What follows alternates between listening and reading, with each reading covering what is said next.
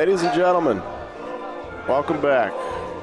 You are watching the second and final day of the Pontelandolfo High Stakes Doubles Tournament here in Waterbury, Connecticut, the Pontelandolfo Community Club. We have 3 teams left in the winner's bracket. We have a winner's bracket game going on right now, and let me see. 1, 3, 7 teams left in the loser's bracket. So it started with 42 teams on Friday, and we got 10 left. We'll take a look at the brackets, and we don't have a game going on right now on court 2, but I'm sure we will shortly. Might be waiting for a result, actually. On court 1, it's 4-3. Court 3 is 4-2. Court 4 is 3-2. So maybe a bad time to start the broadcast. We were going to start at noon, but we were in the middle of our game, which we ended up losing 14-13. We're going to 14 today. 12 all day yesterday. We would have won if we were going to 12. Yeah, we would have won if we were going to just about any number. Besides 14. Besides 14. Did we have the lead the whole time? I think we did. Yes, we did. Had the lead the whole time, burned 3 balls on the back. No, not at the beginning. I think they scored first, right? Maybe. Yeah, I think they did. I think it was 2-0, and then had them the whole time. Burned 3 balls on the last frame, trying to move a ball on the sideboard. Boards are dead here. First 2 balls didn't come off. Second ball came off, or third ball came off. Came off too much, and all we had to do was touch a ball, one of our balls. It was about 8 inches off the sideboard, and it was near the backboard. If we touch that, it comes in, and the ball that we're rolling also comes in. It would have been, the other team had a ball back, or maybe 2 balls back, but it would have been tough to come in. Yep, but we suck. Woulda, coulda, shoulda. But now it means you get uninterrupted. This. Whatever this is. Nothing going on the court.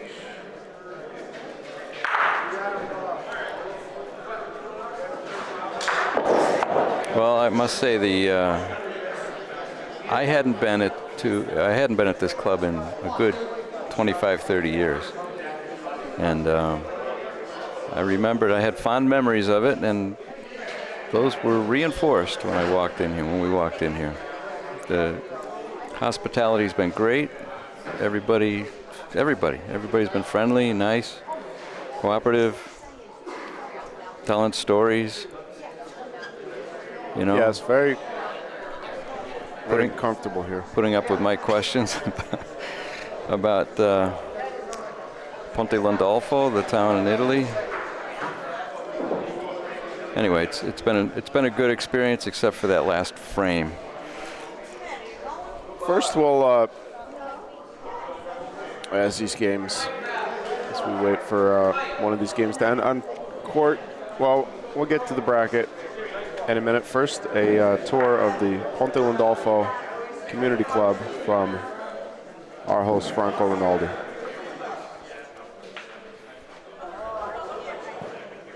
Or not. Sounds like you're trying to get around it. Oh, that's why. How you doing? My name is Franco Rinaldi, and I'm here to give you a little tour of the Pontelandolfo Community Club. Behind me here is the fountain of Pontelandolfo, the exact replica right in Italy, in our hometown. And behind you here, the exact replica of the tower in Italy also, that a lot of our members made a replica of. This was last year with this beautiful patio in the summer. Everybody comes out, hangs out, plays cards, smokes cigars. And then we come on inside, our nice beautiful bar where everybody hangs out, drinks, plays cards, a lot of screaming and yelling because we're Italian.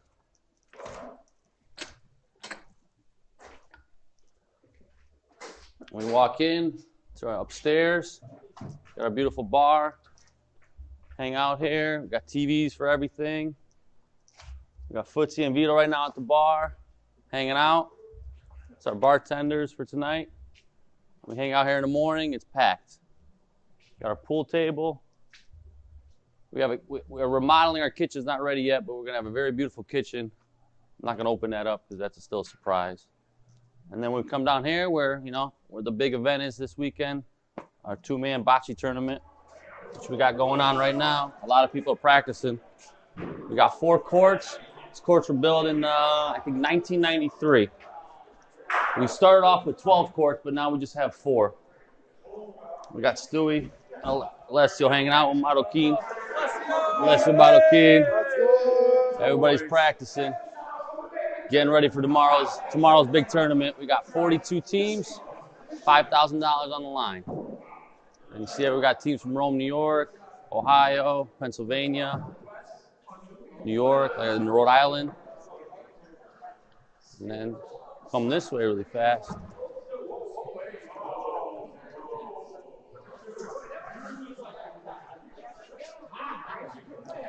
Tomorrow for lunch, we'll be doing sandwiches, but the hit thing is we got a members made also homemade pizza oven brick, which right in there is where a beautiful small pizza is going to come out. Right now, I think it's filled with wood, but it's getting ready for tomorrow. It'll be lit tomorrow about 7, 8 in the morning, and this bad boy's going to kick off a lot of heat for about 100 and something pizzas they're going to be making. And this is our club.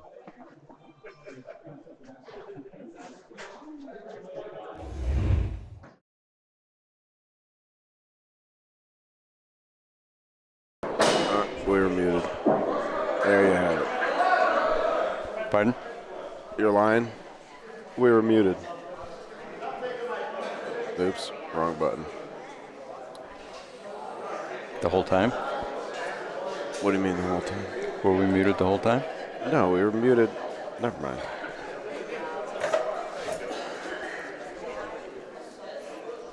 Now, let's take a look at our brackets, how we stand today. So yesterday we started with 42 teams. 16 teams came back today. 8 winners, 8 losers. Not a fresh start. Just picked up from where we left off yesterday. 6 teams have been eliminated so far, including 2 of us, which is probably a good thing for you guys because I don't see anybody here who could have started this broadcast for you. And so we sacrificed. We would have been playing right now. Yeah, so you're welcome. Let's go to our bracket. Winners bracket first. On court 1, we have a losers bracket game. Court 3, we have a losers bracket game.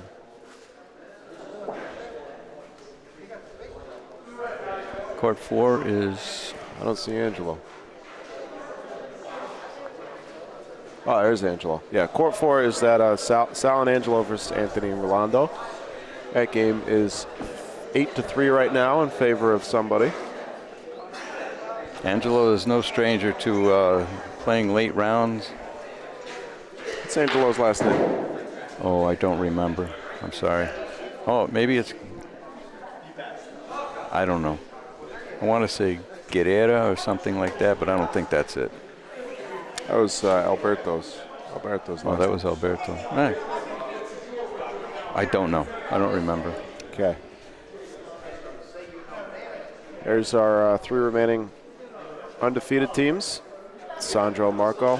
Marco also. Not Marco Cignarella. Sandro, Marco, home team. Sal and Angelo, home team. Anthony Rolando, home team. Oh, so, okay. You're right. Yeah, Marco. The other Marco that we know. Yes, not Marco Cignarella. 3 home teams left undefeated. And on the loser side, on court 1, we have Russ and Jimmy down in the bottom right of your bracket there. Russ and Jimmy versus Russ Johnson and Jimmy Olmo versus Ron Dog, yeah. Ron Rear and Stewie. Robert Stewart. Up top, a game which actually just ended. Can you find out the result of that, please? This one?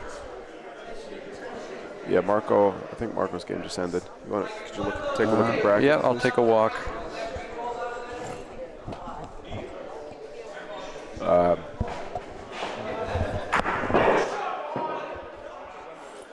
And on court 3, we have Tocolana number 7 versus Drunken Lions. Franco Rinaldi and I don't know his partner.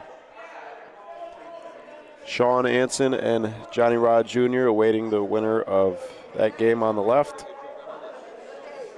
And on the right, whoever loses the game on court 4 will move down into that yellow spot there.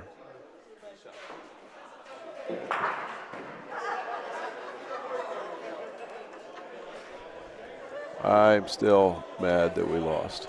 14-13. Jimmy.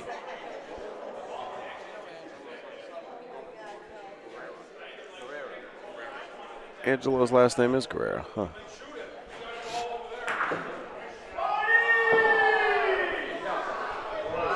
It is Guerrero, huh? It is Guerrera. So who won Marco's game? Marco won. Marco and Jimmy won. It's Marco Chignal and Jim DeSenza. Yep. Yeah, Jimmy's sitting right next to me here.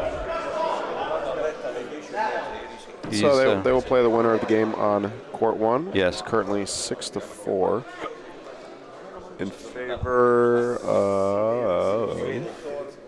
What color ball is that? In favor of Russ. Favor of Russ and Jimmy. Russ and Jimmy. Yep. Could have been us. Should have been us. Would have been us. Wouldn't have a broadcast. But then we could be getting tons of texts. Like, hey, when are you guys going to start? When are you guys going to start broadcasting? Even the people here harassing us. Yeah.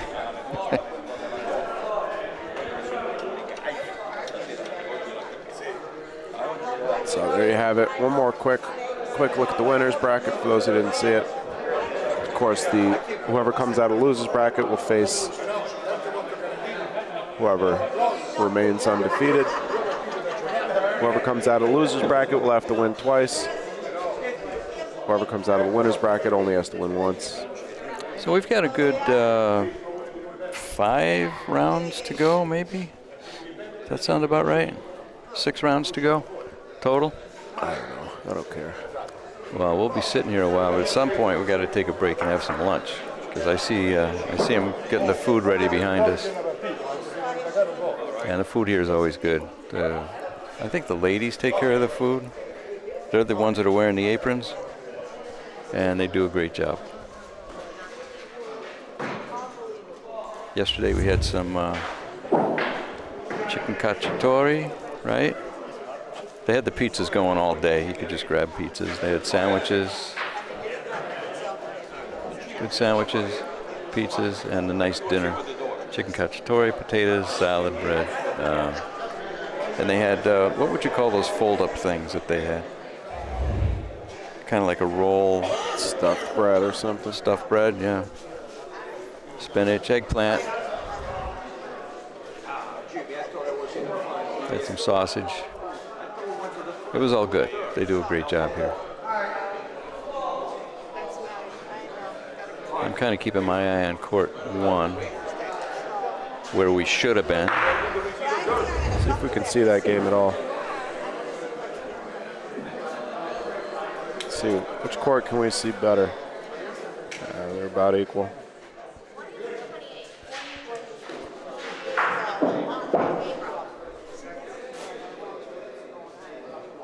Yeah, Russ is rolling in, trying to beat a point. I can't see Paulino from where I'm sitting. So. We got a whole community of people hanging on the fence over here.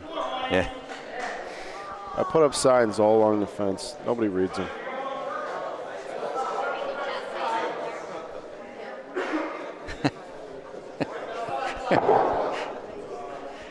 There's got to be at least 8 people leaning on the fence to our left. That's amazing. What is it about the fence that makes you want to? You can't just stand behind it. It's easy to grab it. It's easier to lean on something. It's in front of you. These I do it people- myself. It's like the kid looking through the window of the store Yeah. A week before Christmas. They should put bleachers here. Where? Not really. Well, there's enough room on our side, but that's where all the activity is, the food and everything. Hey, there's a guy with an apron.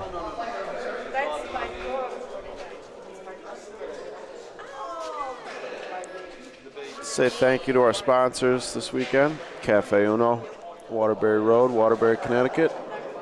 Host of the after party all 3 nights this weekend. We haven't made it over there yet. Maybe we will.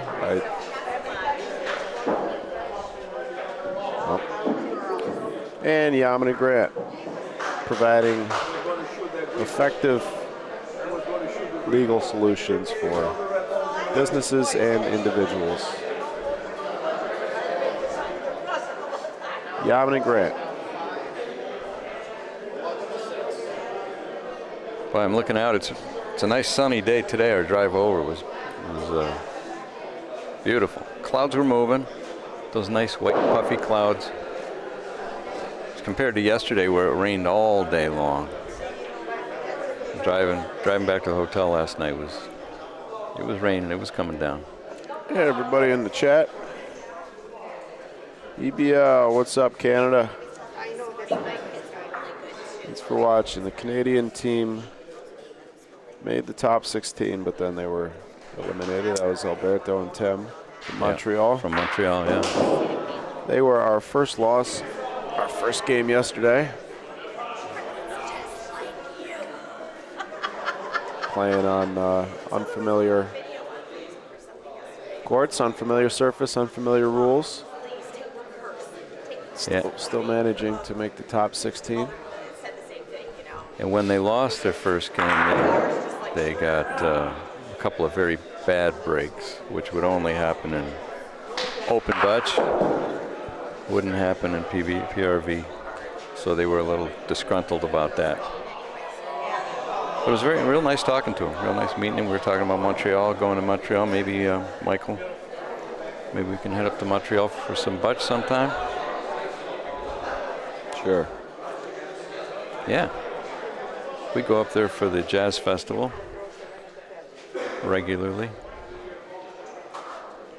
Could work in a little Bocce.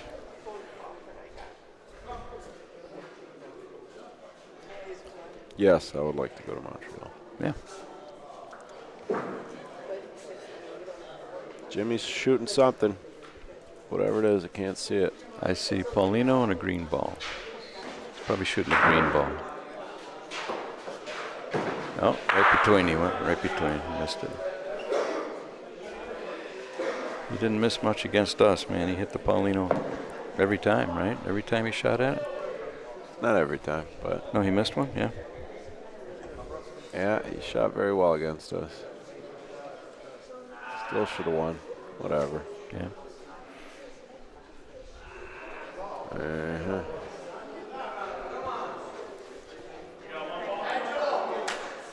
Somebody's got 11. Who's got 11? Ron and Stewie? Yeah. 11-6. Ron and Stewie are up right now. Wow. Russell made 2 balls short. So I think Green's got at least 1. They've got at least 2 balls back. All I see is 1 point.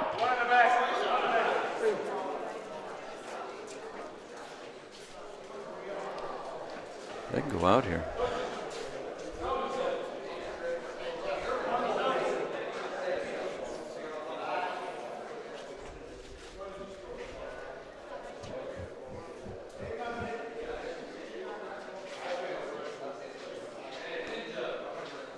I wonder if Frankie's thought at all about how he's going to stagger the games.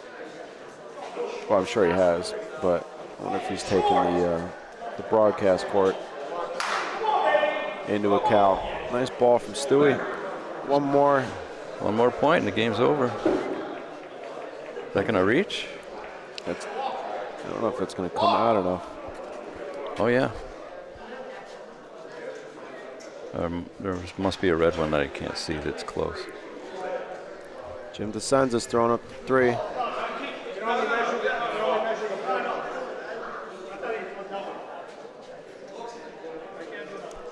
Lionel Messi is the referee on court 1. I think that's true. You think Ron will play anybody for 100? Probably. I believe it. Yeah.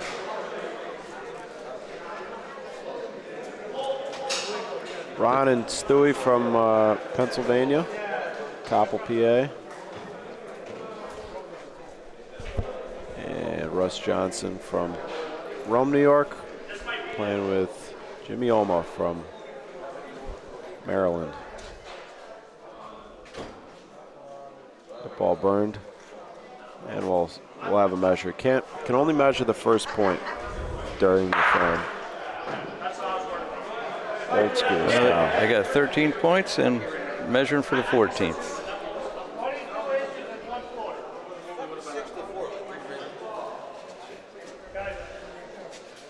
That's game. 3 points. Next.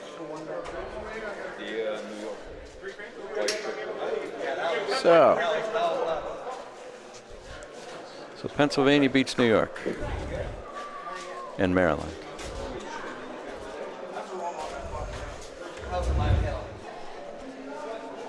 Backdoor bracket.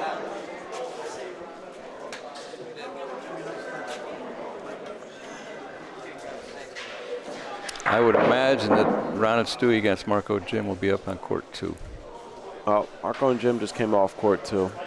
Well, And Ron and Stu just came off court 1. I would hope that they would put a game on court 2.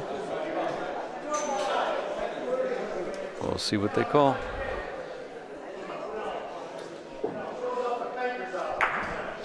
Should have games on court 2 from now on, right, for the broadcast. That's what I was saying. I wonder if they've taken that into account.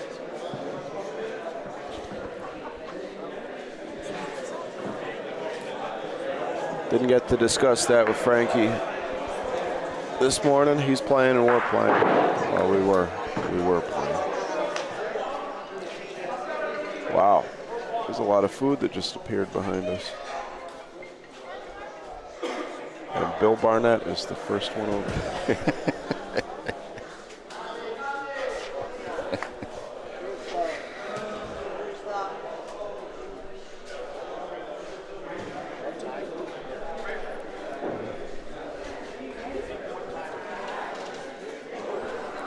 They're not serving it yet, but Billy's standing right next to the table.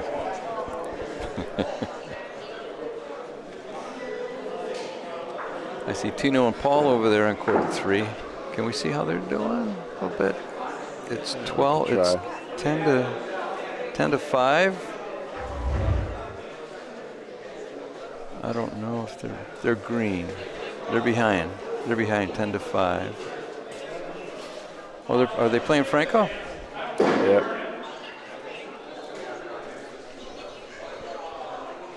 Frankie and His dad.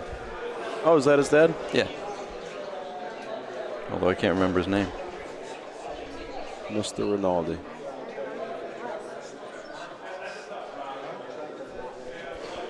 That's bad that I can't remember.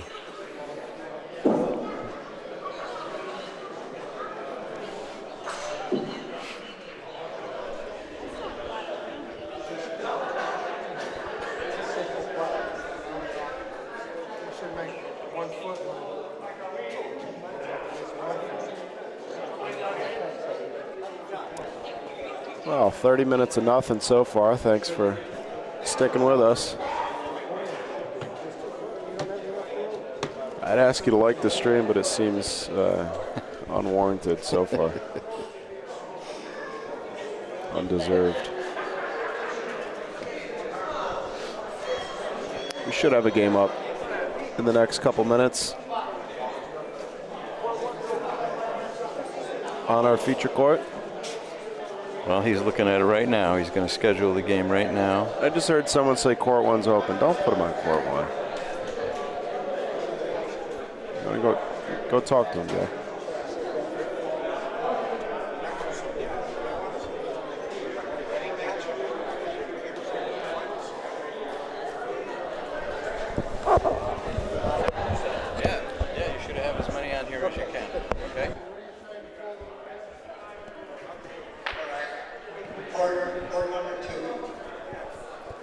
used our influence to have me call court 2. I want you to know that that's where the cameras are. So we just want to show off how good you guys are for the rest of the world. So play good. Hope you're here. Who is he talking to? Sitting on the court.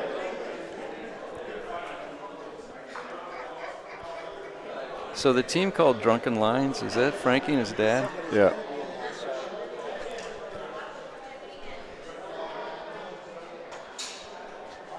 Let's count.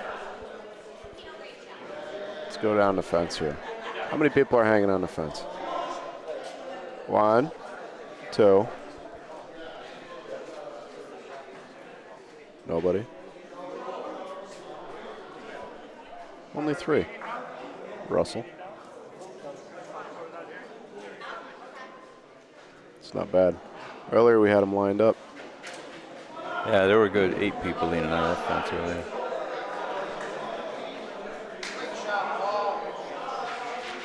Somebody said, great shot, Paul.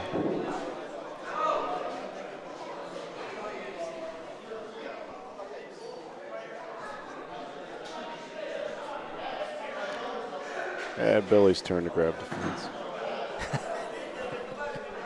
Hey, Bill. Hey, Bill. Whatever, Dad. There's I'm just kidding. Hey, Billy. You a good reader? Can you read well? Are you literate? You must be, right? Okay, because there's a sign there. I don't remember what it said. Hey, Kelly, how are you? Thank you for tuning in. My father is admonishing your husband right now.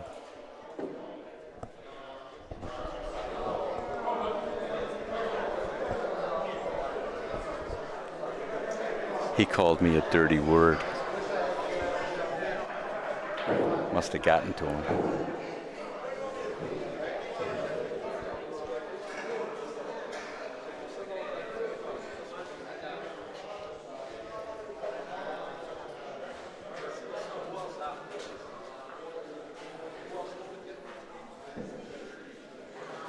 Marco has told me this is his favorite court here.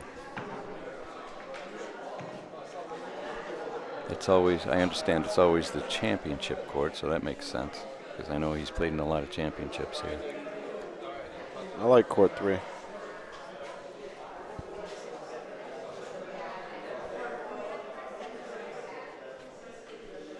I like the courts with, I like them all. You know, you just have to figure out the challenges on each one.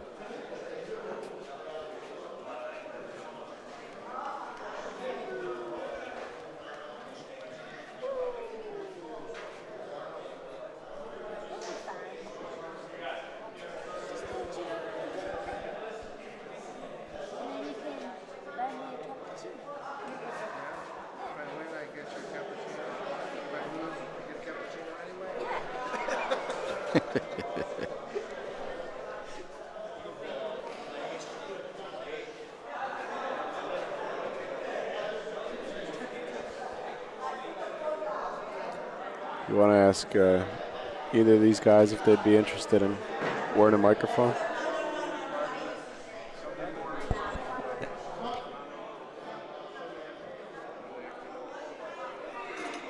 See if we can get one of these guys mic'd up. Would either of you be interested in wearing a clip-on mic during the game? We don't want me mic'd up. You don't want to be mic'd? Okay. No takers.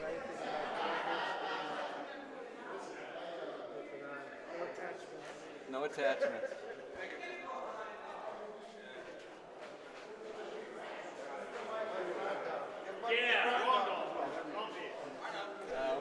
We would only do both teams, I think, right? No.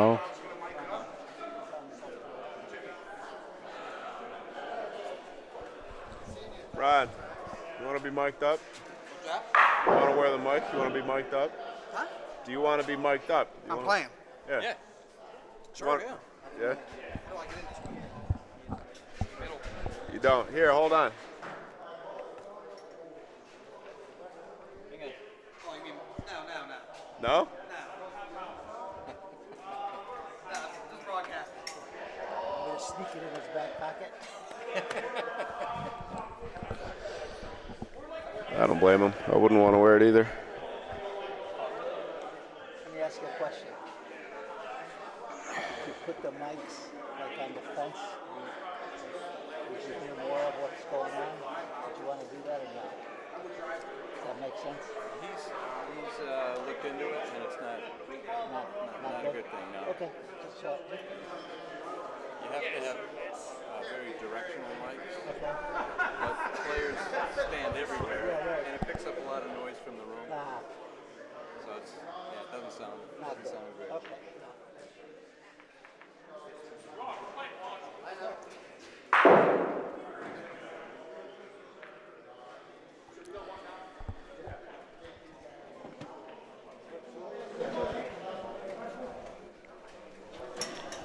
Okay, well, we've asked a few people if they want to be mic'd up. Yeah, they said no. I want to focus on the game. It's understandable.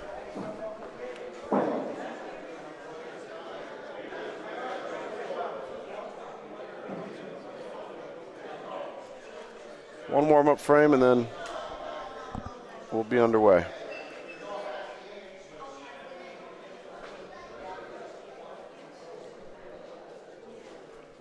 Now the partners, Jimmy and Marco, they play at other clubs in Connecticut. I don't know how often they come here. Marco plays in Derby, which I haven't been to, but I understand that the courts are similar to here, the facility's similar to here. And Marco's told me that when we have food, the food's even better than here, but who knows? I mean, you gotta. Well, I don't know how objective he is about that. And Jimmy plays at a place in Kensington called the IPIC, the Italian Political Independent Club, or something like that. And I've played there, a few tournaments there, and the courts are great. I like those courts a lot. They have 3 or 4 courts outside but covered, and they play in the wintertime.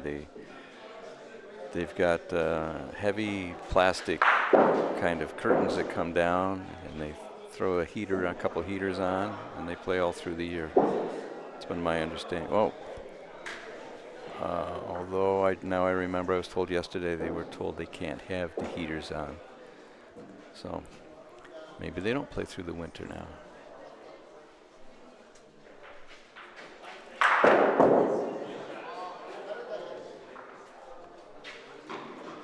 So this is the first ball of the game.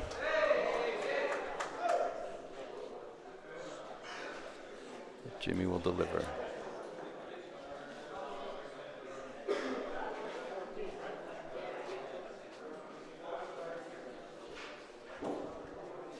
Playing that curve off the sidewall that they all seem to have.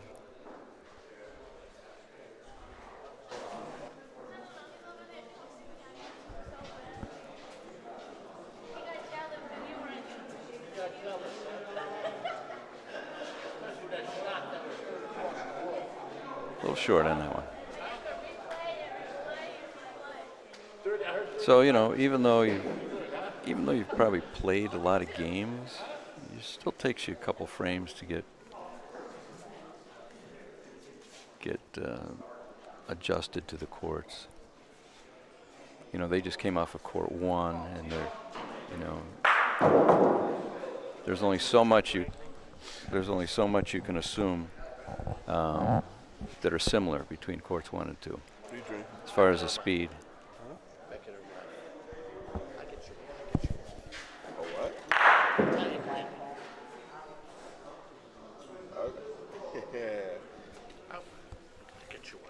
Okay, thank you.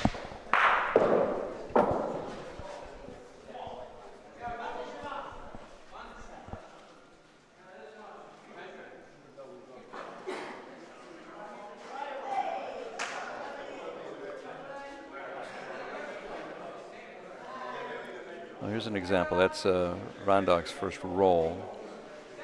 Made it long, and I'm sure he'll adjust. And it takes maybe a few balls to adjust to the speed, and then he over-adjusted. So my guess is next time he'll be dialed right in.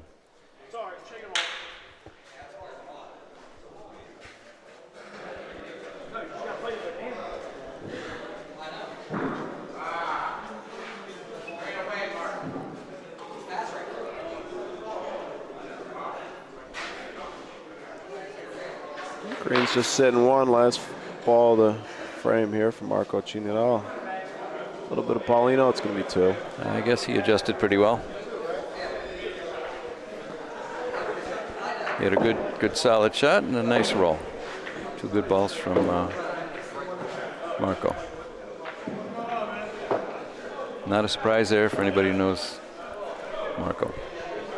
He's a top player. Right now he's at the top of the UBA rankings. Is he? Yeah. I think Billy's guarding the fence for us now. That's nice. Oh, that's great.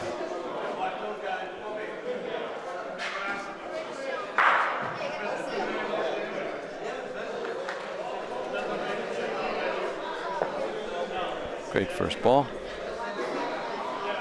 This is Ron Dog Rear out of Coppell, PA. I wonder how many So, tournaments he goes to a year. I don't think anybody goes to more tournaments than he does.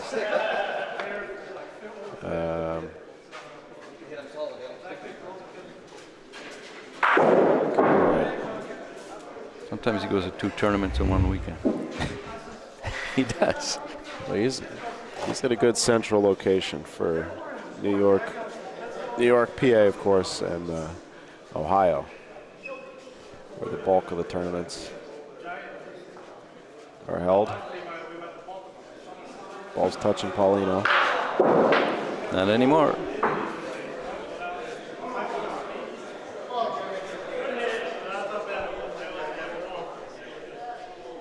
Oh, I see the ladies behind us putting those plastic gloves on to handle the food.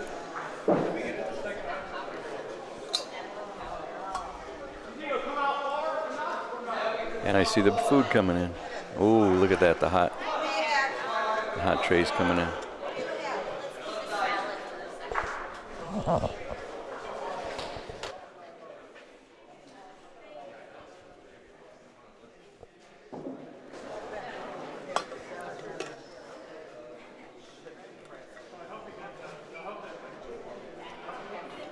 I can't tell if that ball's in. Jimmy says yes.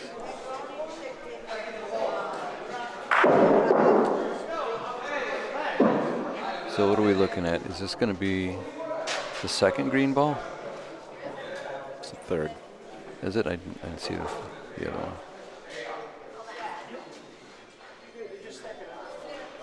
Could be. That's it. Really tough to keep it near the sideboard. It's almost impossible. You know, some people go towards the sideboard and play the roll down. Some people go cross court without, like this line is not toward the sideboard, but then it tends to pick up speed. It's really hard to adjust here. And on some sideboards, you'll hit the sideboard and it'll hug the sideboard for 10 feet, 15 feet. And sometimes it stays on the side. Ball came back. Oh, it did come back? Ball came back quite a bit. Wow. We have our referee. Should have shorter referees. I don't think we need referees.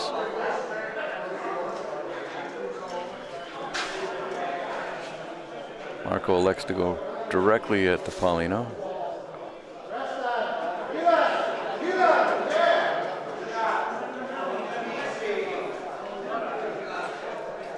One more green. Yeah. 3 zip. Let's see if anybody puts the Paulino in the middle of the court.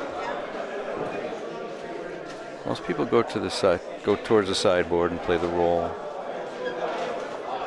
No. Tell him that. Stay in front of the camera.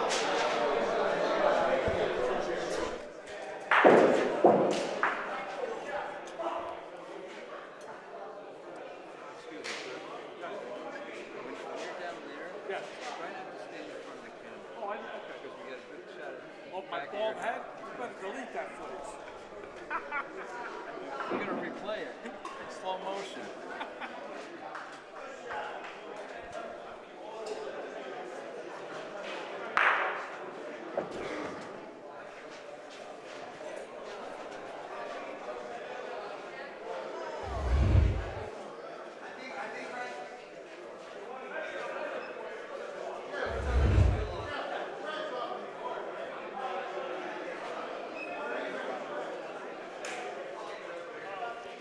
It's Marco. Oh my God. Marco's in front of it. There's somebody directly on it. Almost hanging on the. There's a sign. Like I said, there's signs everywhere. People just don't see them, I guess. I don't know.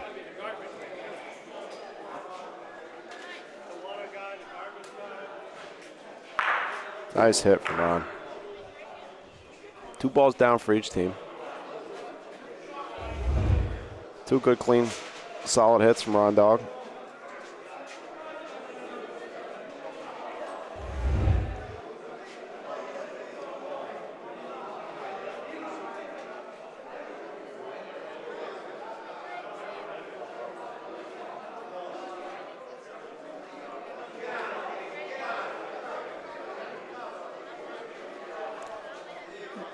Three good rolls from the green guys. Let's see how the balls are laying. Could be sitting 2 if Stewie sticks around. And he does.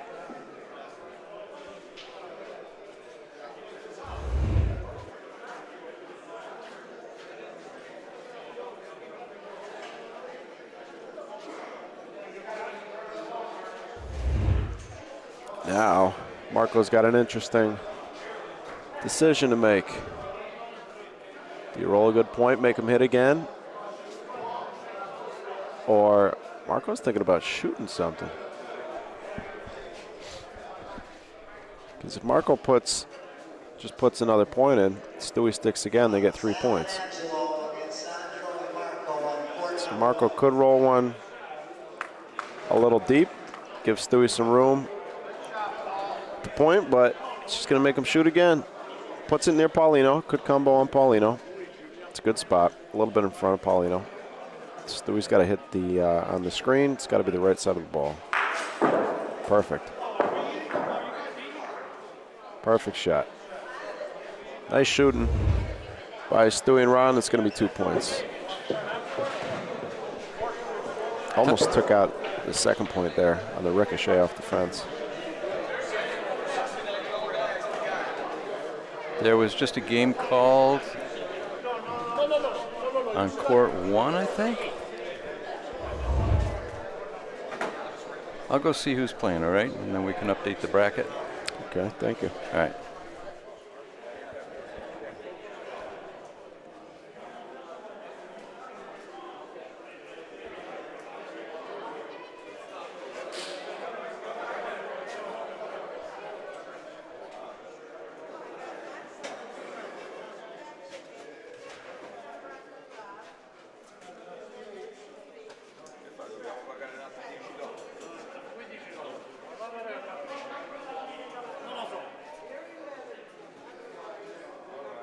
Looks good.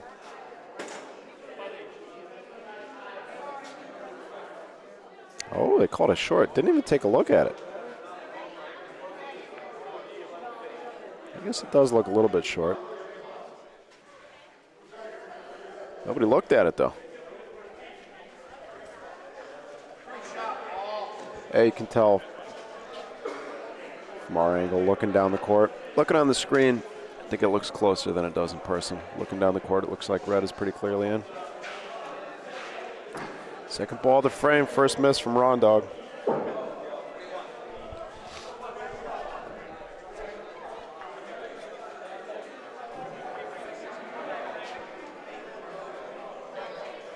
So in the winner's bracket. Go ahead, type it in. Yeah, this is a winner's bracket game. Sorry, this is a loser's bracket game. So loser will be eliminated. We have a result in the winner's bracket game. Sal and Angelo Alan Angelo over Anthony Rolando. So Anthony and Rolando will await the winner of this game. Loser will be eliminated. And the final of the winners bracket is going to be Sal and Angelo versus Sandro and Marco, two home teams. If you have a ticket, you're good. If not, come to get a ticket. Good adjustment from Ron. 3 balls down, though. Marco's going to try and force him to use their last ball with a point.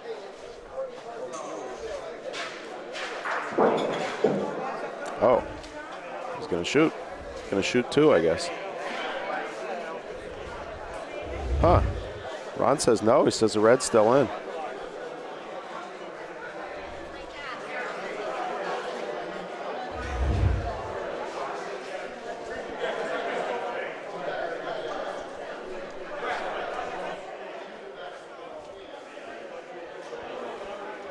Get your meal ticket.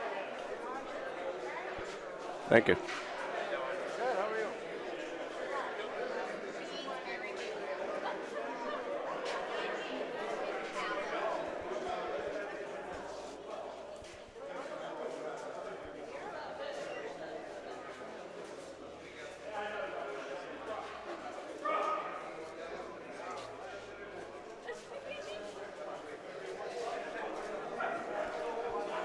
One more ball.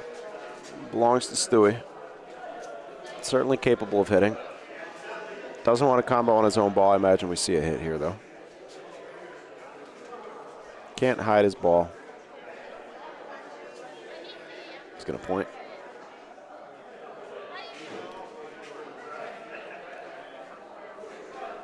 Feeling pretty confident, I guess. Not sure why we're pointing here. Very tough point to beat. And he just made 2 great hits in the last frame, but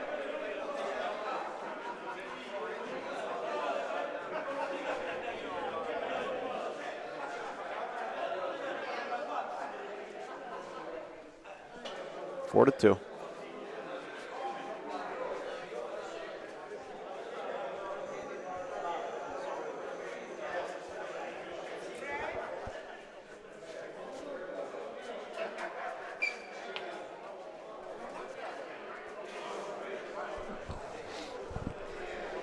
Similar distance, a little further from the board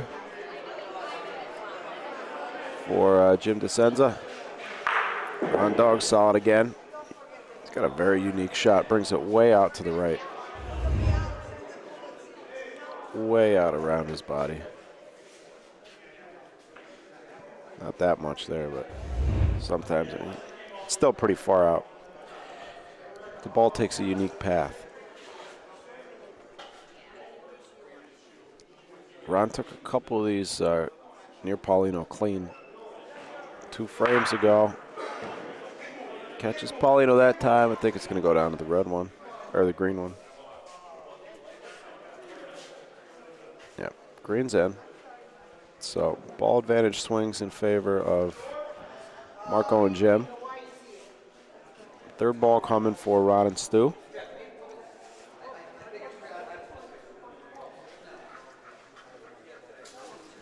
And we just ticked past 50 viewers.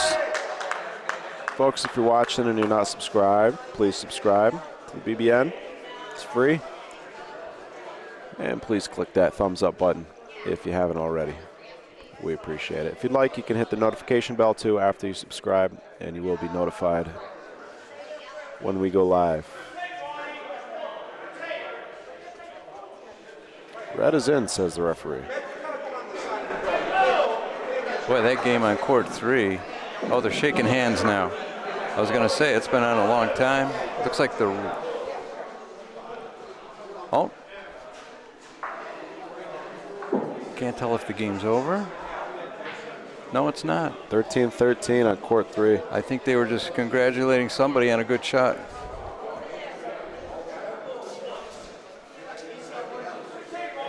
Got Francanelli doing the reffing on that court. He reffed our game.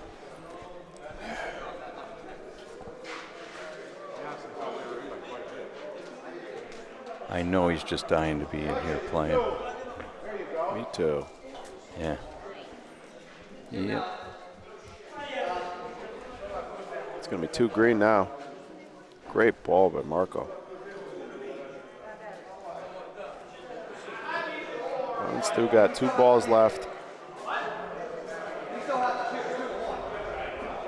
So the ball advantage actually did not change on that last shot. Red had the point. Ball Paulino is the call.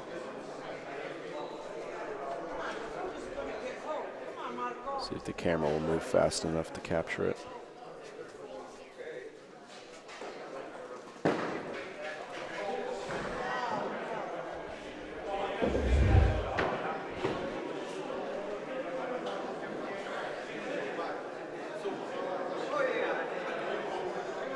Nice camera work. Didn't miss by much. You're a pro.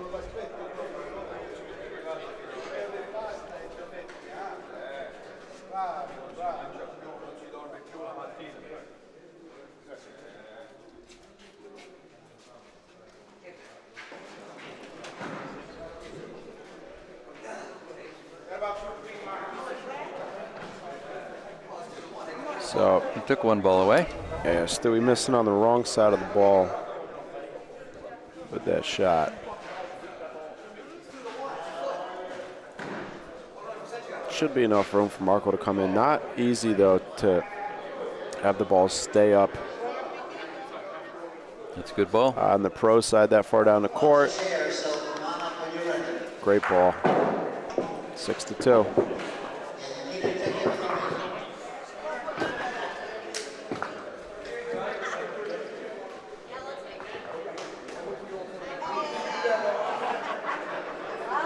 So, bracket update. Into the losers bracket now. On the right side there, Anthony Rolando, home team awaiting the winner of this game. On court number 3, we have a 13-13 game. And looks like it's over. Oh, Tino's putting stuff in his pocket. I'm going to guess that the Rinaldis won based on body language, but very well could be wrong. I concur. Oh yeah, look at Franco down there. He's a happy camper. So Paul and Tino walk in opposite directions after the game. That's usually a sign of things gone bad. Well, so did the Rinaldis.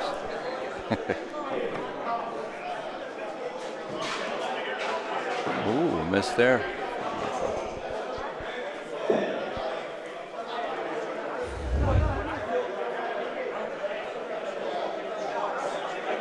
I see Paul Kalicki shaking his head no, so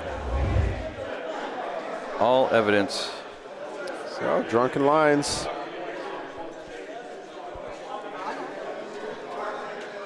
The Rinaldis advancing to the semifinals of the losers bracket to face Sean Anson and Johnny Rod Jr.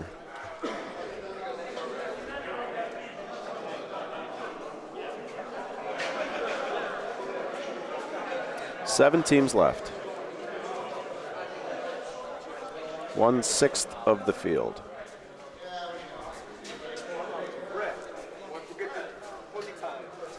That's it for Marco and Jim.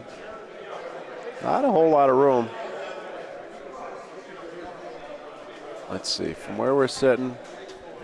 I know somebody who'd like to volo that shot. Bolo what? They got the point. Oh, sorry. Ron's shooting the right side. On the screen, it's the left side of the front ball. Oh, maybe not. I thought he was going to try and clear both out there, but no need, I suppose. Get rid of the one. Yep. Made a lot of room. 2 balls left. Game's going to tighten up. It's 2. Makes a little more room for himself. Moving Paulino.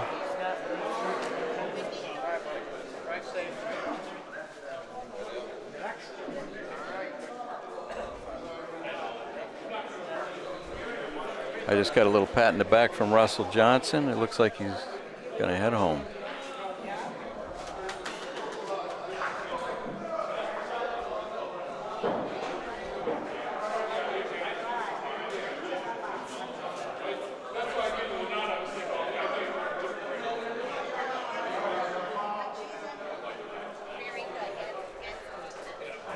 Heading back to Rome. He was the Rome part of the team called Raven and Roman. Raven and Roman, Baltimore and Rome. Yeah, 14-13. Hey Pete, how you doing? Did you update the winners? I did. That's a good thing. Yeah.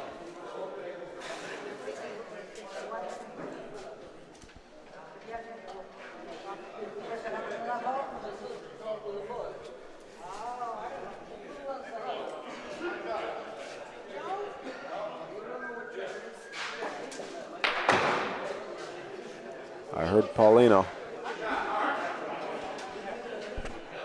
Very nice shot by Marco.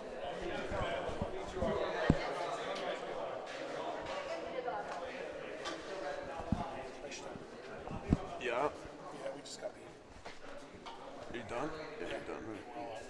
We'll be on see you on the phone call on Thursday. Talk to you guys. Okay. Safe travels. Safe travels. Safe travels, guys. Good to see you too. Paul and Tino taking off. 2 other Romans. That'll work. Very nice.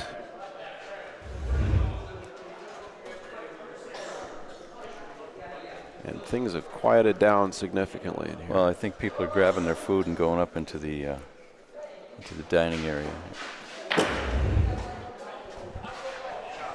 Marco Paulino again.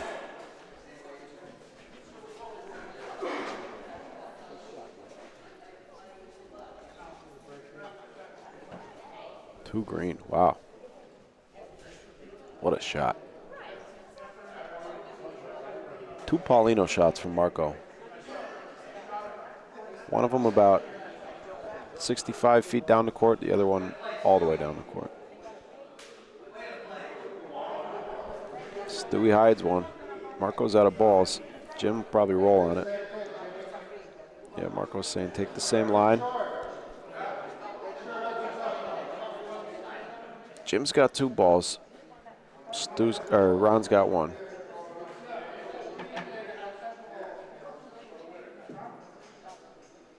A little early.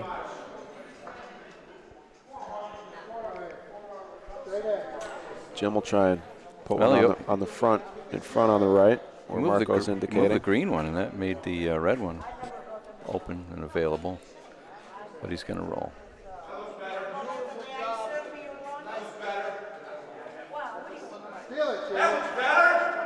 Wow.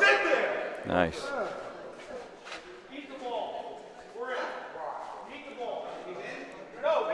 Red's still in. Stu's saying to drop the ball. Eat the ball is what he's saying. I thought he was saying beat the ball. Yeah, Ron also said he thought he was saying beat the ball. 6-6. 4 unanswered points. 3 frames in a row. Or no, 2 frames. Oh. It's Ron again. No, it's the referee. Yeah. Oh. What's his name? You know? I don't know.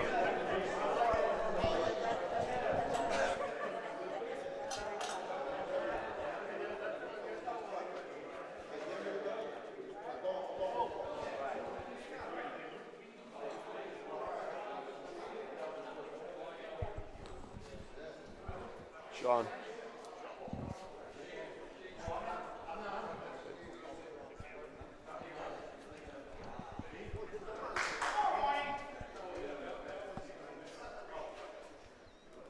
Stewie's rolling real well. It's an important ball, tie ball game. Game to 8.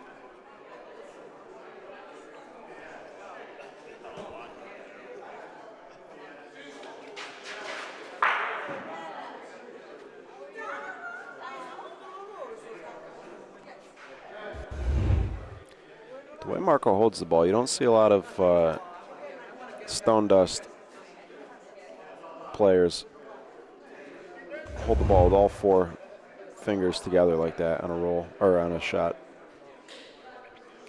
Got to be able to generate a lot of power when you're shooting on these courts because the court will eat up the ball as opposed to synthetic where the ball will skip more.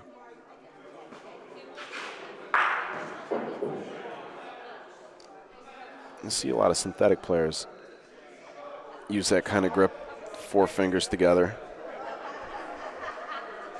But not easy to generate enough power to shoot like that.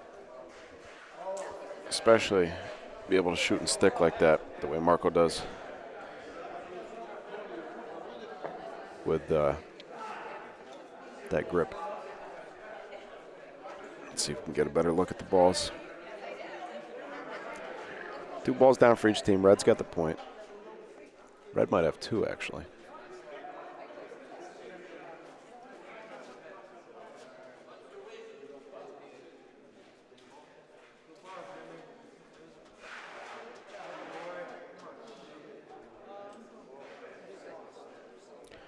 Well, Ron's got his work cut out for him. Shooting a little bit cross court, hoping his ball will end up in the corner over there with the rest of the point balls. Gotta hit it though. Last ball coming for the red guys. And green is gonna have the hammer. It's gonna be Marco Cineral with the last ball.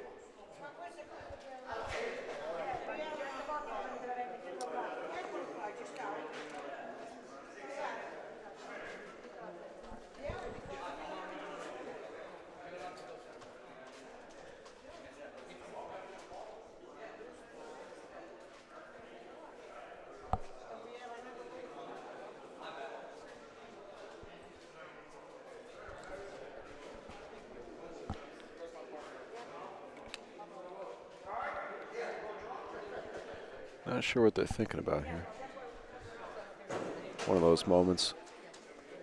Would have been nice to hear the discussion.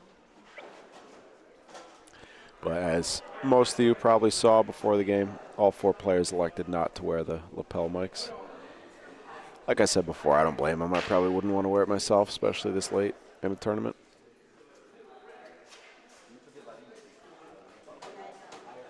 Last ball of the frame should be 2 for green. Oh, wow. Barely made it. That'll do, though.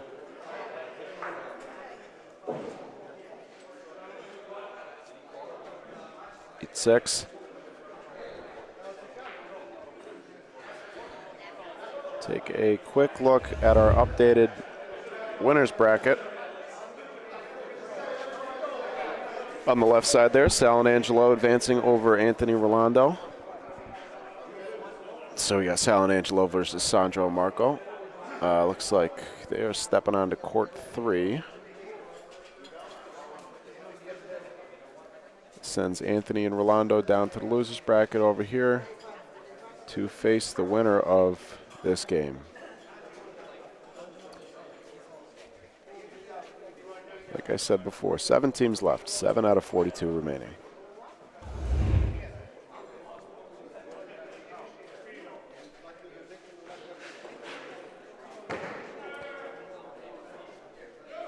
Miss to the left coming this way, miss to the right going that way by Ron Dog. The fence police has returned. I was talking to the guys down there at the end, and one guy seemed to have some influence here because he's talking about. Nice hit, good recovery. Important to have Paulino there. If you hit the ball, they're still behind the ball. Paulino puts them in a little better position. What were we saying? He's talking about mounting hardware onto the ceilings or hanging from the ceiling so that we could put cameras. Yeah, that would be much better. Yeah. Yeah, what you had last week in Toronto was nice. Still had issues with the fence. Yeah, you did have issues with the fence, yeah. On the one side, on the other side, not so much. Just barely missed Paulino there.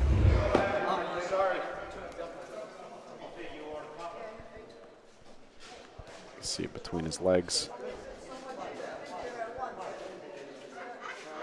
Oop. What would you call that move? What move? That At the little end? kind of, that was a skiing move. What do you skiers call it? Skiing. You have a move for every. They have a name for every move, don't you? French fries. Everybody knows French fries and pizza, right? But what was that move he did? That would be a turn. Well, I'm hearing Somebody's playing the music. God. Somebody, yeah, better turn it off. It's done now. Yeah. They nipped that in the bud. Can't have any. Can't have the Godfather theme song playing on the broadcast. YouTube. Take it down as quick as. As quick as what?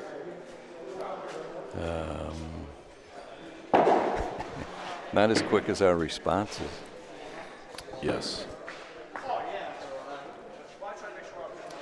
As quick as.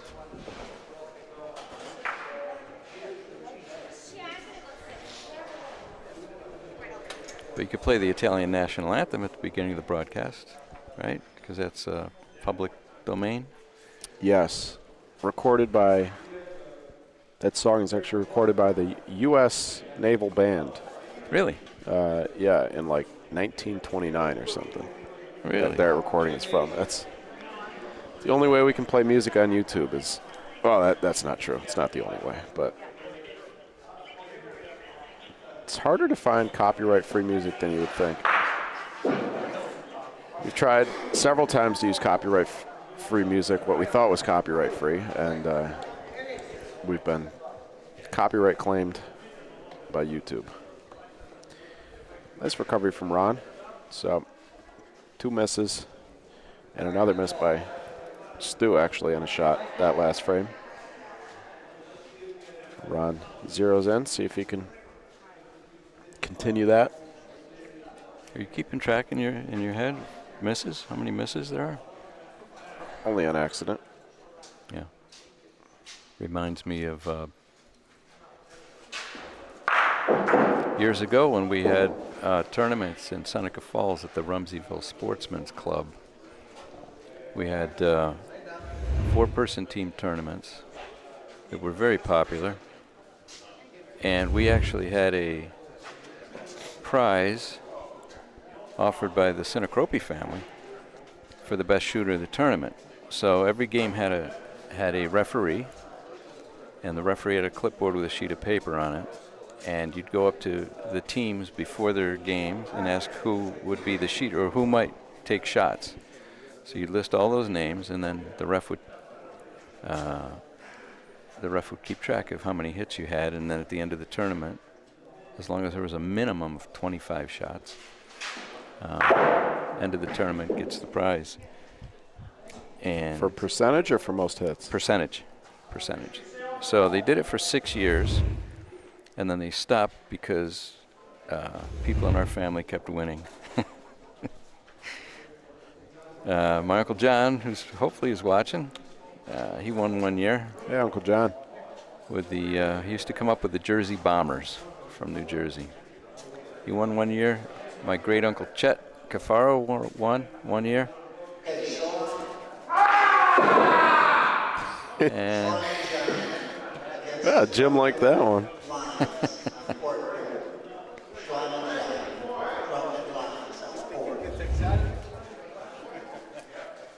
Jim gave a Warriors scream. primal Yeah, scream there. primal, yeah.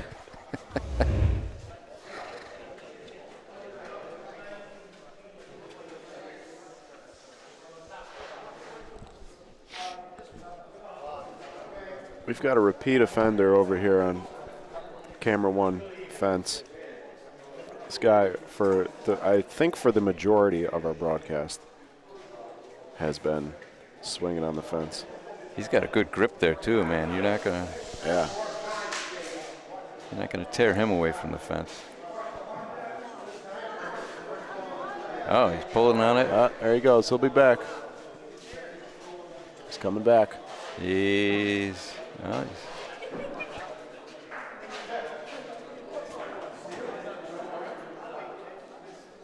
He's just chatting. That was 4 points. Was it? Oh my goodness. How was that 4 points? I guess because they had 4 balls closer, huh? That's why the primal scream. He was shooting for 4. I didn't even see that.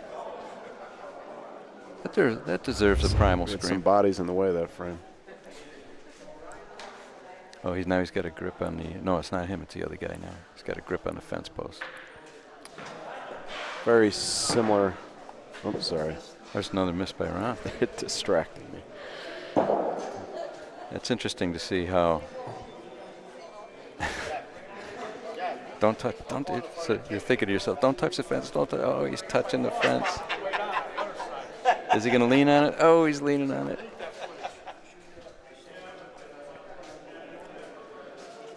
Second ball for Red. It's crunch time for Ron and Stu. No more mistakes. Mike Lacey, how you doing? Place kind of looks like Troy. The courts here are longer and narrower, but fairly similar. The club itself is much, much nicer. Nice hit from Marco. Good to know Mike's watching. Hey, Mike. Folks, stay tuned after this game. We're going to do a little giveaway type raffle sort of thing. We are? Don't go anywhere. I am. Okay. I was hoping you were going to say we're going to have some lunch. Yeah, stay tuned. We're going to eat lunch with our headsets on. You can hear us chew. A rare miss from Marco there. See if we can see something in the release. Yeah, with a game on the line. You know, he usually. Maybe rushing himself a little. I do that to myself sometimes. If it's an important shot, don't want to overthink it. End Look at up this rushing ball. yourself. Wow. Wow. Jim's put in 2 very clutch 4th balls the last 2 frames. Nice, clean shot from Ron. Keeping the game alive. Run, dog. I cleaned the course already. Oh. Yeah, I sweep Replay glitch. All right. I put the level on So you're talking about when you shoot, sometimes you rush it? wax on. Yeah. Sometimes on a shot where I don't want to overthink it, I will make the mistake of rushing myself a little bit.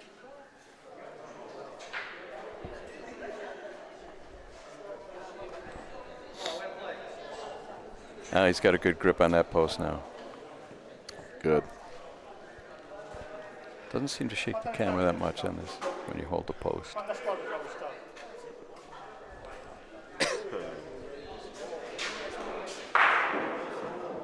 Oh, look at this. Wow. Nice shot and a very good result from Marco. That's game point sitting over there. I believe we'll see a ball Paulino shot or a little shot off the, maybe a soft rough off the sideboard. Yeah, well, that's what killed us. Yes, this is the shot that killed us, trying to move a ball that was right there. 3 balls at it. The boards are very dead. Doesn't come off the board almost at all. So neither of my balls came off at all. They skidded by. And I overcorrected. Michael overcorrected. My ball came out wide, came out a couple inches too much. So our last 3 balls of the tournament were horrible. Oh, One before that was great. You hit Paulino. Yeah, shot Paulino. We were looking nice, and then Yeah. Jimmy had a big target, missed the front ball, ended up hitting our ball, got a good lay. And that was the story of that game, 14-13. Very nice shot. Another soft Rafa. They're coming off the board They're pretty well coming over off. there. Yeah. These boards are hollow. I mean, they look solid, but they're just 2 by whatever. Yeah, this guy, somebody has to ask these. Can you ask these 2 gentlemen, please? Yes. It's been after about 50 to 70 minutes of these two swinging on the fence. It's time to say something. It's tough, you know. One reason we prefer to mount to the ceiling. Ceiling also gives a slightly better view on the balls, especially on the long courts. But it's tough to stay on top of people, especially when there's a lot of people here. Ask them not to hang on the fence. Must be Southern Italian. He denied touching the fence as he was touching the fence. I'm not touching the fence. The guy that's touching the fence right now? Yeah. Yes. You asked him not to touch the fence. He said, I'm not touching the fence. Right. Now well, he's while he was touching the now fence. he's currently still hanging on the fence. Oh, God.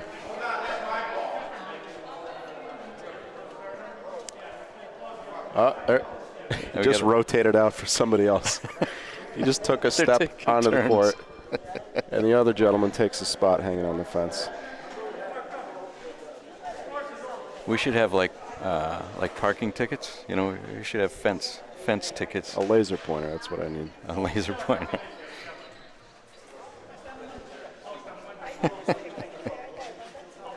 What are you going to do? There he goes. Look at that. It's like thing one and thing two. These two guys in the puffy black jackets.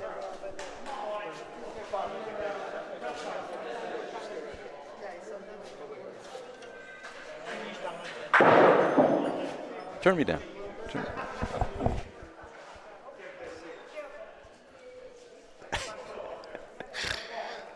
Jim DeSenza. Wow. Beautiful shot. Worked out very nicely. Red's going to have two balls back here, though. Green is out of balls.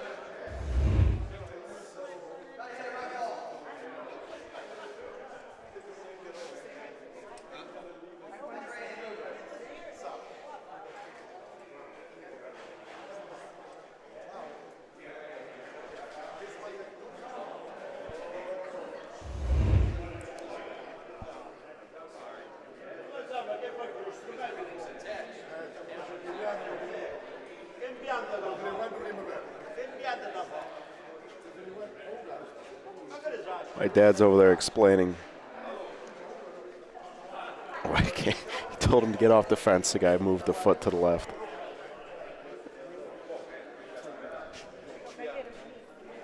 That's all right. We're doing our best here. So, big decision for Ron and Stewie. Can't give up any more points. This is what they're looking at here. Ball in the corner. Probably trying to figure out how to remove that ball from the corner. I wouldn't be surprised to see a roll. It's going to be tough to move that ball. I wouldn't be surprised to see either a shot on the balls on the red balls on the left, or a roll to put a ball near that point ball on the right board there, and then another stronger roll to push it in between. Ron's shooting something, though. I think he might be looking at the balls. I think he's looking at his two red balls on the left. Yeah. Nothing doing there.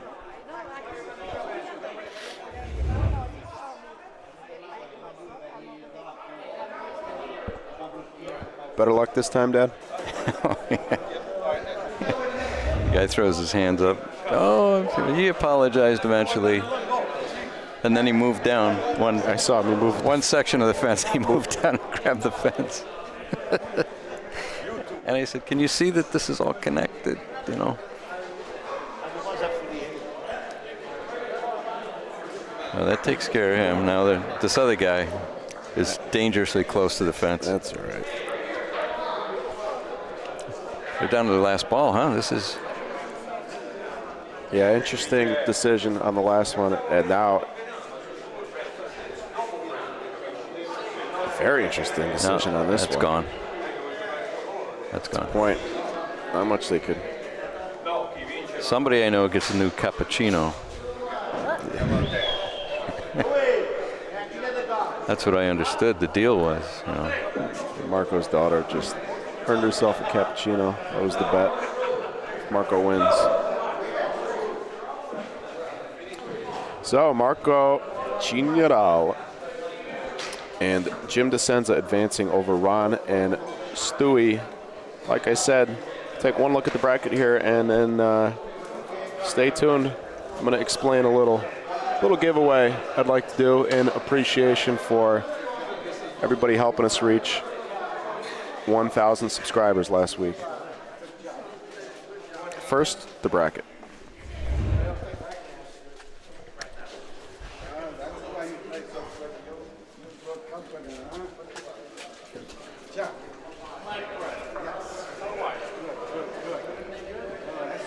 So Marco and Jim will play Anthony Rolando, a home team here. Over on court 4, Drunken Lions, which is the Rinaldis. Frankie and his dad are playing against Johnny Rod Jr. and Sean Anson. Also a family affair. 2-0 game. Brothers-in-law, I believe. Looks like the Rinaldis are ahead 2-0. Is that right?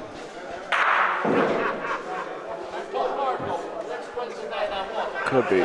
In the losers bracket, or sorry, in the winners bracket, we're going to have Sal and Angelo versus Sandro and Marco. This guy could not be shaking the fence more.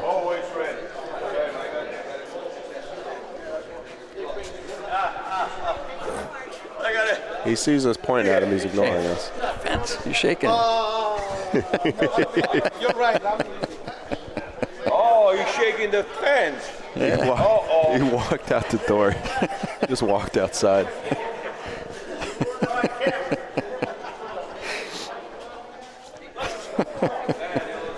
That's funny. Well, I hope they put a game on here. I don't think they've realized. Maybe we can have some lunch. What do you think? I'd rather have a game. These games haven't even started yet. Somebody's got to. You explain to him that we need to have. That the games should be here, please. Thank you. Need to electrify the fence. Yes, Pete, I agree. Electrify it or give me a laser pointer so I can shine it in people's eyes. Working with a lot of the broadcast throws a lot of new factors into running these tournaments in these facilities. It'd be nice to be able to just put the cameras on the ceiling here, which actually we discussed, I guess, with one of the board members here. Maybe next time we'll be able to do that. Gives us a better vantage point and we don't have to deal with the camera shaking. So, anyways, winners bracket final. Sal and Angelo versus Sandro and Marco. 2 home teams. 2 teams left, undefeated. And in the losers, we got 4 teams left. Let's see. 2 more home teams. So we got 4 home teams and 2 visitors. Sean and John from Rome, New York. And Marco originally from Rome, playing out of Connecticut these days, and Jim also playing out of representing Connecticut. So, folks, as many of you may know, the BBN, we reached 1,000 subscribers, a big milestone for us last week in Toronto. Been doing this for about 14, 16 months, something like that. Took us to reach 1,000 subscribers.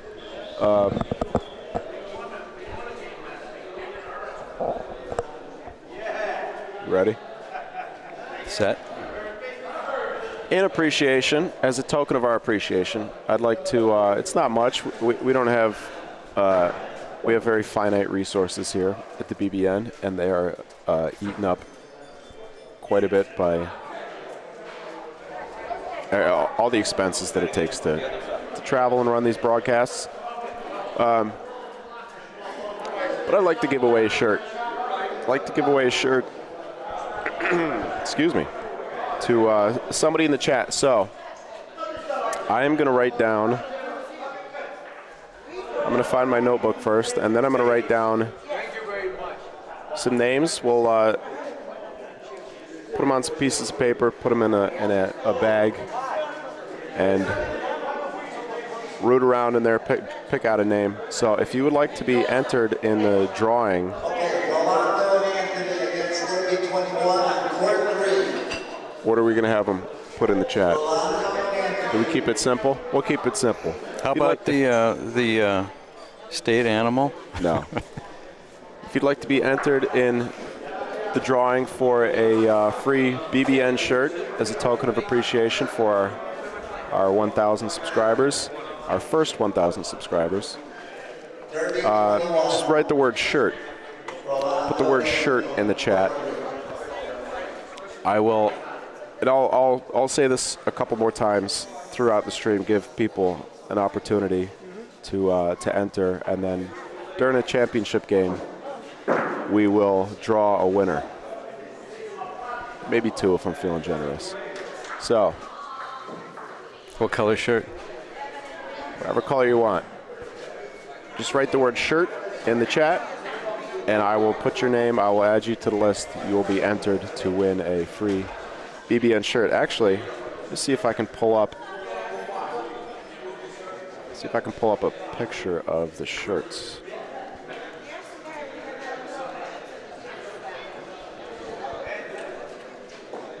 I have a picture somewhere.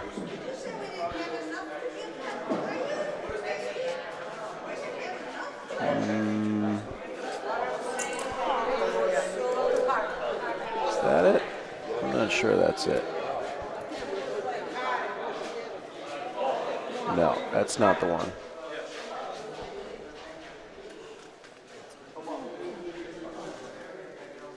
This is what we're going to do. We're going to go on here. Dad, will you go to bocceBroadcast.network on there, please? Mm-hmm. While we got a break in the action, looks like we do have a game coming up here. It's going to be the winners bracket finals on court 2. They are warming up right now. For those of you, you know what I'm going to say. For those of you who are not subscribed, please subscribe. If you haven't liked today's broadcast yet, if you haven't clicked the like button, please click that thumbs up. Helps us out. After you subscribe, if you'd like, you can turn on that notification bell. There, we got a picture of the shirt. Pull it up. Click that notification bell to be notified when we go live. Tubular fabric. Tubular, yeah. Here is an image of one of the colorways. This is the shirt that you're entering to win, a $20 value plus shipping.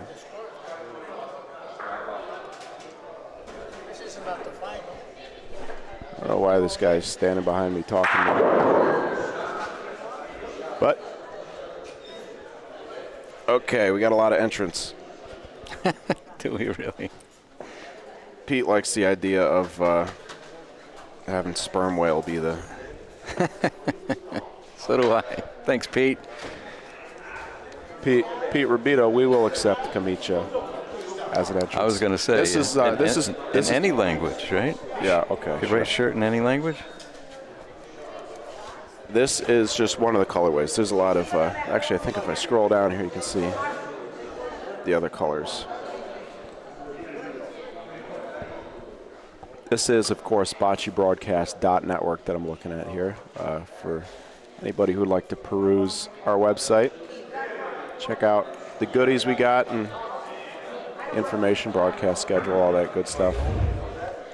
Here, let's I'm going to... What? I was going to keep it on green. Why? It looks nice. Hand me the... Just to make me angry. Hand you what? I was going to ask for paper, but I see you're getting paper.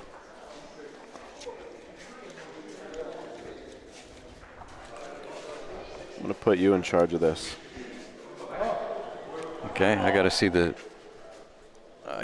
chat. Okay. Well, we can do it here. Yeah.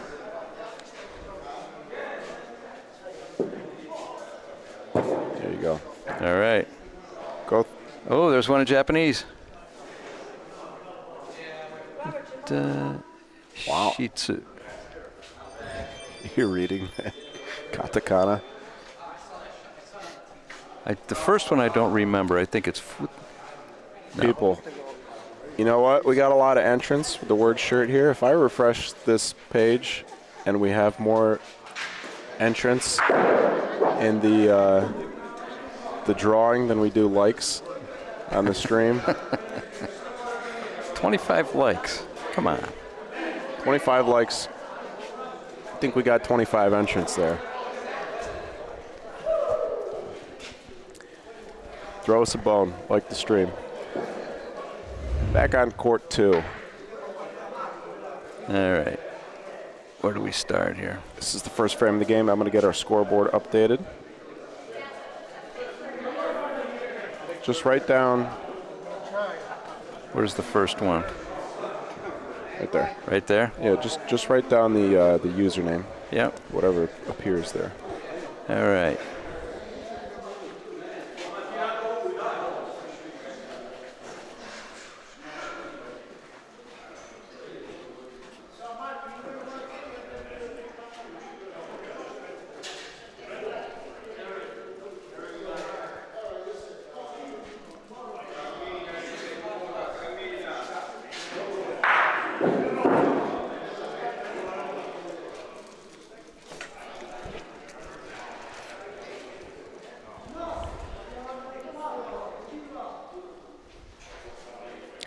Looks like Sal and Angelo are going to be red.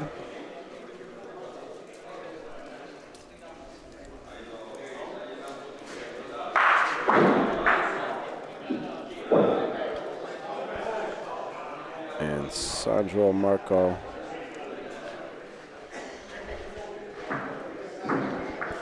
are green. 1-0 red.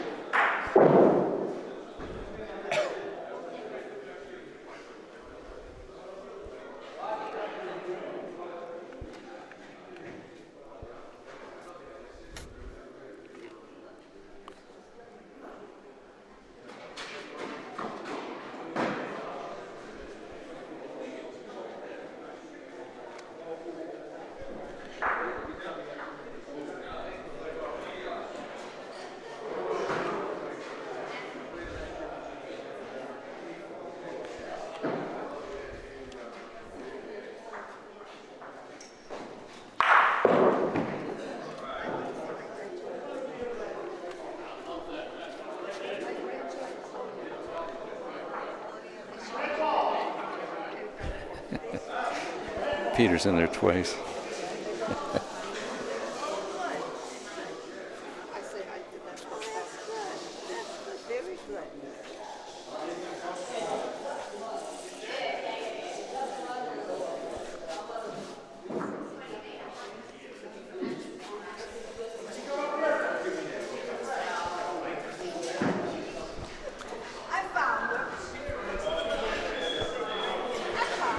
Whoa. Whoa, that's loud.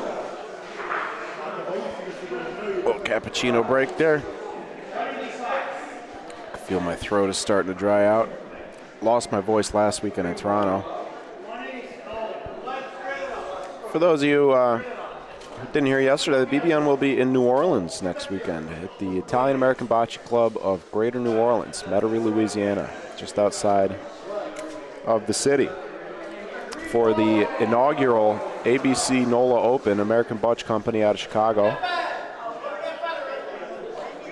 running their first tournament at the IABC of Greater New Orleans. So don't forget to tune in next weekend. We'll be live Friday and Saturday. If you'd like to be kept in the loop with all things BBN, you can find us on Instagram and on Facebook at Bocce Broadcast Network. You can check out our website, as I said, at boccebroadcast.network. And when you're on the website, if you'd like, if you're don't love social media stuff, or if you don't use social media, or even if you just like more information, you can add your email to the email list at the bottom of every page on our website. There's a spot to enter your email for news and updates, broadcast announcements, all that good stuff. We do provide a little bit more information over email than we do with our Instagram posts and Facebook posts, just because of the nature of email. So even if you subscribe, or even if you follow us on Instagram and Facebook, you may be interested in adding yourself to the email list. I would encourage you to do so. BocceBroadcast.network. Meanwhile, on our feature court, finals the winner's bracket. Loser of this game will not be eliminated. Winner will advance to the finals of the 2024 Pontelandolfo High Stakes Doubles Tournament here in Waterbury, Connecticut. 2 balls down for each team.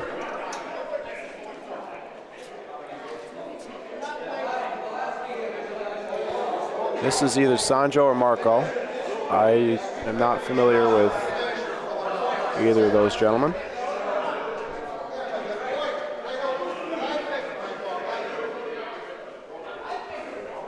I'm going to ask. I'm going down the list in the chat room, and I see Kevin Clark wrote, and there are 80 people watching. Come on, like and share for these guys. Thank you so much, Kevin.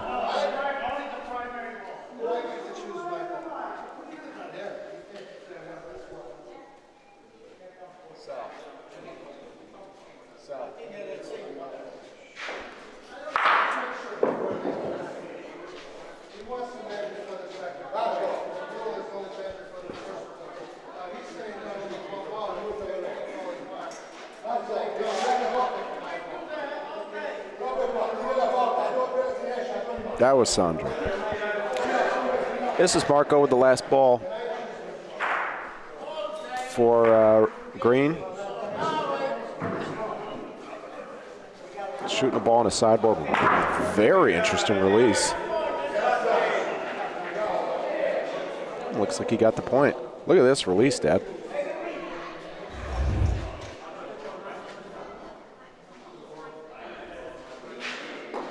Oh wow! From the hip. What did he do with his hand? He was complaining earlier because we didn't get him on TV when he made a volo shot similar to the one you made in our game. But he was very adamant. Missed all my volos on camera yesterday too. But I hit the only one. He hit a beautiful one today. That was almost the length. That was a good. If these are 70-foot courts, that was probably 62-foot volo. It's beautiful. I'll take it. My one.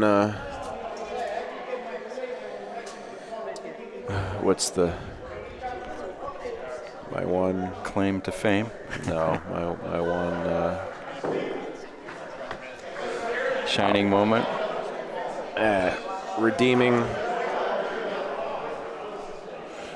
Redeeming volo. Sure. It's a little play on what kind of, How is that a play on words? Redeeming value, redeeming volo, Redeeming value. Is that a coupon terminology? Yeah, in fact, I have a coupon in my back pocket for you to redeem for your lunch. As a matter of fact.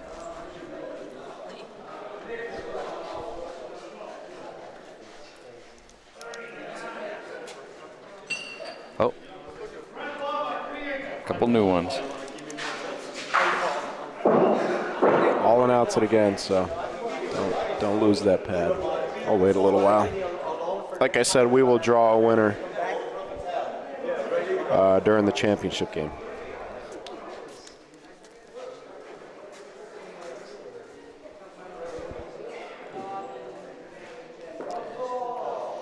This is Marco, the second ball for Green.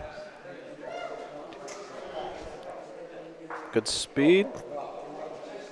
I think that'll do it. I'm gonna get writer's cramp for writing down all these names. Oh, Lionel Messi is rough in this game too.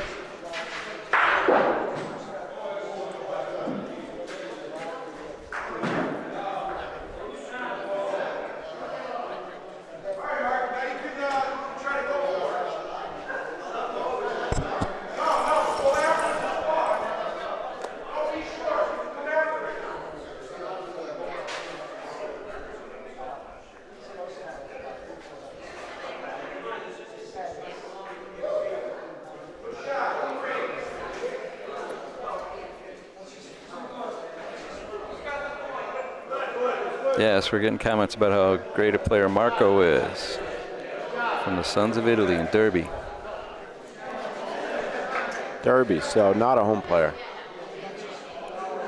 No, I guess down the road, south of here, maybe, I think Marco said it was about 25 minutes, maybe. I'd say that just about counts as being a home player. Closer than our home club is to us. True. Who's doing it? It's the same guy. He went down to the other fence on the other camera. No. Jeez. Guy's not big on fence physics. Plays with a cigarette in his mouth. Look at Yeah, that. Sandro's playing with this. I wonder what kind of cigarette that is. Call him Sandro. His name is. I've always known him as Alex. Sandro, what kind of cigarette?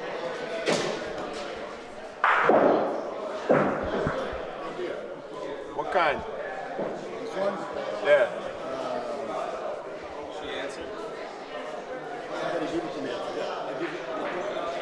Oh, it's an OP. The cigarette's an OP. Other people's. I said somebody gave him the cigarette. He doesn't know what kind it is.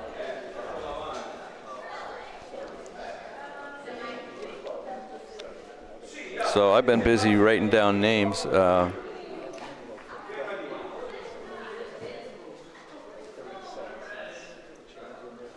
Who's Alex's partner? Marco. Pardon? Marco. Yeah, I mean, which one on the court? I don't know these guys. The guy who was complaining earlier. Oh yeah, okay.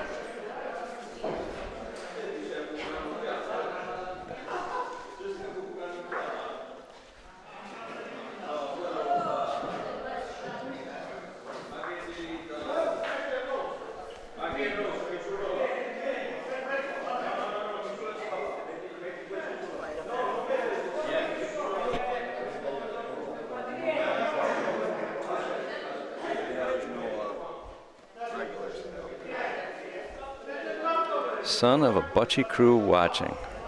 You don't have to read all the comments out loud, Dad. I'm not reading them all. If I read them all out loud, I'd lose my voice. You're reading all the ones that don't say shirt so far you've read out loud. I didn't read Sal is nasty there. I didn't read that one. Yeah, you did.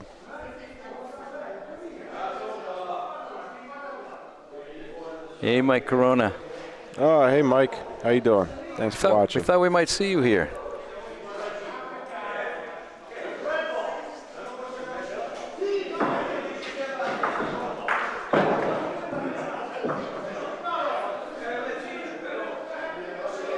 Yeah, Mike's another good player from the IPIC. I think those are his home courts, if I'm not mistaken. One red is a call.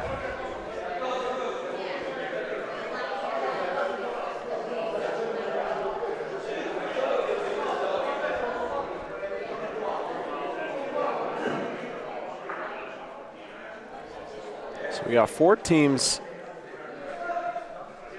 in the losers bracket. Both those games are being played on the other courts right now, courts 3 and 4. On court 3, the score is 2-0, and on court 4, the score is 6-3. Pretty early in both those games. Of course, loser of this game will play.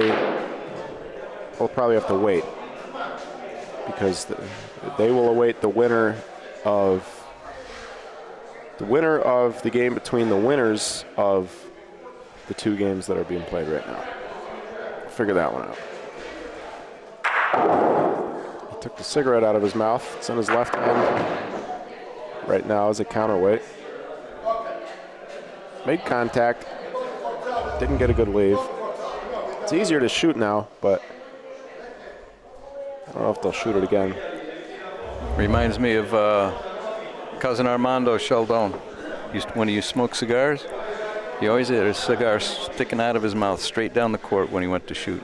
Straight down the court? Is that how he aimed? That's how he aimed, yeah. At least that's what I think.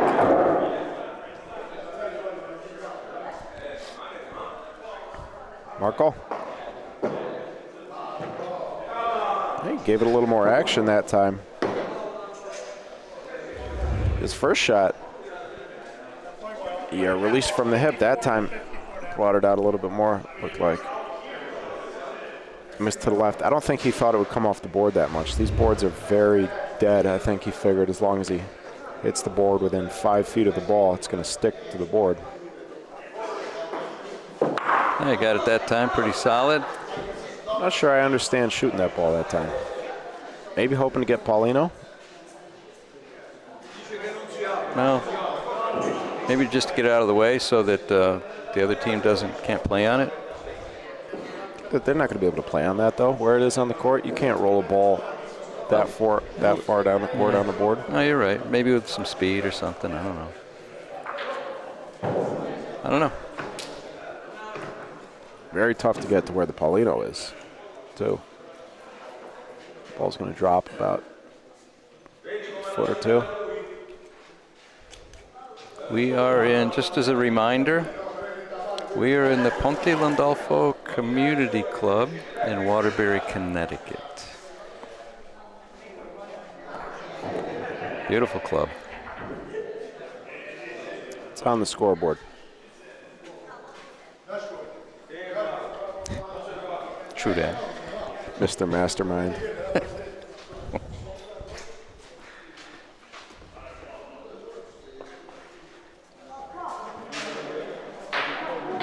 Let's be nice now. Let's be nice. Green's out of balls. They do have the point. I'm surprised they're shooting this ball. They got one ball left now. Try and beat it. I mean, it's tough to find that line up there, but it can be done. You just got to go way early on the board, about 10, 12 feet earlier on the board. And just hope it sticks up there. That's a good line. Should have the point. That's how you get there. Nice ball. One red. 5-zip.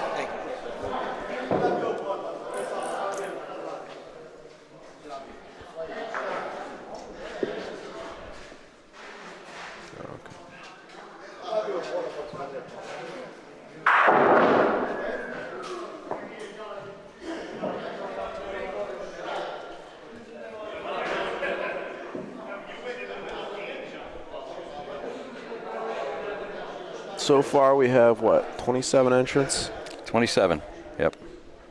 in our drawing.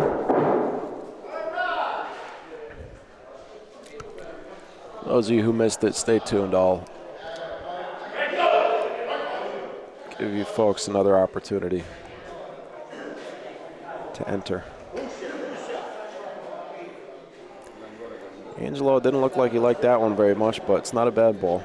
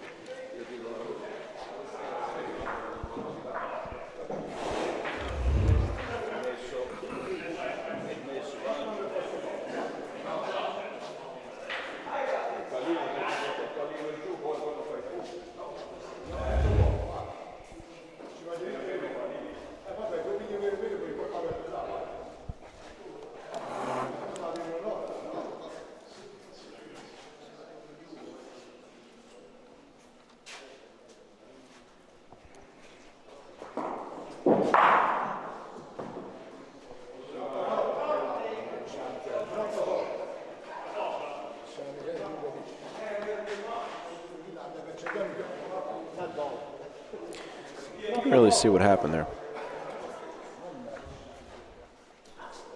2 balls down for each team. Third ball coming for the green guys. Reds got a 5-point lead and ball advantage. Fortunately for Sandro, that ball dropped about a foot. Otherwise, that was going to be a real easy shot. A little tougher. And there you have it. Ball dropped about a foot, gave him just enough room to go between. And that's exactly what happened.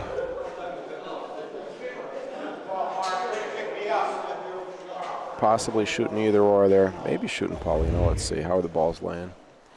Yeah, it wouldn't have been shooting Paulino because Green had a ball in the corner. So now the ball advantage swings back. Back to Green. Very nice ball from Angelo. That's their last ball of the frame, though.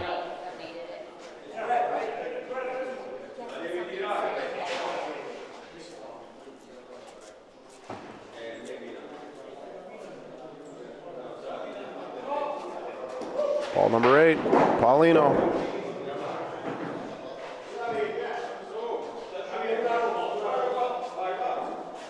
I don't know where it is.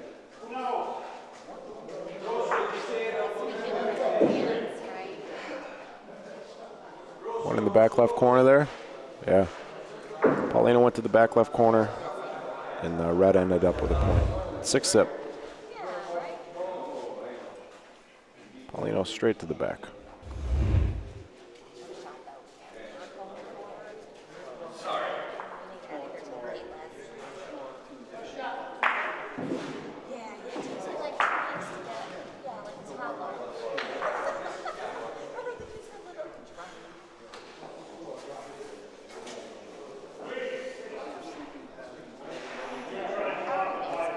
Some point soon we will get a representative of the Pontelandolfo club to sit down in the booth with us, talk a little bit about the history of the club and the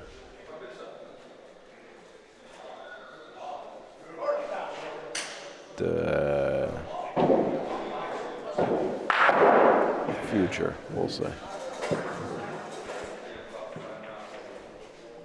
Good hit by Sandro, comboed on Paulino. Reds laying a point about a few feet on the backboard. Not an easy spot to get to. Can't really shoot that ball. It's in the corner. All you're going to do is, it's only going to come closer to Paulino from there. A lot of room to roll, in theory. You can get it to stay over there. I think that'll be the point. Yep. Tough spot to get to. Again, we kind of saw a similar thing 2 frames ago. Really, the only way to get the ball up there is to be about 10 feet early on the board. And I hope it just sticks to the board. These boards are very dead. If you can get it to the board. The trouble is getting it to the board.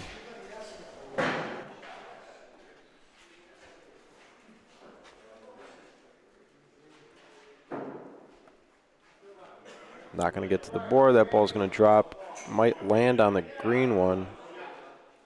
Oh, wow. That stayed up very straight. Angelo found the line there. Great ball.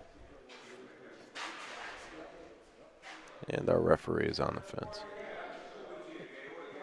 If that happens, but hit the wrong side of the ball, got unlucky. Red has, looks like just one sitting there. But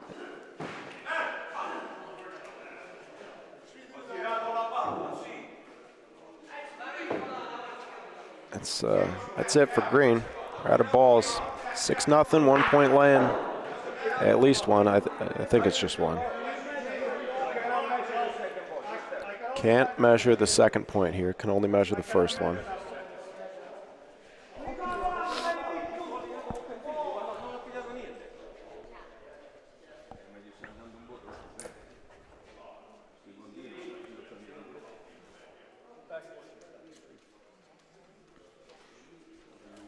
So we'll measure that second red ball at the end of the frame. They could have 2 right now. They definitely have 1. This is the last ball. Oh, I like that body language there. Did he take enough off? Yes, he did. Great ball. Beat the point.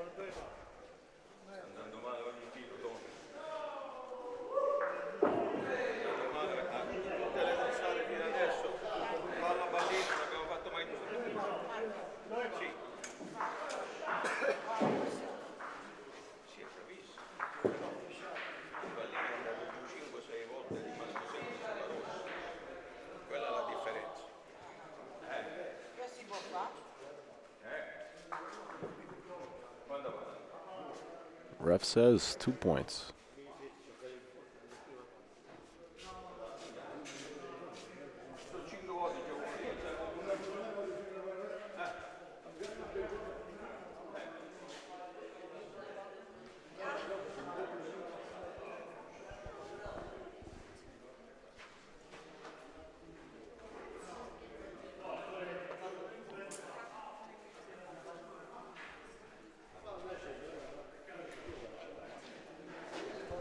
What are you doing over there, Dad? Nothing. I was trying to remember my katakana and hiragana. Seeing how we got an answer that has a mixed characters in katakana, some in hiragana. So I haven't been paying attention to the game. I see it's 8-0. Is it? I mean, is one team playing significantly better than the other, or is it just a matter of? They're just beating them every frame. Yeah. Not really any big frames, just 1 or 2 points. Sandro got arguably a couple bad breaks there, too. He hit the ball twice, hit the wrong side of the ball both times, though. But even still, he's got a very high chance of not hitting Paulino, but both times he hit the ball he's shooting, comboed on Paulino. And they seem to be playing long Paulinos each time, right? Is that right? Kind of. Ooh.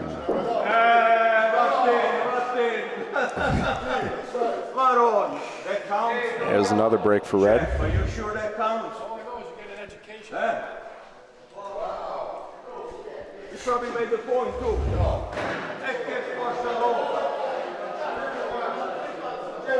Yeah, red is not enjoying themselves down here. Or green, I'm sorry. The guys in red are the green team, and the guy in green there is on the red team. And his teammates wearing green too, actually. So the 2 guys on the green team are wearing red, and 2 guys on the red team are wearing green.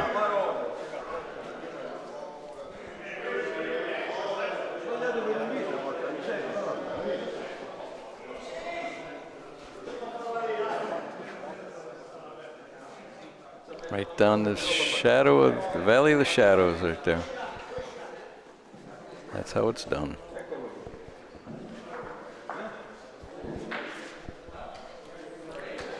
That is the last ball for red, though, so. Sandro and Marco with a chance to score. Sandro can get a better break. Cleared Paulino that time. Still hit it on the dangerous side.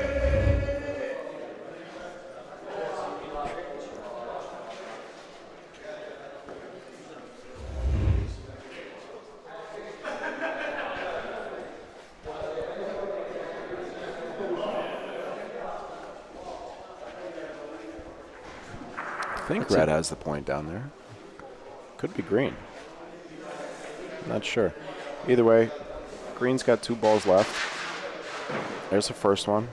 Yeah, that's a green point, huh? Oh, yeah. The red is just out of frame, just below. It's going to be 3 green. There's the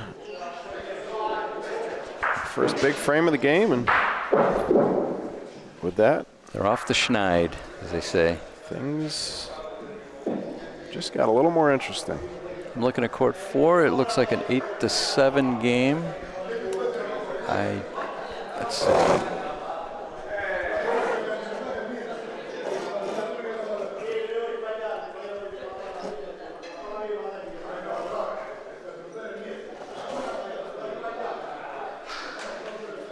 Now we're going a little short. Now we're going a little short.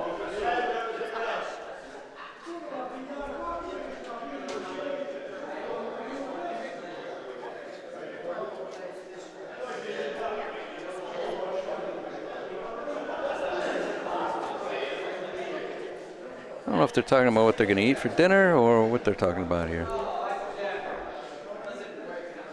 Marco's got the roll.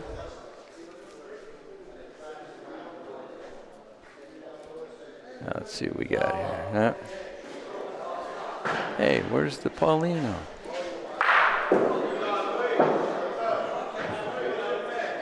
It's on the backboard again.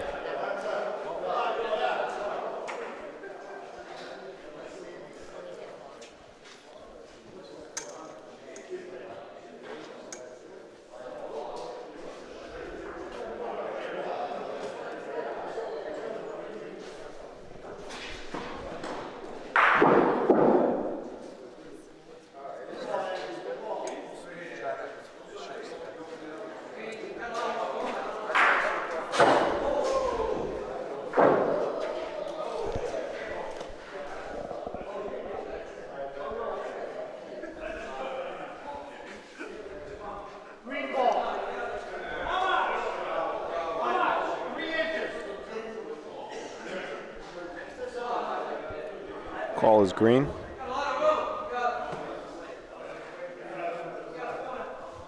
Green's got a 2-ball advantage here.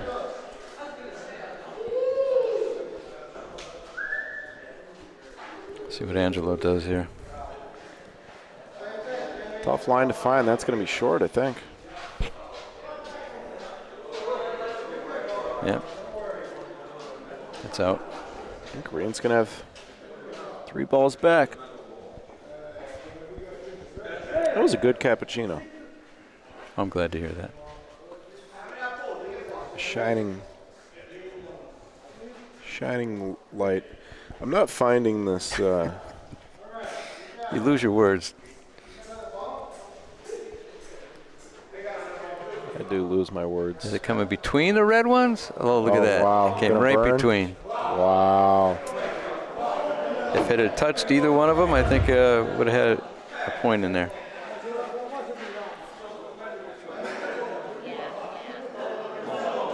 Just. So 3 balls back for Green. How do you get there without selling the point? That's the question, right? Good question. Got to go. I mean, this one in front too on the left here, that kind of complicates things too. Otherwise, you just go roll straight for the board, just past that front ball. A little It's gonna short. come down on Oh, it stayed straight long enough. Ooh. I don't know.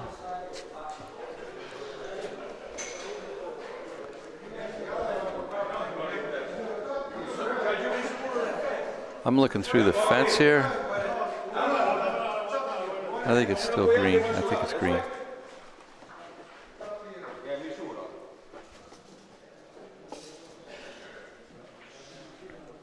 See if I'm right.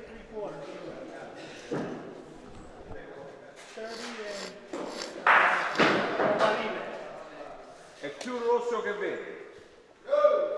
La vedi, no? Yeah. Shot.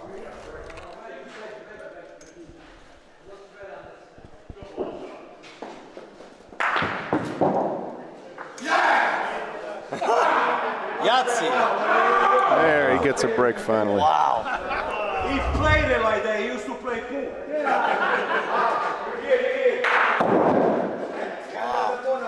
I didn't really see what happened there.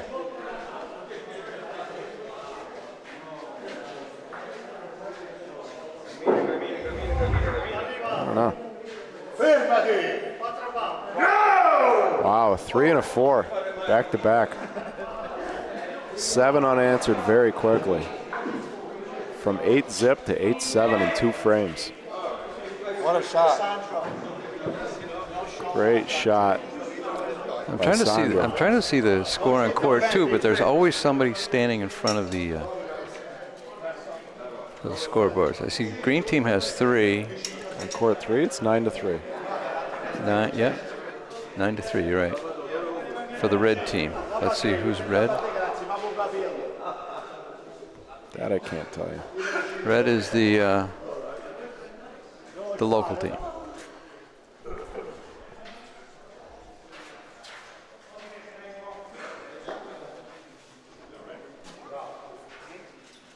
Okay, so Marco and Jim trailing 9-3. A short Paulino this time. Changing it up.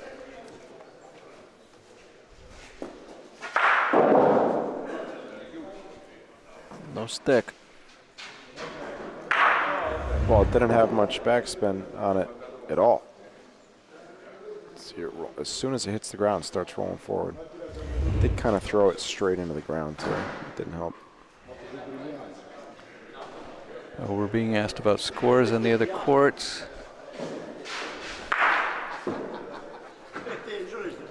Yes, Marco and Jimmy are behind. 9-3 on court 4. Score is 10-7 in favor of the Rinaldis, I believe. Let me double check that. It's going to be a red point still. Yes, it's 10-7. The other team's rolling in for at the end. I don't know if they're rolling in for extra points or what's going on.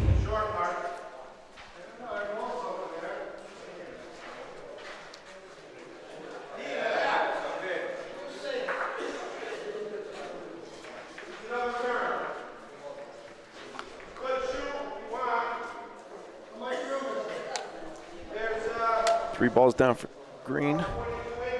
Third ball coming for red. Yes, in court 4, it's now 10-8 in favor of the Rinaldis. There's a stick. Just about. Kinda, a little bit.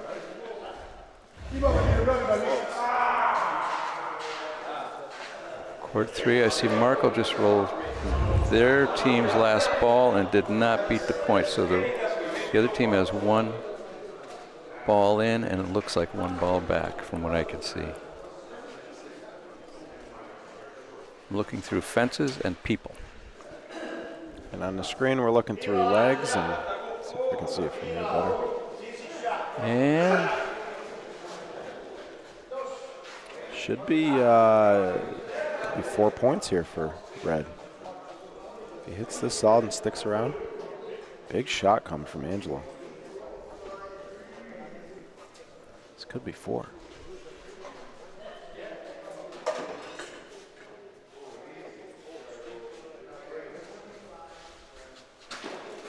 Got it. he got it. 4 red. Just missed. Wow. That back ball. Nice shooting from both sides. And it was the sticking around that changed, made the ball advantage change hands there. A 3 from green, a 4 from green, and a 4 from red. 3 frames in a row. From 8-0 to 12-7 in 3 frames.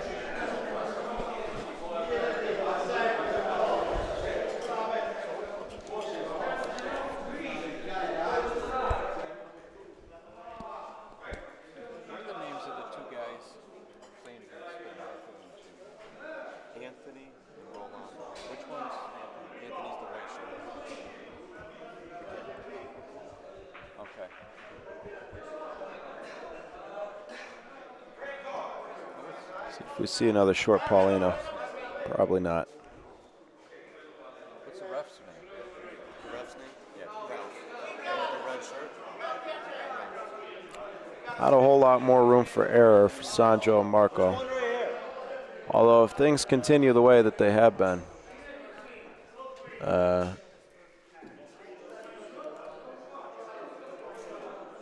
it's going to be a big frame.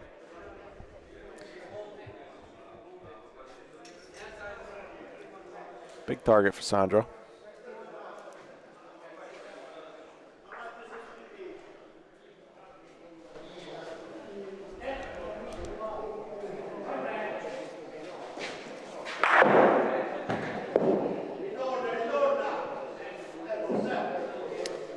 Basketball probably would have rather had Paulino.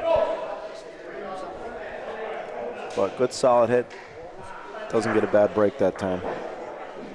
He'll take it. Did his job so far. See if Marco can make Sal shoot.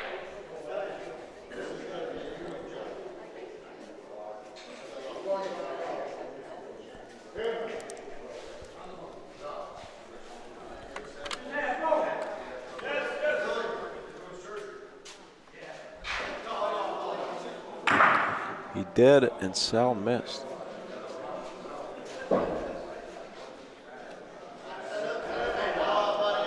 Ball advantage changes hands. So far today, Sal and Angelo have sent Bill Barnett and Nick Serra to the losers bracket, as well as Anthony Rolando. Rolando, yeah, sorry. Local team here. That's who's playing against, that's who's beating Jimmy and Marco over on court 3, yeah. Derby 21? Derby 21. Derby 21, that's the name of their team, right? Marco and Jimmy, that's their name, Derby 21. Marco's always 21, right? Marco's always got a 21 in his name, I think. Got 21 on his shirt. And Sandro and Marco eliminated, or they didn't eliminate anybody. This is winner's bracket, but they sent Ron Dog and Stewie, as well as Sean Anson and Johnny Rod Jr. down to the losers bracket. That game is now 11-8 over on court 4 in favor of the Rinaldis.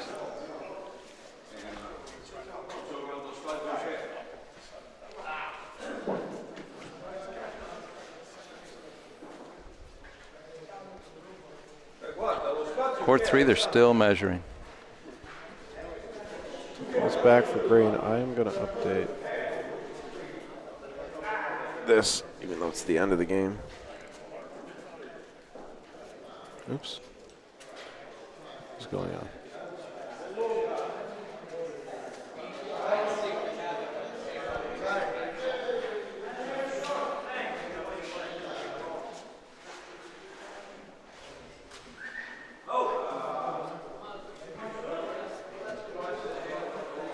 One ball each for Sandro and Marco.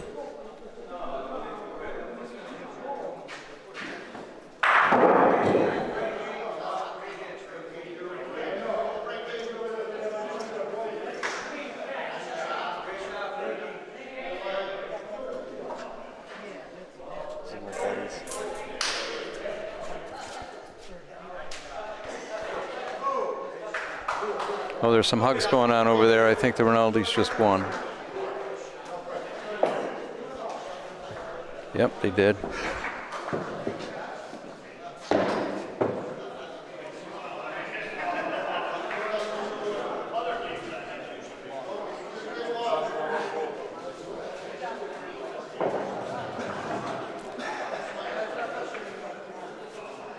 Drunken Lines moves up another line.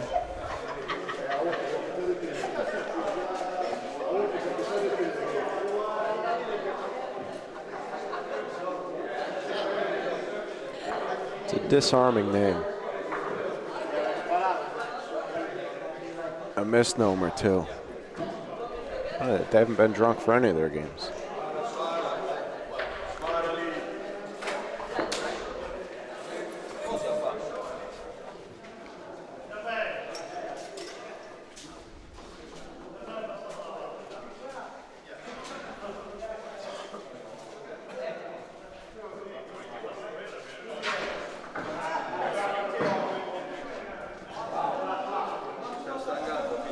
Sandro liked that one. Gave his teammate an encouraging thumbs up.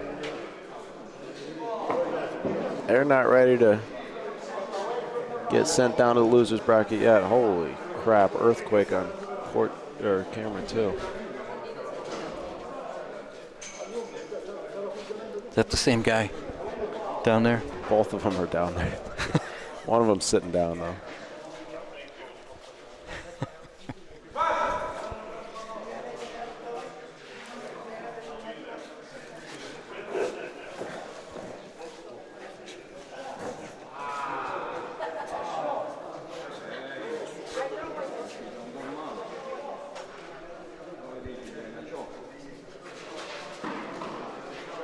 well short. Wow.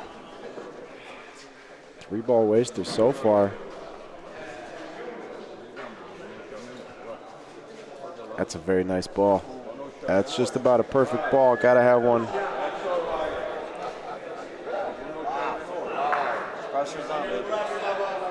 Gotta have one there. On the green ball would have been nice too.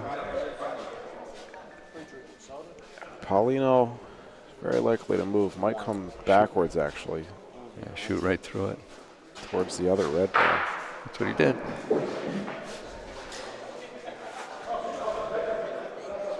Another tough break for Sandro.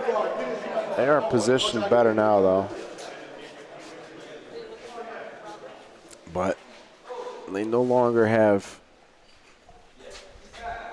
Oh, they could. If he makes this hit, he gets a good break. Could force the other guys to use their last ball. Got to. What are you looking at here, Dad? Got to just hit the ball. Hope the red ball. Oh, we missed. The red ball leaves. Probably, I think we saw this coming down this way too. I think this guy's expecting the boards to be dead.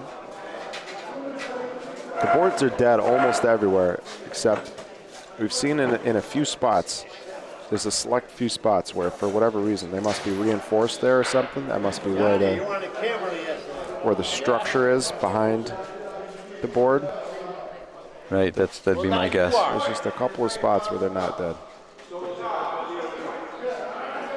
Who is that? Is that Angelo? Yeah, I think the idea is to shoot it hard to make that red ball come out far from the backboard. Just like that. Just like that. Yeah. Yeah. Can't ask for much more than that. It's a great shot. I imagine Red will probably shoot their own ball there. Hope to do the same thing if the green ball clears out. If he hits it solid enough, green ball clears out, Red could get 2 and win the game. It's not a risky shot. You're not going to give up. Green's out of balls. You're not going to give up more than 1 point here if you miss. I don't see a reason not to take that shot. Not an easy shot, of course, but. On court 3, I see Marco and Jimmy just scored. It's 11-6 now. The only other option there is try and hit Paulino.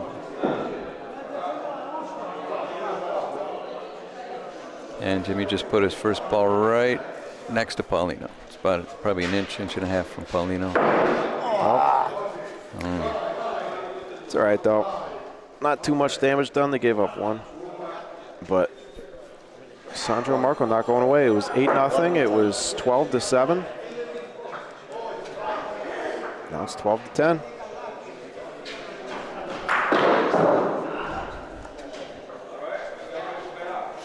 Yo, Why did it just get so cold over here? it's 11. It's 11? Yeah. 11 to 10. Sal and Angelo have 11. I think that's. I'm gonna go back to that frame. I think that's wrong. Was that the 4-point frame? I'm probably wrong. Yeah, that was a 4-point frame. It was back when it was 8. There was that turn where they almost got 4 points. But they didn't get 4? They got 3. It was when Angelo shot the ball. It was short right here. They only ended up getting 3. Okay.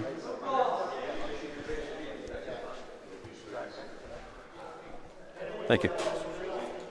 I guess we had the score wrong. Yeah, I guess they didn't get a 4-point. They got a 3-point frame. Is that when they shot them all? Isn't that when they shot all the short balls? It was probably. Go this. Can we just go find it, please? Yeah, it's not that easy. I mean, come Yes, on. it couldn't be much easier. It was was on this side shooting. Yeah, but yeah. The score was 8-7. Okay. Let's see. It was 8-7. Okay.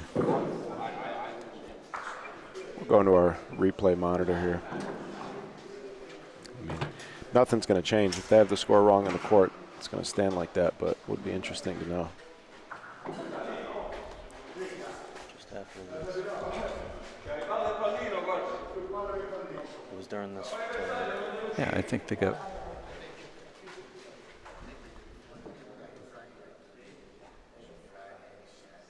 Right there. So watch. Meanwhile, on the court, It's going to be a short one here. Mm-hmm. 3 balls down for Green.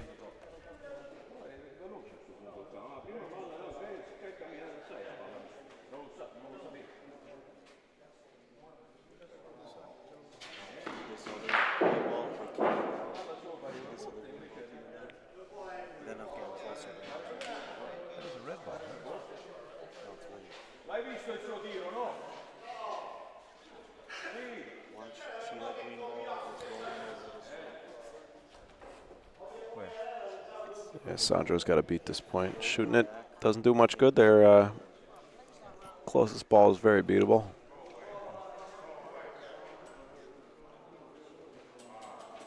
Didn't find the line, though. It's going to be 2 more points for Red. Should put him at game point. We're still reviewing what we thought was a 4-point frame. I guess the green ball that was shot kind of went along the backboard and it came back out ahead of one of the red balls. That's why it was not a 4-point frame. After the shot, the ball went to the backboard and came out enough the to ball, be ahead. the ball that got shot rolled along the sideboard, or along the backboard, and then came back out. Did you see it on the Yes. screen? Yeah. I guess we counted our chickens before they hatched. What are they playing to? 14 points. Yep.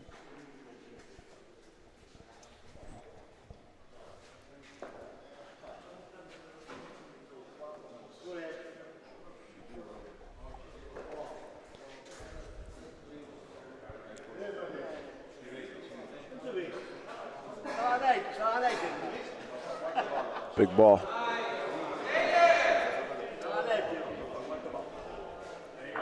On court 3, it's 11-8. But I see that Rolando just put in a beautiful ball. Paulino's on the backboard, and he rolled right to it, touched it.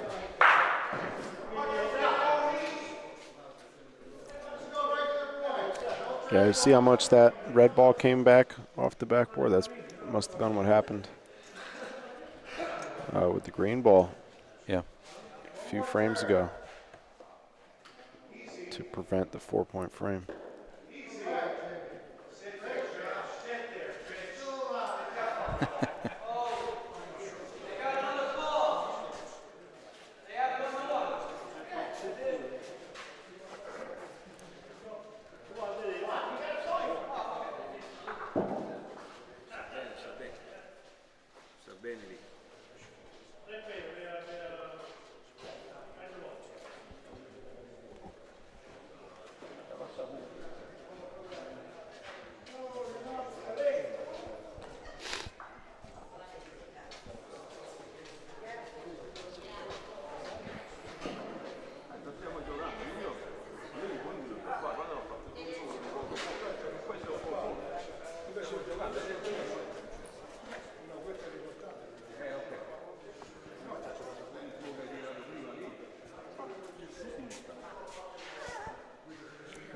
Angelo's going to roll on this ball.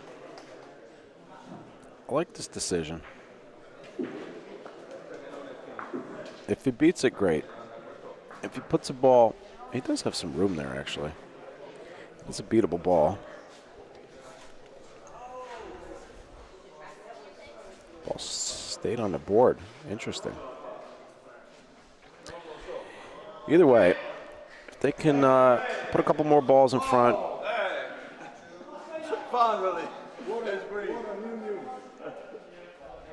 Try and prevent Sandro and Marco from getting more than 1 point here. And then try and deal the final blow on the next frame.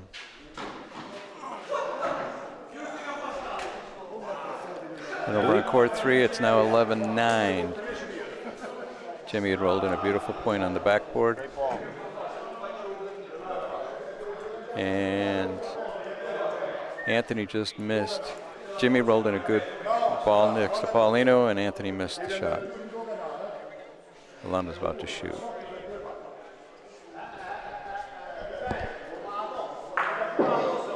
Got the hit, but it's still, Jimmy's ball's still in.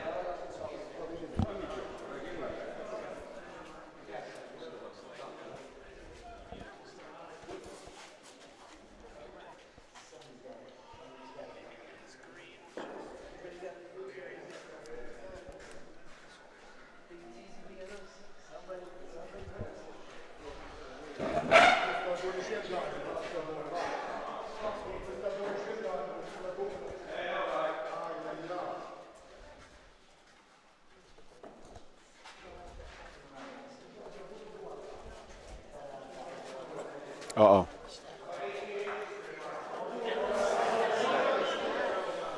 Oh, he can't complain about that one, Sandro. No, he can't. Green's out of balls, 1 ball left for red. Oh. Little skip shot, nothing doing.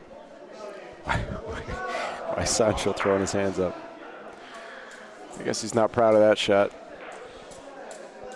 It worked though, gave himself a chance, and it worked out. It's going to be, might have been 2. I don't think so, though.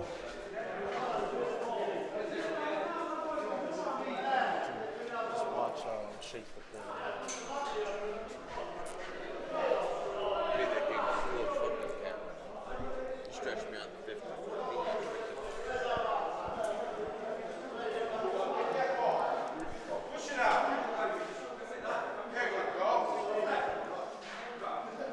I think we're arguing about Paulino placement here. I'm looking at court 3, and it looks like Jimmy and Marco have a point in. Marco's going to come in for 2. I would tie the game. Actually, I don't think that was an argument. I think that was Talking about food. some words of encouragement between teammates. Oh, Marco's got another ball back. Coming in for 3. Sorry, I know you're watching this game, but I got my eye on the other game. Marco and Jimmy just took the lead, 12-11.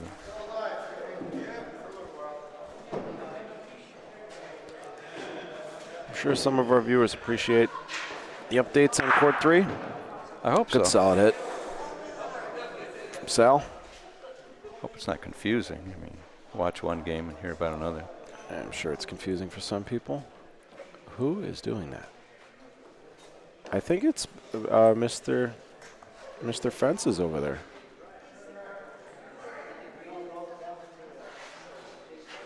We've pried this guy off the fence how many times? Just in the last hour, about 6.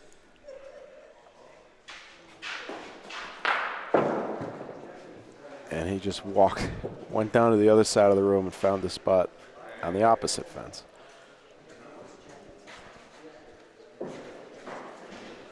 Somebody over here smells like a department store. Could it be me? Definitely not. Yeah, that's That might work. That might come out enough. Yeah. Nice shot, Sandro. Yeah, that's a strategy here. Hit it hard enough off the backboard so the ball comes out. Yeah, and they roll out from some of these backboard ends. They roll out a lot. Yeah, they don't come off the actual backboard that much, but once you give it a little more little momentum towards the center of the court there, and you get it a few inches from the backboard, they do roll down. The actual backboards are pretty dead, but the court. Oh, Marco's getting a phone call. Oh, is that what it is? See if he answers it. Nope. Somebody calling him to say Say they're watching them.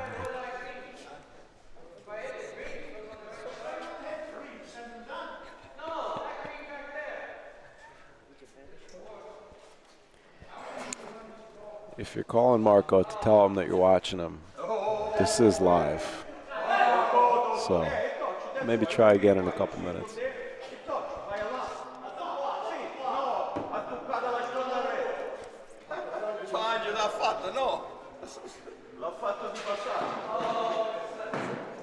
Angelo's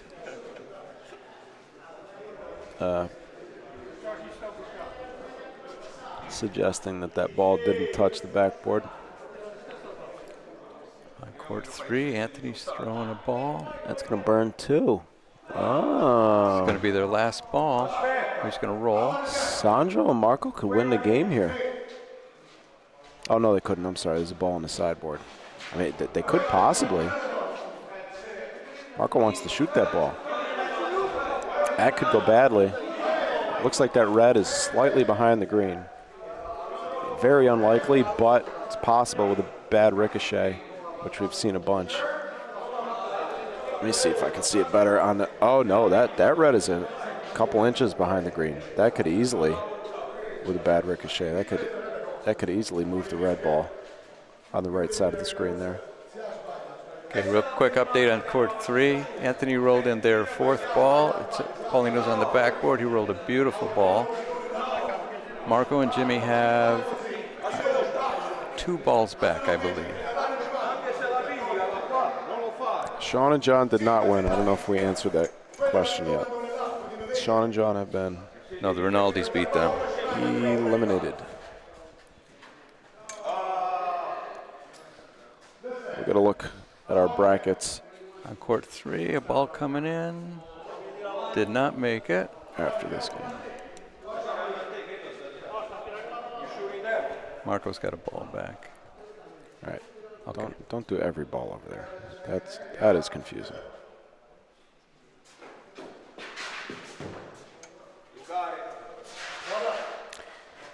So Call was shooting the left side of the red ball there. If he cleared that out, that could have been the game. But he missed by a couple inches. Green will take one, 13-12.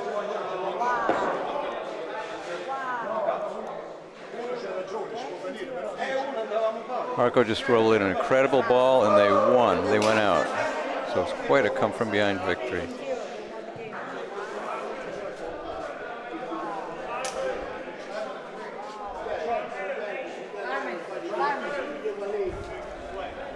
So the finals of the losers bracket will be Marco Cigneral and Jim DeSenza versus Franco Rinaldi and his father. Finals of the winners bracket, of course, is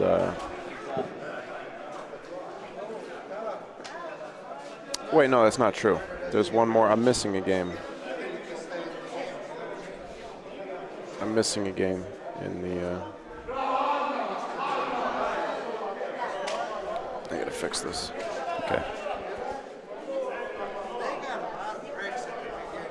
That is not the finals of the winners bracket. That's the semifinals of the winners bracket. Of course, the loser of this game will play the winner of that game in the finals of the winners bracket, or of the losers bracket, rather.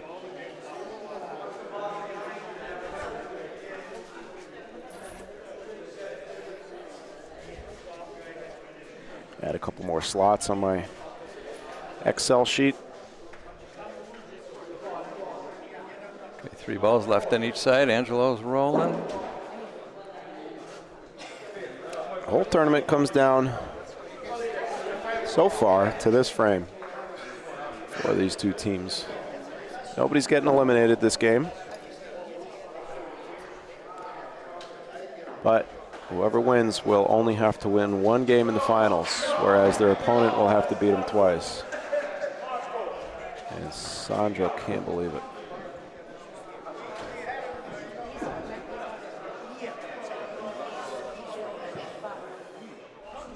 It's game point sitting there. Did you play good yesterday, or did you just have some tough opponents? Got it. Put Paulino in play. You got it. It's going to travel over to the Reds. We should have won our first game. Green's got one ball left. We were winning 11-5 and we lost. Not sure if they have a big target over here with their other balls. Doesn't really look like it. No, they don't. Got it. Oh, they got one ball off the court. No. We lost home. Don't have a big target. Maybe, I don't know what you do here. Maybe shoot one of your balls, or Yeah, maybe the ball over in the corner. if you can get it Sandro wants to shoot the red ball. hard, really hard. He wants to shoot it.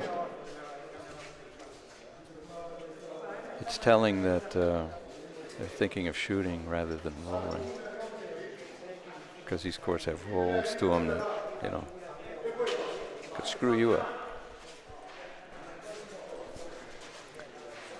He's shooting the red one. That's not going to work. Sal and Angelo advancing. Our only remaining undefeated team.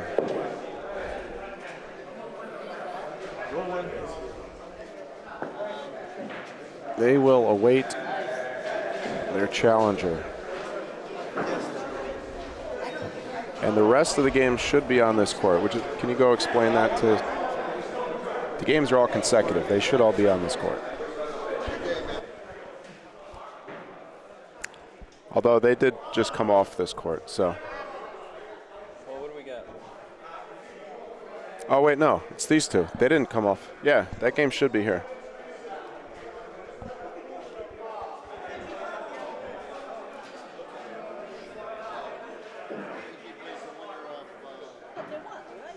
Angelo, you won. Well, we'll run the... accept some more entrance into our drawing, but first, a look at our brackets. This is how the losers bracket sits. Sandro and Marco will move down here in the finals of the losers bracket. They will await the winner of Drunken Lines, the Rinaldis, versus Marco Cigneral and Jim DeSenza.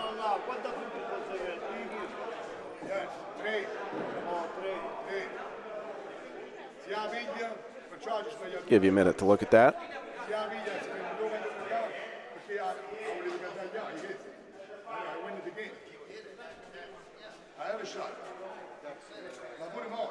And a peek at our losers bracket. Their winners bracket, sorry.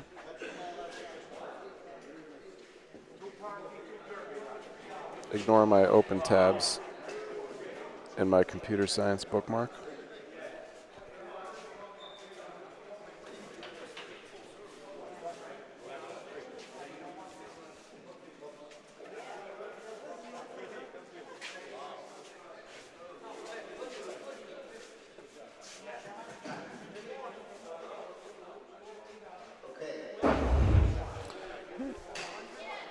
Derby 21 and Drunken Lines. Oh, but here, court 2. Court 2. There you go. Court 2 is the word. So semifinals of the losers bracket coming up shortly on court 2. Folks, we'd like to thank our sponsors this weekend. Cafe Uno, local cafe bar here in Waterbury, Connecticut. That guy's putting a broom on the fence, so I'm going to switch cameras. Waterbury Road, Waterbury, Connecticut. And brought to you by Yaman & Grant, attorneys at law, providing effective solutions, legal solutions for businesses and individuals. Something like that. Yaman & Grant.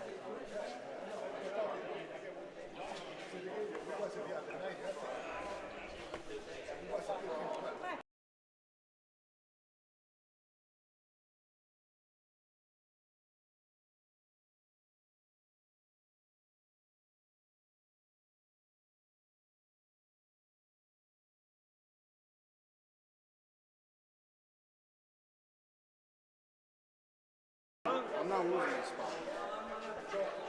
No, you want to be on YouTube.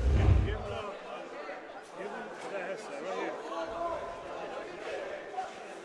He wants to be on the interview. Give him the headset. There you go. Oh, you know what? I want to get somebody. He wants to do an interview. There you go. want to get somebody in here to talk about like the history of the club and stuff. Who is the president here or something? No, he's not here. The ex-president is here. The vice president's here? No, yeah, the vice president. Roberto. Oh, Tony?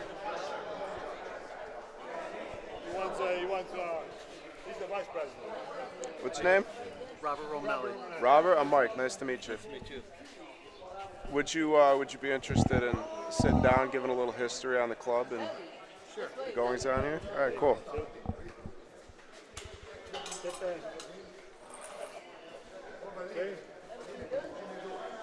How detailed are we going to get? Don't forget the guy who Just built the bocce court. Yeah. He's the guy that built the bocce court. as detailed as you want to get. Go ahead. Put it on. Good afternoon, everyone. Let me turn your mic on here. There you go. Why don't you introduce yourself for the folks at home? Yes, I'm Robert Romanelli, and I am currently the Vice President of the Pontelandolfo community of Waterbury. We have about 600 plus members, and this weekend here we had the pleasure of hosting a bocce tournament. I think we had a total of 42 teams, 5 states, and Montreal. And Canada, And yeah. Canada. And we're down to the finals here. Last few games. Getting there. We got 4 teams left.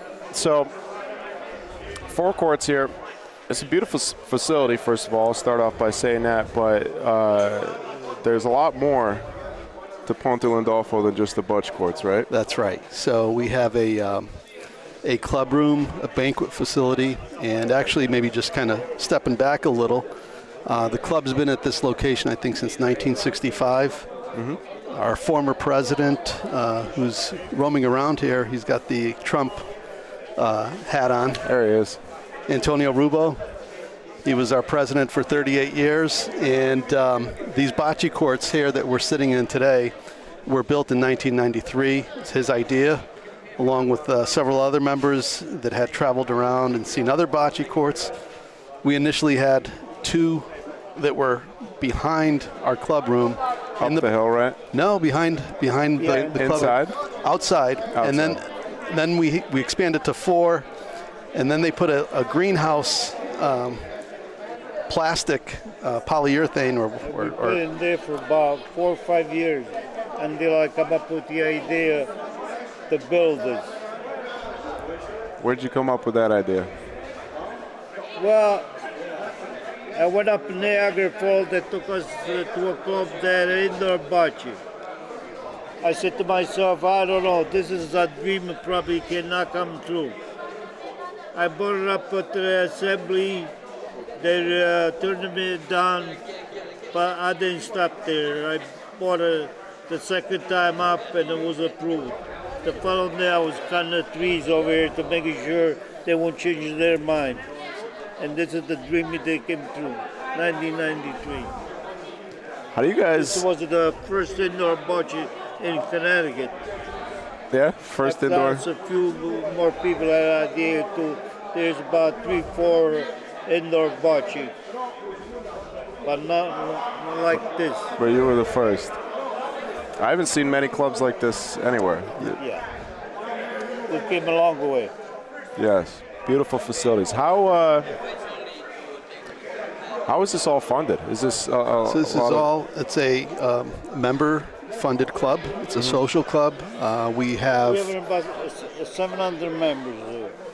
700 members? About 150 women, their own club. Yeah, so there's a women's Ponte club as well. Donata Calabrese is the president of that. The president of the Pontelandolfo club right now is Nick Rinaldi. He and I were just sworn in January this year. As Antonio Rubo stated, we have about 30 or 40 acres of land. There's a soccer field, a pavilion area, actually 2 pavilions, a banquet hall, and our caterer there is La Bella Vista. Pretty big facility, and we have our club room and the bocce courts. So how often do you guys put on tournaments here? And are you, first of all, are you a player yourself? Are I am you not involved in the... I'll play bocce, but I'm not... recreationally?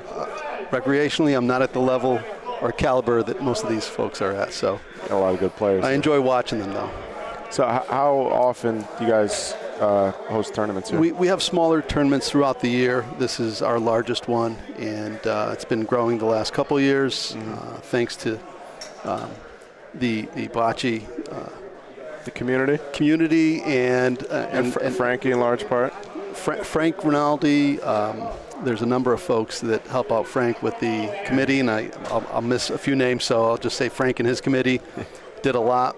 But then getting the Bocce Broadcast Network, I think this is great publicity for us, and I know you have viewers all over watching us, all over the U.S. Oh, yeah, all over this country, overseas, too. Yep. So, well, it's a privilege to be here. Great to have you. I can't state enough how beautiful all the facilities are here and how well manicured everything is. It's really fascinating. And when I relate it to our own club, I find it hard to believe that how nice things are here, basically.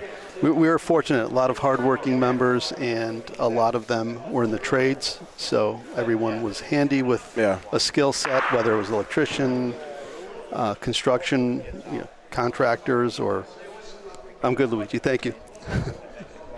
We're always wanting to eat and drink here, so you could see getting tapped on the shoulder. Yeah, well, I'll let you get to the food shortly. I only really have one more question. Sure. Just wondering about the vision for the future of this club. I mean, it's not like there's you're doing pretty well now. But yeah. So for the future, our goal is to always sustain, carry on the Italian traditions. The first indoor bocce.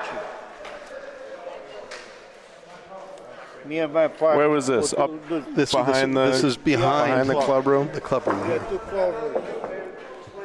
Two covered courts. Like a greenhouse. In a greenhouse there. The first indoor We are heated there and Bocce everything. facility in Connecticut. Says it was heated and everything. Thank you, Tony. Yeah, so for the future, our goal is to continue the membership, bring in activities that are exciting for all ages. As you could tell, the demographics of our club are mostly on the older scale, That's senior how scale. it usually goes, right? And we want to make sure we're carrying on our Italian traditions and have these opportunities and experiences for younger generations. How much of a challenge is that for you guys to bring in younger members? We've had an influx of members the last couple of months, so we hope to continue that momentum. And brought on by just individuals getting involved and bringing along their sons or friends. Sorry to cut you off there. I was told that to be a member here, you have to have family from Pontelandolfo in Italy. So we have two types of members. Regular members are those that are of Pontelandolfo Italian descent. Wow. So that's either on the male or female side. Or we have honorary members, individuals that don't have that lineage back to Pontelandolfo. Is your family from Pontelandolfo? Both my parents were born in Pontelandolfo, yes. What is it? I was told like 18,000 or something people of Pontelandolfo descent in Waterbury. That's something like that. It's a high number. I'm not sure. How did that end up?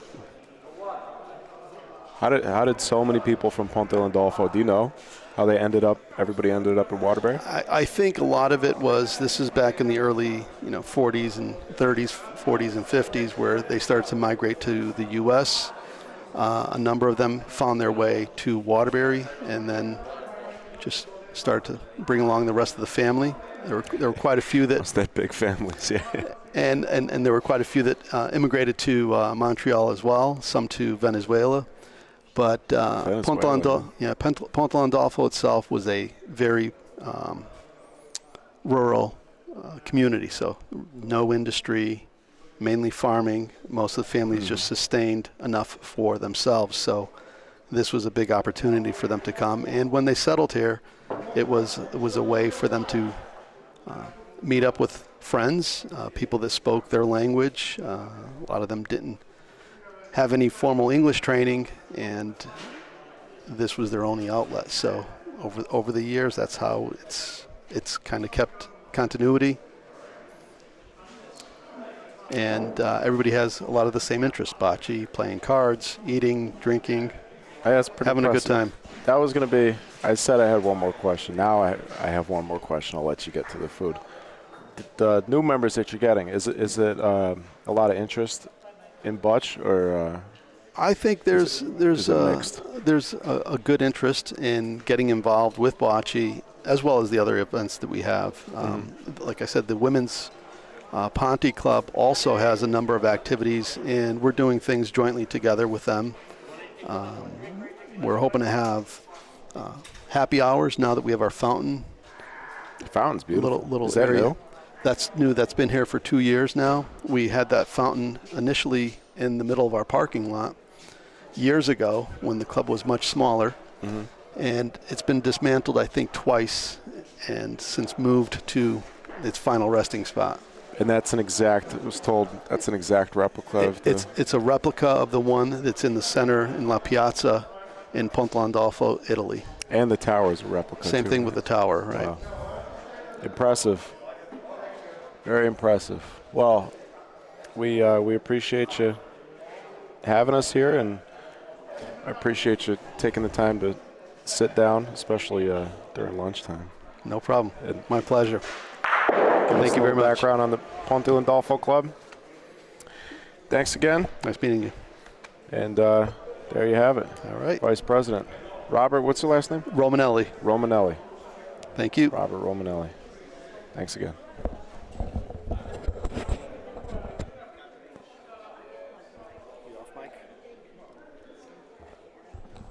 You are. Thank you. Why did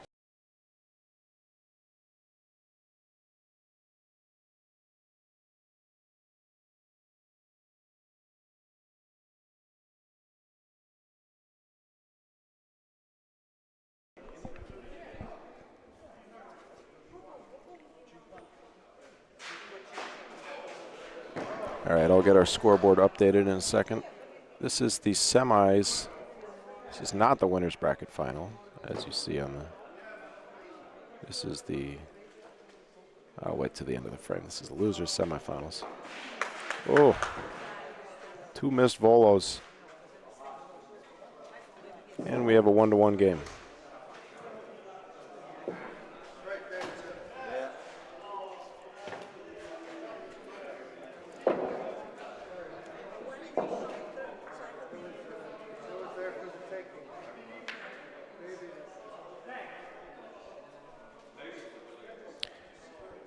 It's a little too close there.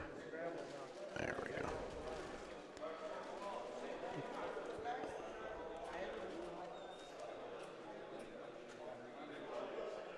So the Rinaldis are going to be red.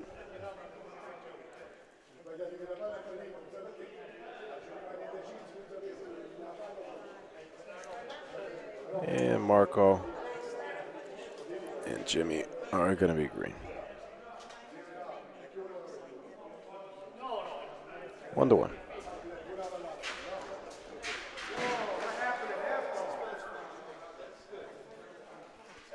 Rare miss from Marco. Looked like it stuck in his hand a little bit.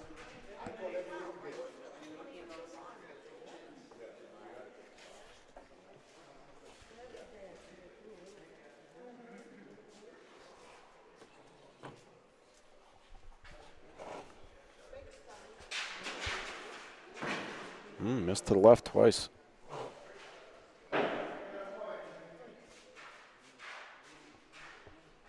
Jim DeSenza gonna have to cover up.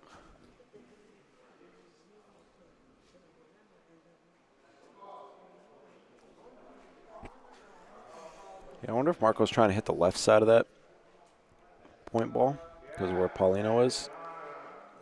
They were touching, so Paulino is probably going in the left corner. Marco maybe trying to split the balls. Hit on the left side, missing on the left.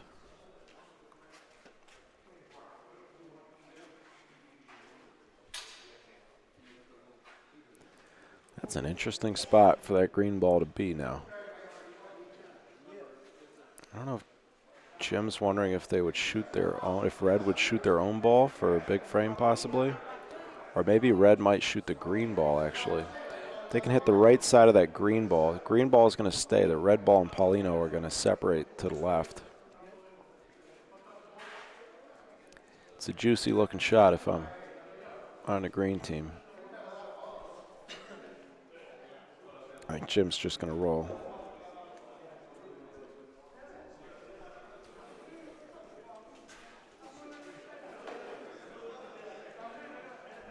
Coming in from the left this time. That's going to be well short. Unless Paulino moves, that's not going to be a very effective ball. It may end up being just that, though. If Frankie can hit the right side of this green ball or his own ball. Beautiful shot. I was thinking green had another ball deep, but they didn't. Marco burned 2 balls. All they had to do was hit their own ball there. Great shot. Should be 4 points for red. Marco's going to give it to him. Well, he tried to give it to him. They're going to roll the balls anyways.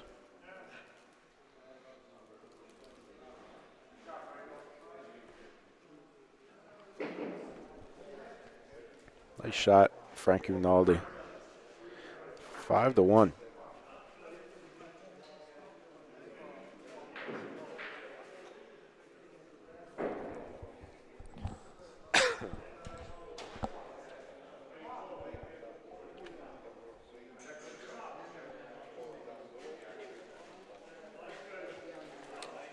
It's fine.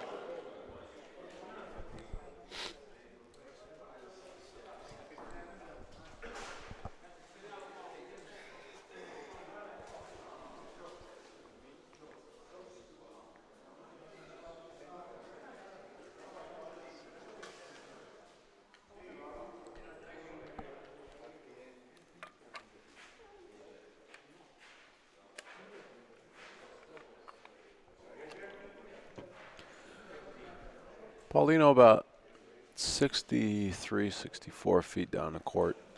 2 feet from the right board. That green ball's short. A little over a foot short. Jim can tuck one around it. Could be tough to hit. Taking the outside line. Is this going to duck to the right? Yes, it is. Look at that. Beautiful ball. Big target, though. Big target for Frankie. If he can take Paulino into the right corner, they'd be sitting nice. He's taking an interesting angle at it. Good hit, though. Hits it clean. It actually comes back to make his red point a little bit better. Not sure why he wouldn't shoot a little bit over near where his father was standing.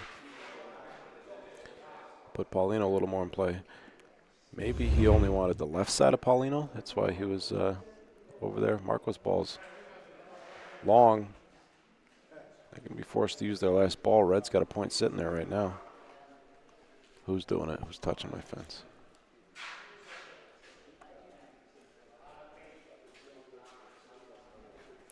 And it's a good ball for Marco. Can't see it roll on the screen, but I can see it in front of me, in front of my table. It's pretty well hidden. I think Frankie's got, I think he's got the whole ball from that corner over there. Not going to shoot, though. Going to try and take the same line and come around on the left side of the green. It's good if it doesn't duck enough. Wow, it's about 2 inches short.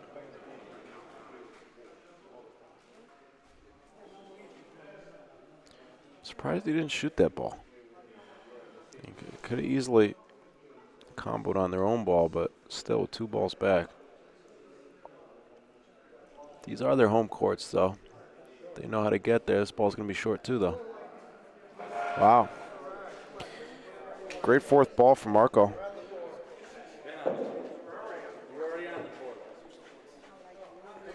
He saves the frame. 5-2.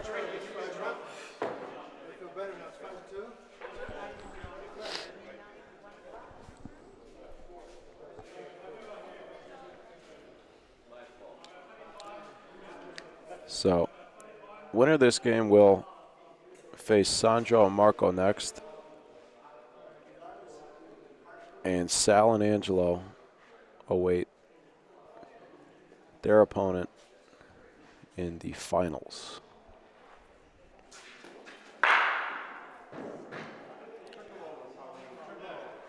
Frankie tickles his ball a little bit and shoots and sticks. Unfortunately, Paulino goes down. His father, though, shooting a red ball.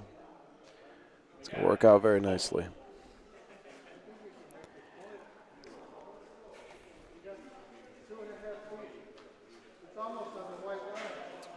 Marco says he's got 2.5 feet, suggesting. Jimmy says no, it's 16 inches.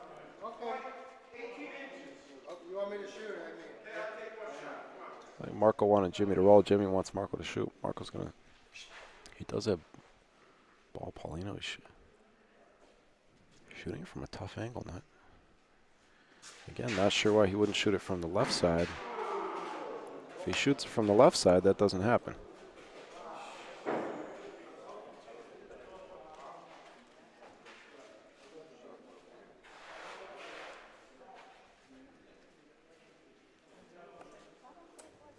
Third ball coming for the green guys.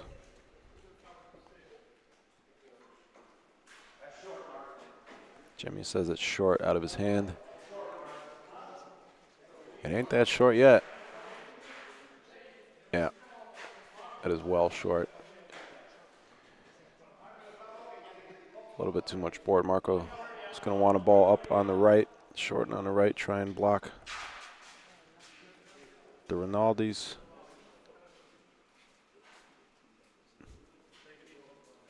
He found a nice line. I don't know how he got it to stay up there.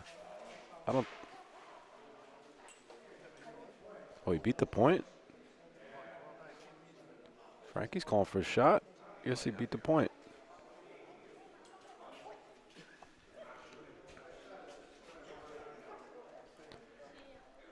Frankie wants the right side of that green ball. Or the left.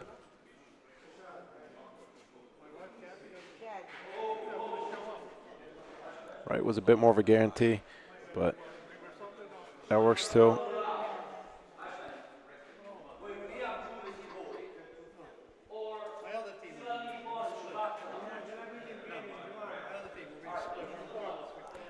Father-son communication. Frankie's lining up his dad for a cross-court roll. There's his target. See if he can hit it. Speed looks good. Line looks good. He beat the point. Wow, look at that. Nice communication. Nice direction, nice execution. 7-2.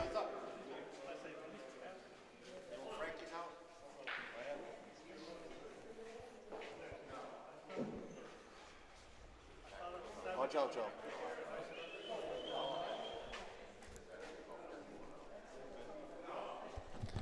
What is this again, John?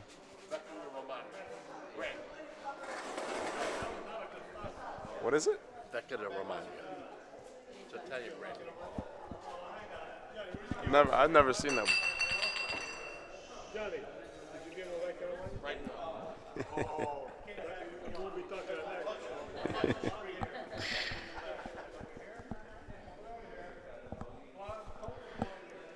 I've been handed a glass of brandy. I'm not a brandy man by any stretch of the imagination. I did get to try the Louis the 13th brandy at a restaurant a couple months ago. Supposedly it has, some minute amount of Louis XIII stash has been diluted over the centuries.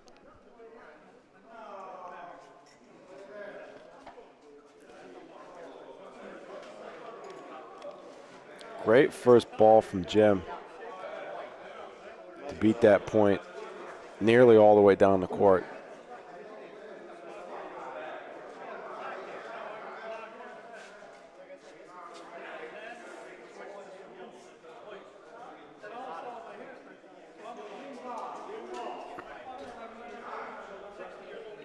Green is in. Frankie's got a lot to land on.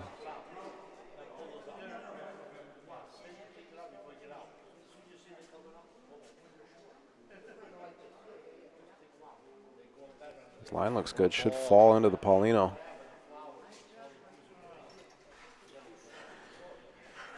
Marco doesn't have much of a choice but to shoot. Things could get interesting, though, if their own ball gets removed. Red's got, if that green ball goes, Red's got 2 good points sitting there. Beautiful clean hit. Very nice shot from Marco.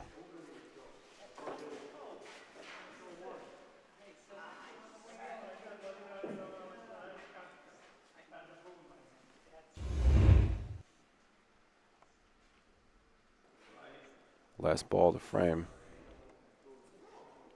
For the Rinaldis, didn't quite find the same line. And that's going to be well short. Marco and Jim are going to have 1 ball each. Jim will roll first. Try and find the line for Marco. Yeah, got to get it up there. Ball fall quite a bit, but it's going to be a point. Very nicely done.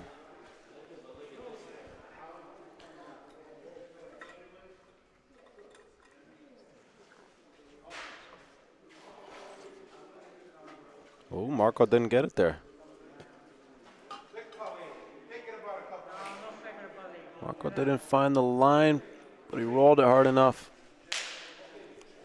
that it stayed true.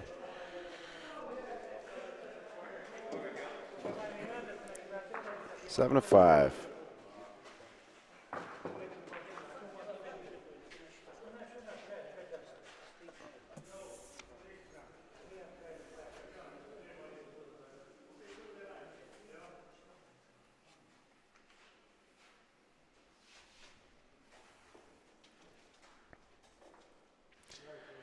The room has fallen very silent.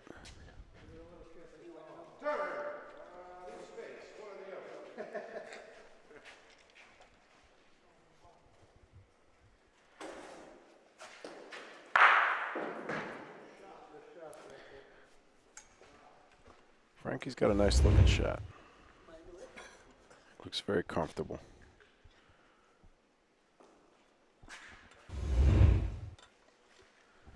A full extension on the arm. Nice follow through. Very consistent and repeatable looking form.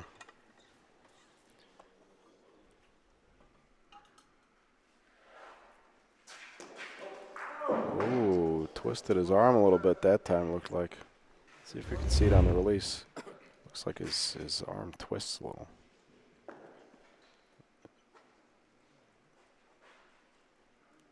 Yeah, at the end, I mean, he turns his hand over. At the end, I don't know if he does that normally. He brought it back quite a bit behind his own body, and then kind of out to the right.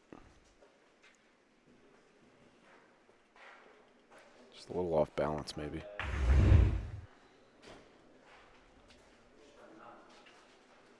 Looked like it might have been a little rushed. Didn't get his rhythm, didn't get his feet set before he released it.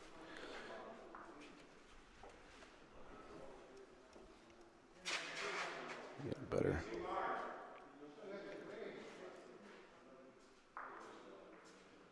No work, not much action there. Paulino didn't move. At least 2. 3 is the call.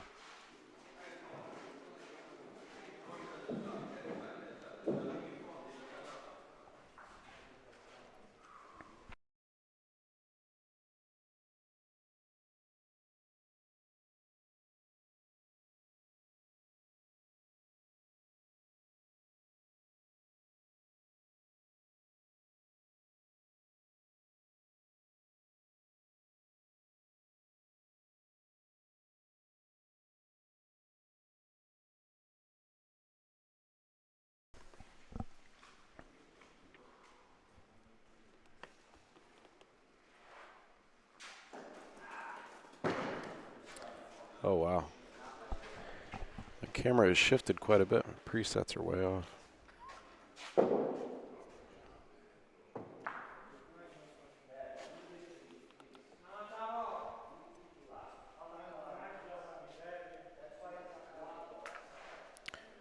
Frankie's trying to show his father the line.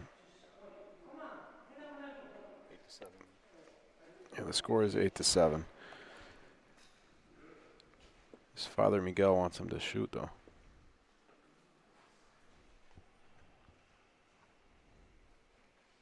Oh no, he won. Excuse me. Frankie was showing him the line. His dad said, "Okay, come do it yourself." And he did it. Nice ball.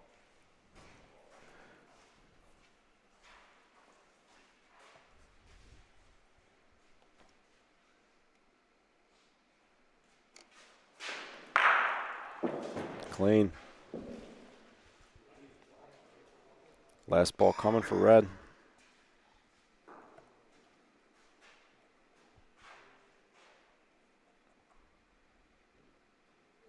Did he find the line? Yeah, ideally he would have liked to have that ball sit right on the green ball. He almost had it. He almost had the perfect shot there. Of course, if he can put the ball right on the green ball, then if Frankie shoots it, that red ball is going to stay, green ball is going to go. Just barely missed that line. Did move to green, though. And we're going to go for an inside measure. This inside measure sponsored by Cafe Uno. Waterbury Road, Waterbury, Connecticut. Supposedly they're hosting an after party tonight, but there's not many people left to attend.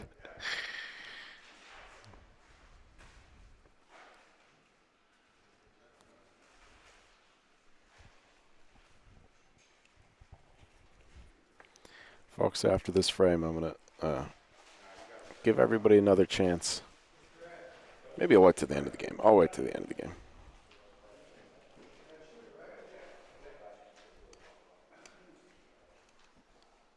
Red's in.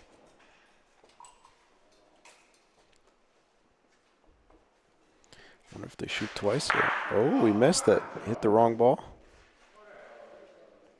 Although, yeah, Jimmy's got to shoot it for 4.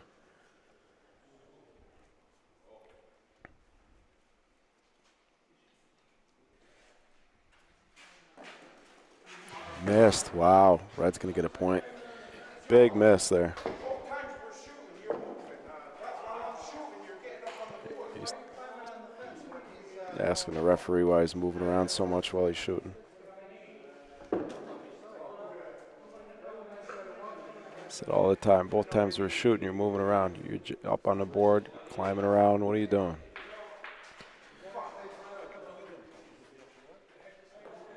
Eight to 8. Could have easily been 12-7 there with a hit.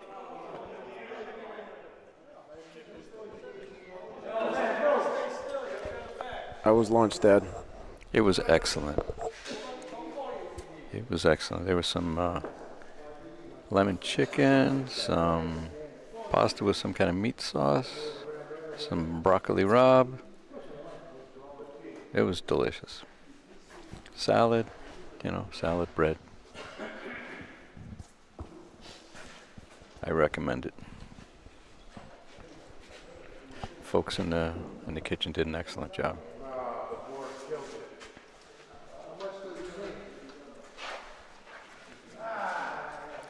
Ball short, Red still in.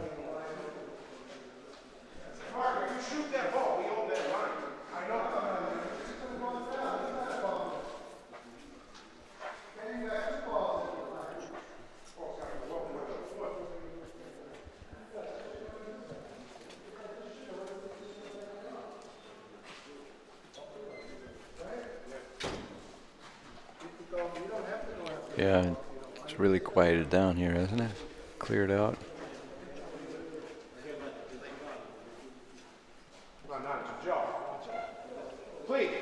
The referee still, he's not paying attention. He's looking out the window. He's walking around behind the ball as Jim's getting ready to roll.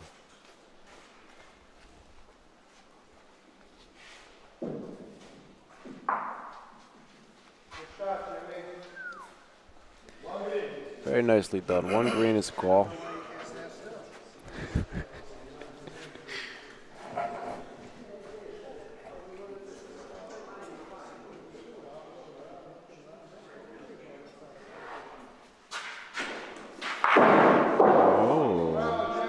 That looked like a better release for Franco. It did. I thought he had the edge of the ball. Yeah, missed it barely.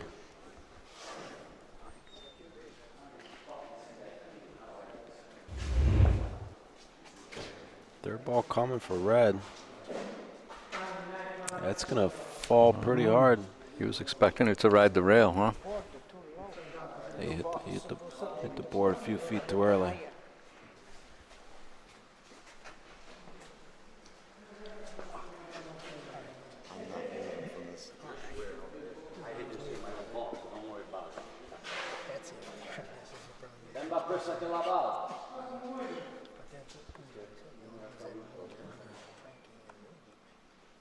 Jim is outside, looking through the window.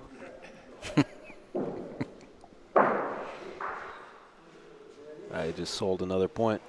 We got 2? Jim yelled from outside. He's outside smoking a cigarette and coaching. He's yelling instructions to Marco.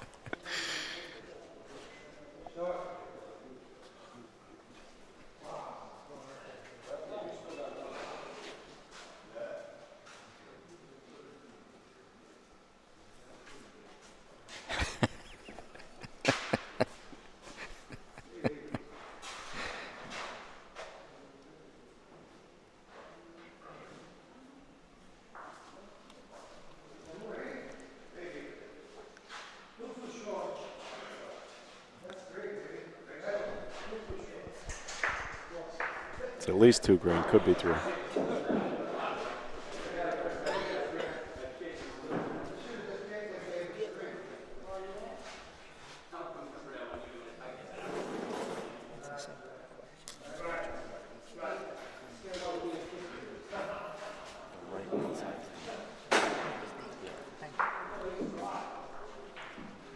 Calling it 2.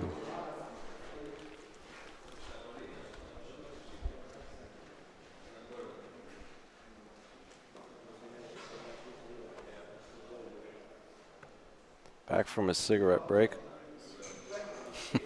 Just what It's like, yeah, just what he needed.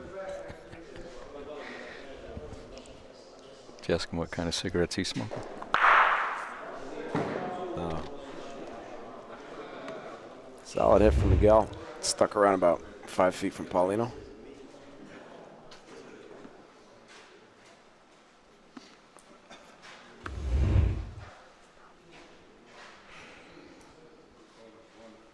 There he is.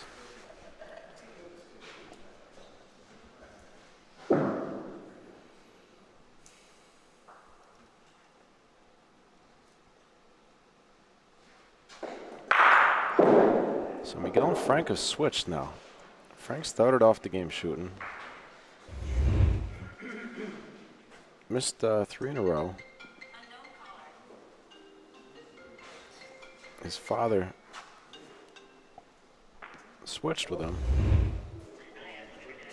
2 good hits, and now could be thinking about not with that ball. Marco put in a closer ball, could be thinking about shooting 4 for a big frame. Yeah, Frank's upset because he put it near the Paulino. Could combo on Pauline. Jim is Jim's suggesting he shoot Paulino because if Marco misses his shot, Marco has missed a couple. If Marco misses his shot, the Rinaldis could get 4. So Marco's going to play it safe and roll. Try not to give up more than 1 point. And he beat the point. Look at that. Beautiful ball from Marco.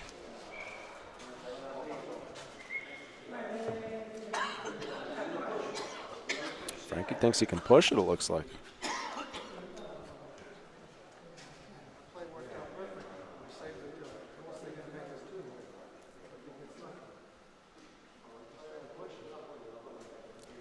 Frankie has been able to find the right line on similar shots, but didn't quite get it up enough on that.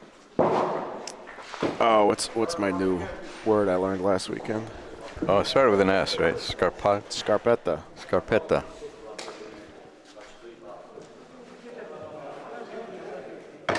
Another frame saver from Marco. Does that mean like little shoe? It means shoe in Polish. In Italian, it means it refers to the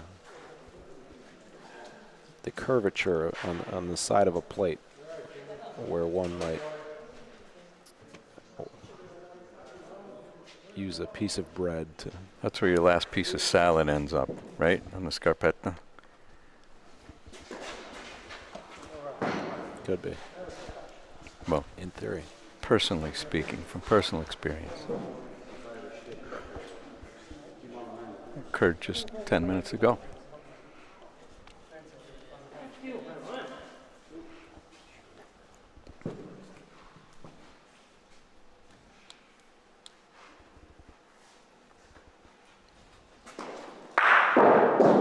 Disagreement on the call there. It's going to work out well. I think Frankie thought maybe he felt confident he could steal that point. Very nice shot by his father, though.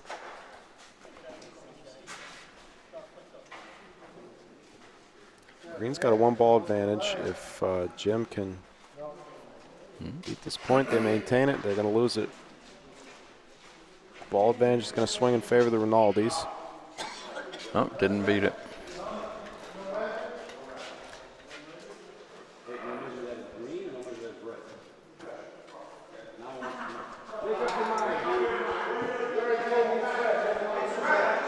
Everybody's yelling at the ref. Everybody's yelling at the ref. Nobody asked for a measurement.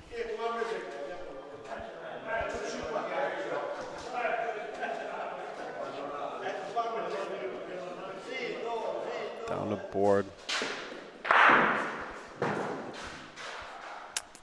Didn't want Paulino there.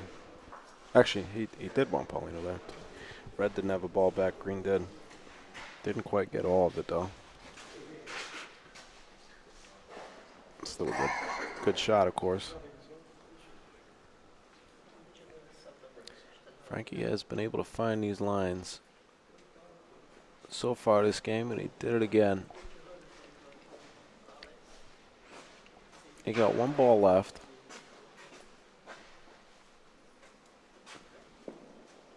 It's the last ball coming from Marco. They're going to take a left. A little short, I think. He's giving the thumbs up. Marco's giving the thumbs up.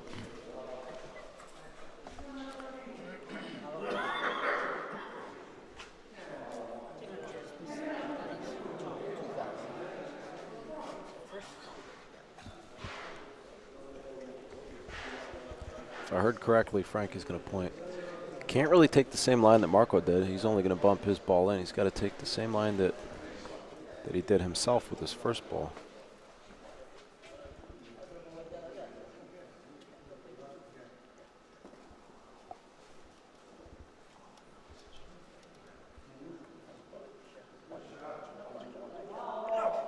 That's what he did, and that's going to... Oh, I'm not sure. Marco says no, that... Not quite. Oh, wow. Really? A little long. If he caught his own ball solid, that would have been good.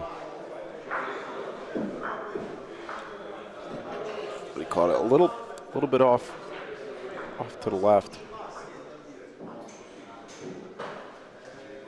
And another frame saver from Marco Cignarelli.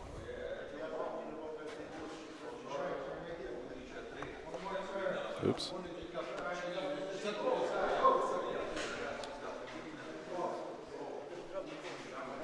Bit of a teaser there. Not an easy part of the court to get a ball to stop on. Like I said before, though, Frankie does seem to be able to find these lines. These are his home courts.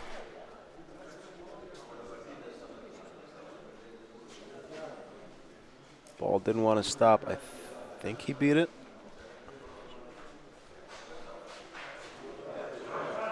The referee.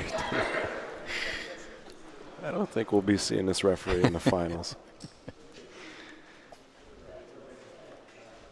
He's not doing, you know. You don't really need a ref, you know. No, I think the ref is pretty unnecessary. Especially, these courts are so skinny and they're so tightly packed together. And some of our refs are larger gentlemen. Not this guy, but it just takes up space on the court. These courts are not even 10 feet wide. Barely 9 feet. 9 feet 4 inches. And you've got another body standing there. And half the time, like we've seen in this game, we saw it with our own ref. Our game that we lost 14-13, there was a ball that I was getting to roll, and the ref jumped on the court right in my line of vision as I'm releasing the ball. And my ball ends up, you know, it threw off the way that I was releasing the ball. And that's happened a lot in our games, where the ref is, half the time the ref's not even watching the game that they're reffing. They're looking at the other court. They're watching the other games and stuff. And you have to tell them, you have to ask them to move. I think with this style of bocce, the ref is obsolete for the most part. A ref should be available and invisible, pretty much, until called upon. Well put. Available and invisible.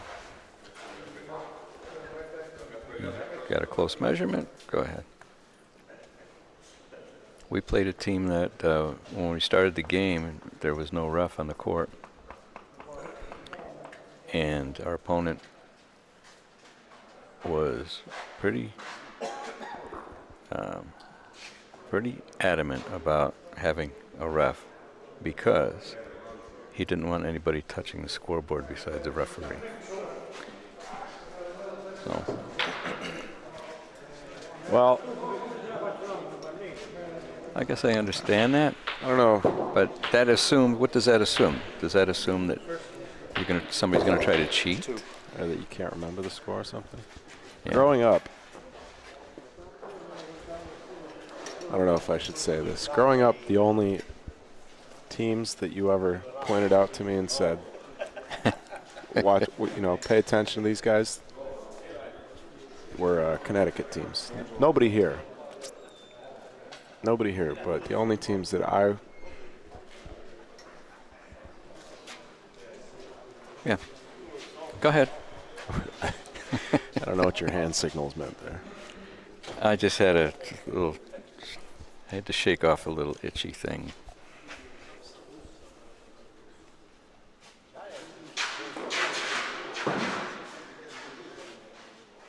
Marco's missed a lot this game, a lot more than usual.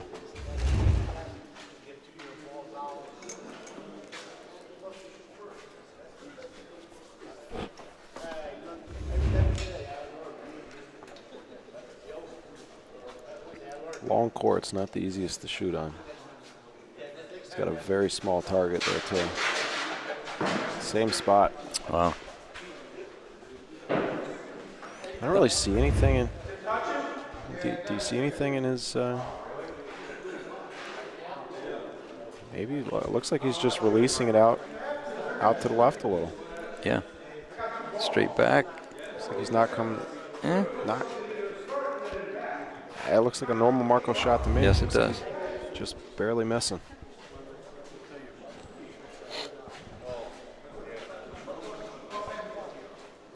Folks, stay tuned after this game. I will... coming up after this game, of course, we will have the losers bracket finals, followed by the final finals.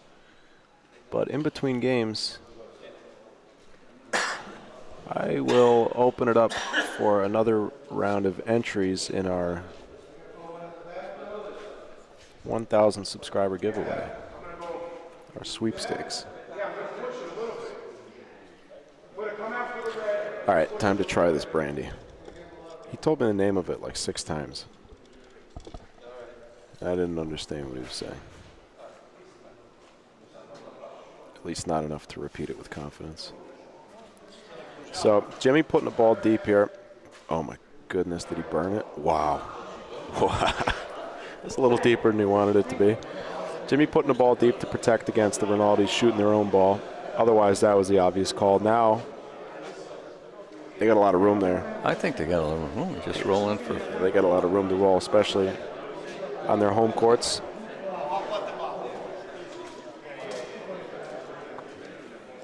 This could be game, huh?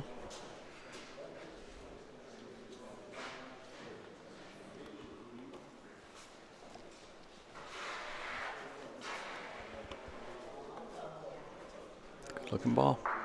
Good looking ball. Yeah, made a little more room. Pushed Paulino a little, made a little more room. Not going to stay high enough? Yeah, I guess so. Made even more room. This could be game. Mm-hmm. What a way to go out, huh?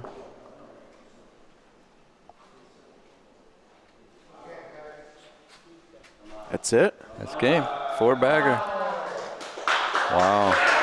Strong start for the Rinaldis that game. Marco and Jim fought back into it. Marco put in a lot of great frame-saving balls, but also struggled a little bit to shoot. Frankie struggled a little bit shooting too, but they switched, and it worked out well for them. Rinaldis take that game 14-12 over Marco Cigneral and Jim DeSenza. So the Rinaldis will advance to face Sandro and Marco in the finals of the losers bracket. We're going to take a look at our brackets. I am going to take a look at the restroom, and we will have another round of entrance for our 1,000-man sweepstakes. Take a look at the brackets. I'll be right back.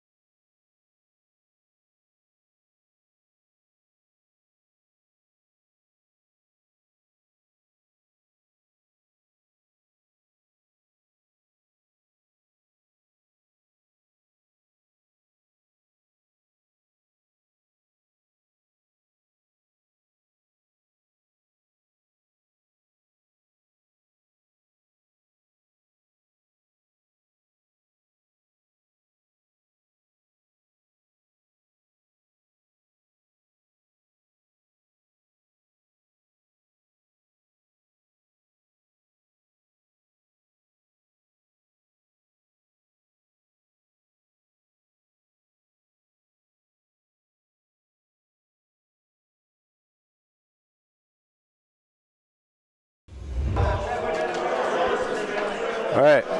Whoa. For those of you who weren't here earlier, as a token of appreciation, settle down. As a token of appreciation for your support that you've shown for the BBN, all of you, or at least, well, whatever. Well, 1.04K of you. As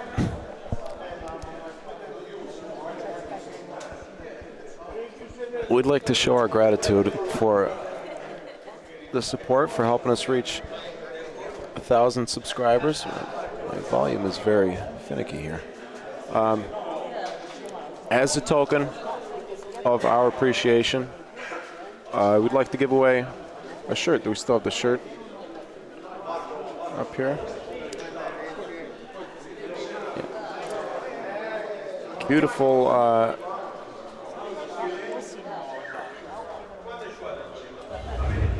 100% cotton, tubular fabric, double sleeves at the sleeves, double seams at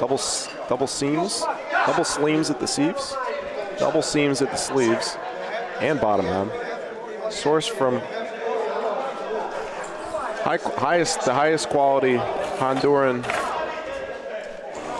Nicaraguan, Haitian, Dominican, a Bangladeshian, and Mexican cotton. Some of the best cotton you can find, the $20 value. We would like to send one to one of you folks. Doesn't have to be this color. There's a lot of colors here.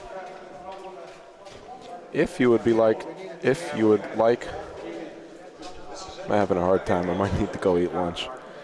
If you would like to be entered in the sweepstakes, please comment the word shirt in the live chat, and we will add you to our list of entrants. We're going to write them all down here, cut these up into little slips of paper, put them all in a bag, and draw a winner during the championship game. So, if you'd like to be entered in our sweepstakes. Hey, no BBN double sweepstakes. entries, please. No double entries. Yeah. Those of you who have already entered, we got you down. You're on the list. Aaron. Hey, Aaron. Yes, good point, Kevin. 90 people watching, only 42 likes right now. If you're not subscribed to the BBN, of course, please subscribe. After you subscribe, if you would like to, you can hit that notification bell. I would encourage you to, in fact. I'll go as far as to say that. Hit that notification bell after you subscribe. You will be notified when we go live so you don't miss any of the action. We try our best to schedule start times for these broadcasts, but they're pretty hard to stick to, especially when we're playing. I'm getting poked by Tony. Yes, sir. Let the president know. Let the president. Okay, perfect. Thank you. What was I saying? I don't know. Subscribe. If you haven't liked today's stream yet, please click that thumbs up button and share it. If you'd like to follow along with all things BBN, you can find us on Instagram and Facebook. Also, check us out at bocchebroadcast.network, where you can sign up with your email to be part of the email list. Next week, we will be in New Orleans at the Italian-American Bocce Club of Greater New Orleans, Metairie, Louisiana, right outside the city, for the ABC NOLA, inaugural ABC NOLA Open. Looking forward to that, playing and broadcasting that. That'll be Friday and Saturday of this coming week. So It'd be interesting to know if they use different vocabulary down there for like the Paulino or shooting or anything like that. I'm looking forward to a lot of things there. I've never been to Louisiana. I really like the way they say baby there. They say baby. Actually, the accent in Louisiana is very similar to a New Jersey accent in many ways. I think you'll find that. Hopefully they drive a lot better than Well, The sounds you hear are they're just warming up right now. What were you saying? I don't remember.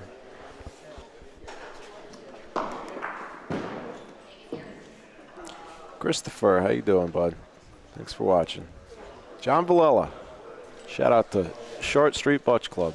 Best wings, I'd say easily best wings of any butch club in the country. Well, they are near Buffalo. Next I mean, week, yes. Next week we may have, whoa! I saw a full from the hip from Marco. Everybody's pointing at the ceiling. He was about 10 inches from hitting the ceiling there. You got like 16-foot ceilings. Wow. Yeah, next week may be the best shrimp, I expect, of any butch club. Best gumbo. Crawdaddies. Crawdads.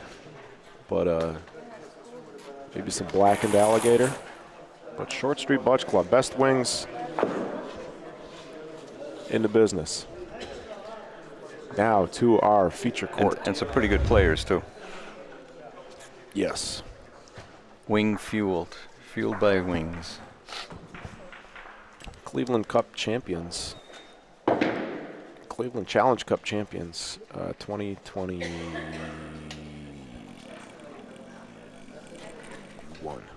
2021. Who was? Oh. John Villela. Kodakor. Mike Serif, Bill Rosenberg, 3 Short Street players, along with Paul Lewis Jr. Susan Sheldon. Wow. Thank you for watching. You made the list. Yes. Hope everything's good in your neck of the woods. We've updated our list with all the new entrants.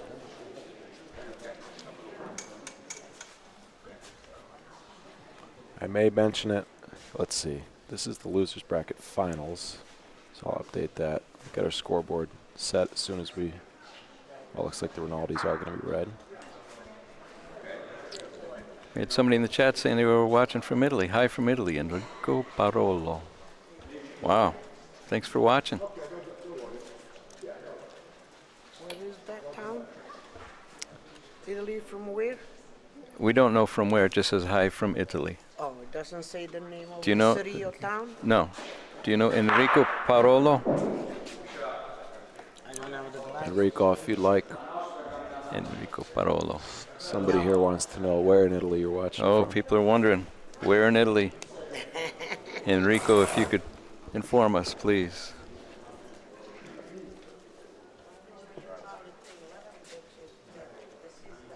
After this game, I'll open it up to one more round of entrants, and then during the finals, we'll draw a winner. So, oops. Frame 1. Frankie says they got the point still. Oh, you're not going to use drunken lines on their scoreboard?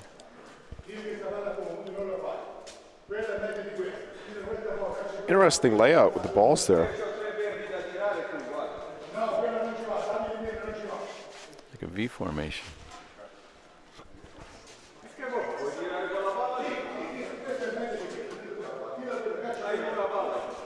This is Marco in the red.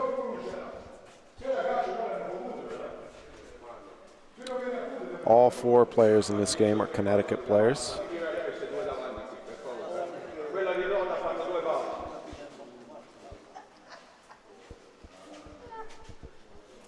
He's grabbing it. Not only is he grabbing the fence, he's grabbing the wires connected to the camera. Who at that end? Hey, Sandra. Alex.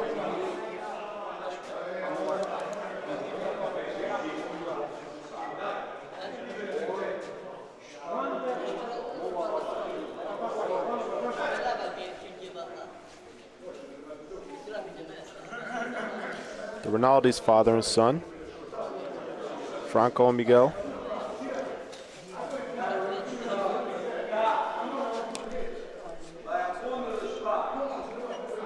Last game they started off, Frank was shooting and his father was rolling. They switched and it worked out well for him. Nobody there.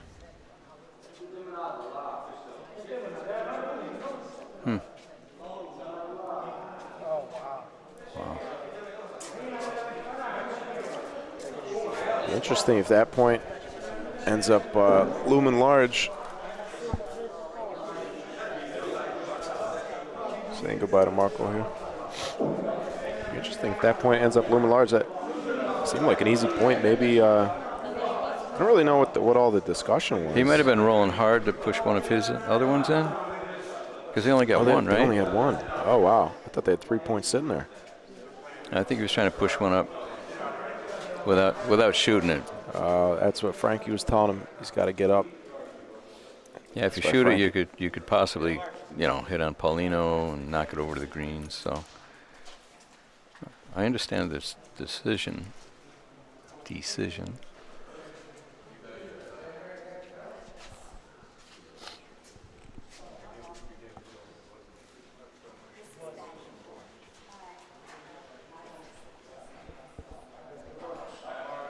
Peter Rapito wants you to try the beignet when you're in New Orleans. What's the difference, beignet, pizza frites? Is there a difference? It's the same thing, right? Fried dough. Well, beignet sounds French. It's a prestige thing, right? I will definitely not be opposed to trying the beignets. Did you try the brandy? I did. What'd you think? I liked it. I haven't had a sip of brandy in a long time. Probably more than I'll like it. You want more? No, I said probably more than I'll like it. With hints of, ooh, look at that ball. What do you think? Tastes like brandy. I don't like brandy.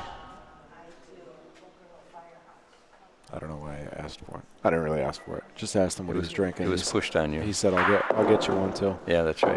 Yeah. A little bit too much to the left side of the ball there. I think brandy's a fine girl. That one I understand.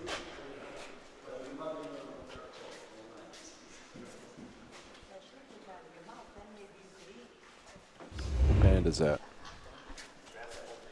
I think it was the Looking Glass.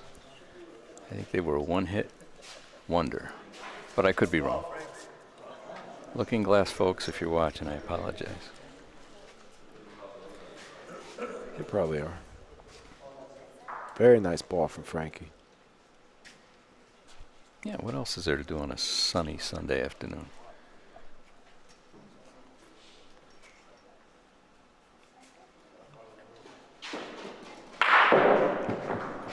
Ooh, Paulino went airborne on that. Yeah, Paulino almost came up onto the table. I predict some camera shaking here in the next minute.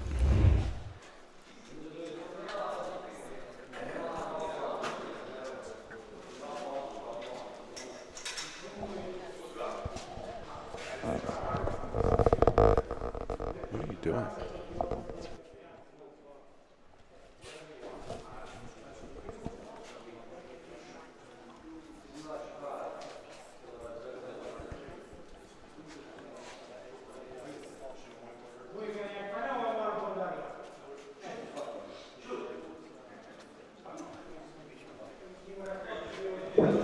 Father-son communication. Frankie seems to be pretty much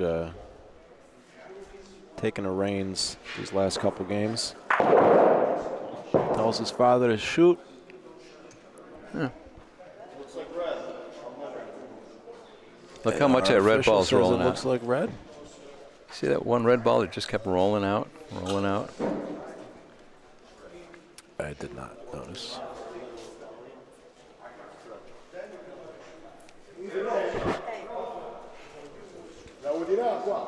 Red's in.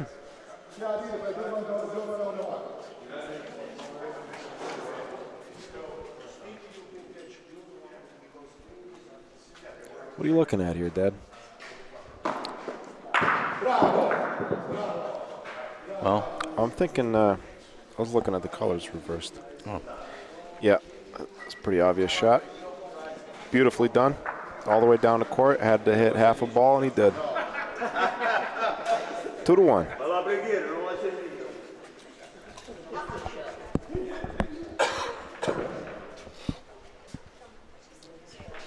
Let's see where he likes Paulino.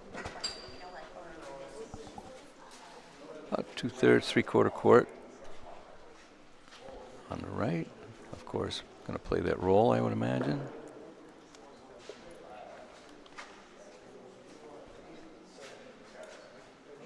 Does he hit his thigh with the ball before he releases it on purpose? I didn't see it. Okay, I'm going to watch for that.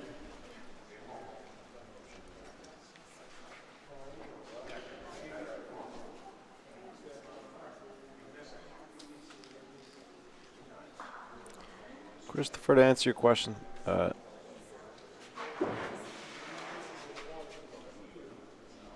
Connecticut players travel fairly regionally, as far as I know. You'll see them in New York. You'll see them in Delaware, Rhode Island, Massachusetts. They go to Cleveland. Cleveland, yep. And I know some of them go to play down in Florida, too.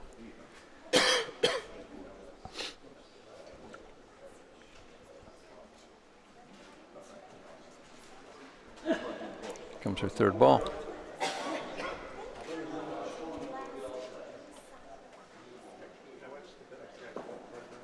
Hey, Maria, I was right. Thank you. Thank you for confirming that.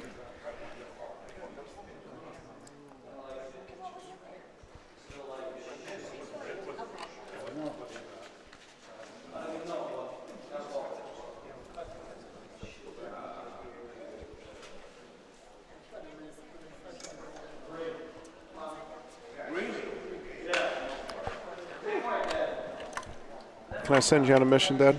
Yeah, sure. Could you get... Is it a secret mission? No.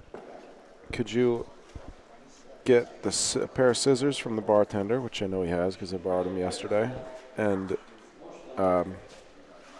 fill that for me, please? You got it. I think I'd like a drink. You want a drink?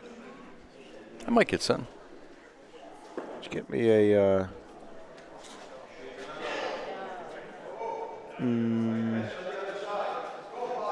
Wow, look at that ball.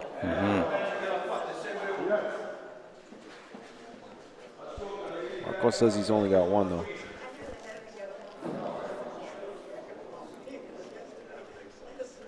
Almost a very nice ball. I think he accidentally came out around that red one, but didn't quite make a point.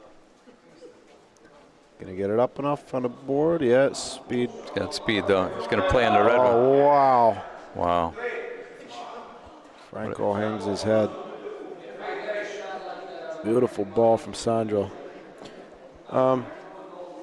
Gin and tonic, please. Any particular brand? No, just not brandy. But Brandy's a fine girl. As I told you, not really a brandy guy. Okay. Can't hit that one back, huh? I still am disappointed that I didn't catch the one you told me last night. Uh-huh. Yeah, it was raining pretty hard. Hold on a second. I got three, right? It's raining pretty hard last night on the drive back. What were we talking about? Oh, Well, you said something along the lines of, this is a lot of water. Yes. And I said, it's almost as if we're being buried in water. Mm-hmm. Went right over my head. Yes, which...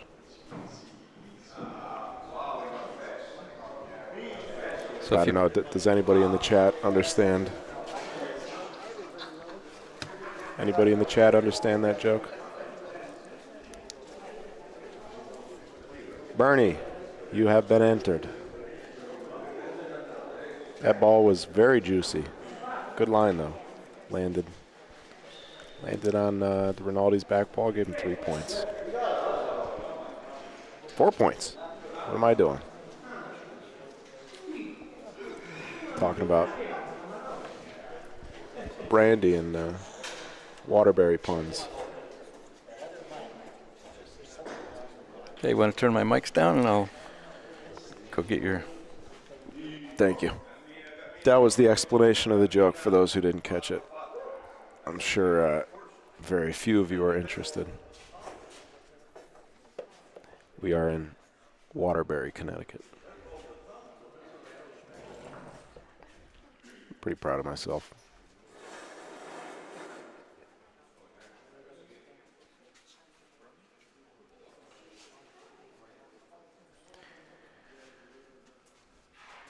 Does he have his own ball, or is he going to go around it? Stayed up there by the board, though. It's a little surprising.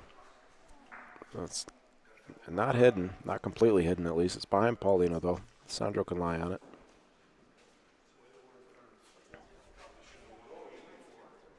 There is another red ball down here, or green ball. There it is. Going to be forced to use their last ball. 2 balls back for the Rinaldis.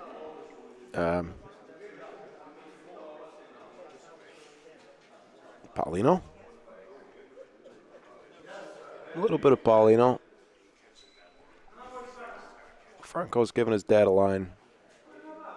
Going to try and copy the line, lay on Sandro's ball. I think the folks at home would all prefer to see a volo, but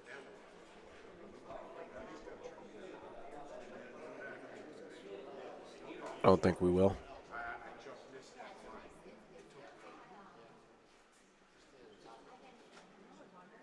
He might have it actually between. Yeah, he has a window there between those 2 front balls. Wow, what a shot.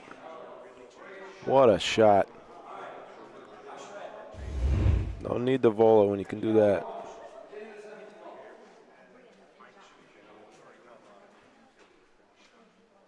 Beauty.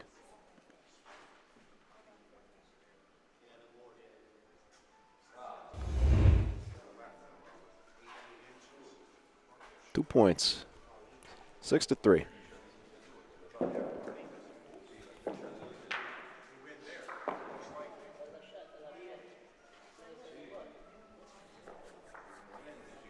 $96 viewers. Can we push it to 100?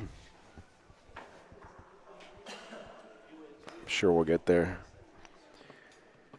for the finals. Winner of this game will be playing Sal and Angelo. Another Connecticut team. Only Connecticut teams remaining.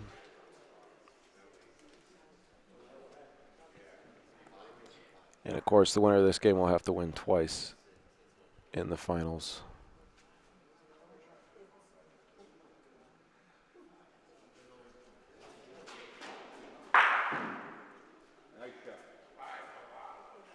Still coming. Still coming.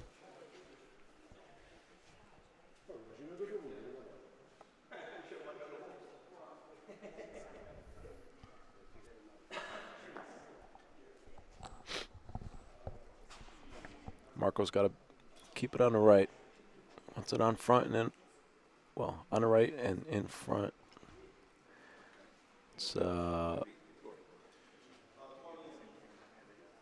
leaked out a little bit at the end.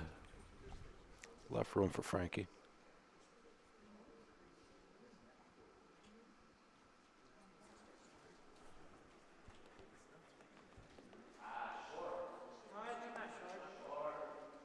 Frankie says it's short. His dad says no, it's not. Court says measure. See if you can see the. Oh, the camera won't go down enough to see the numbers on the tape. Frankie's right, a little bit short. Lining his dad up towards the green ball. Got to get a little bit to the left. The green there on the screen. He had a good line. It's too strong though. If he had the right speed, I think that ball would have came down nicely towards Paulino.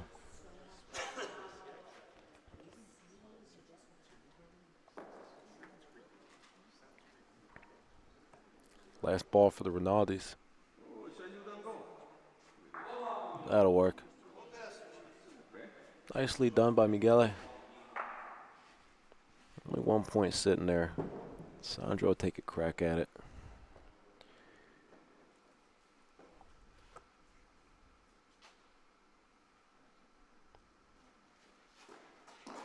Anywhere in the ball's good there. That's just about worst case scenario.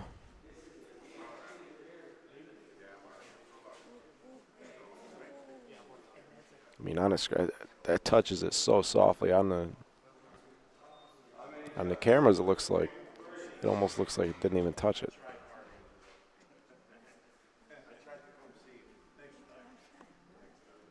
Wow.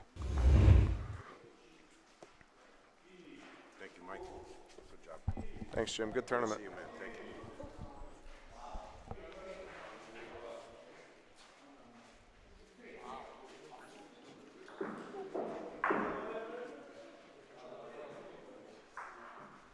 Wow. Tie ball game. Sold 3 points there.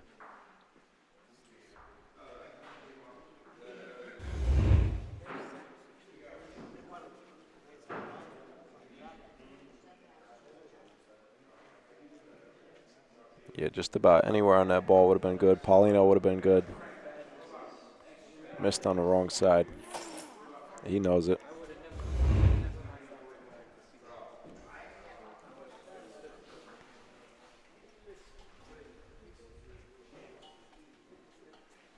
Thank you. One person appreciated my joke. Thank you, Pete.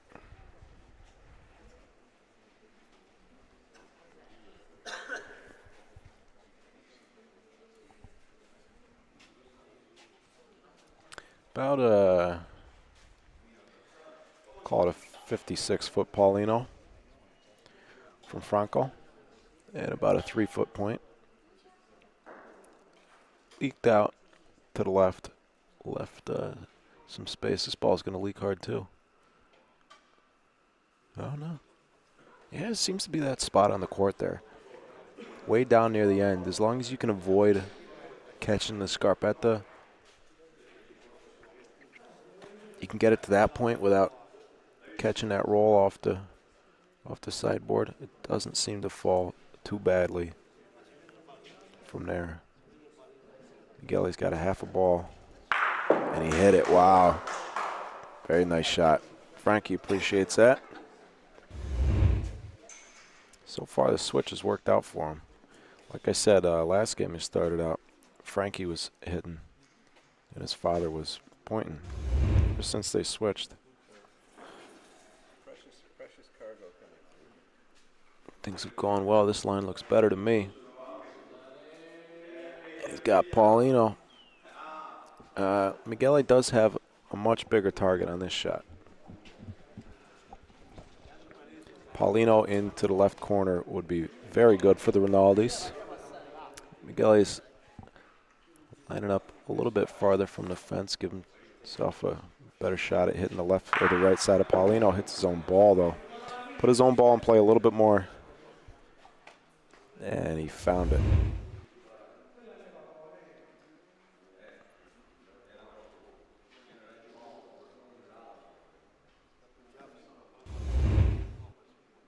So fortunate break for Sandro and Marco. Frankie's going to have to cover.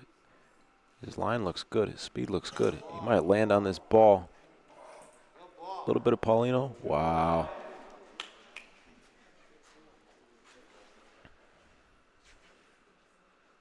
Sandro's got to hit it.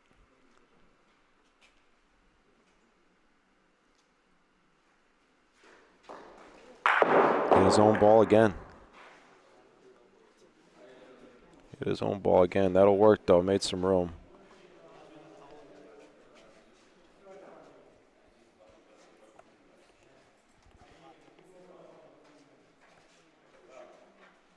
Where's she going to go? 7-6.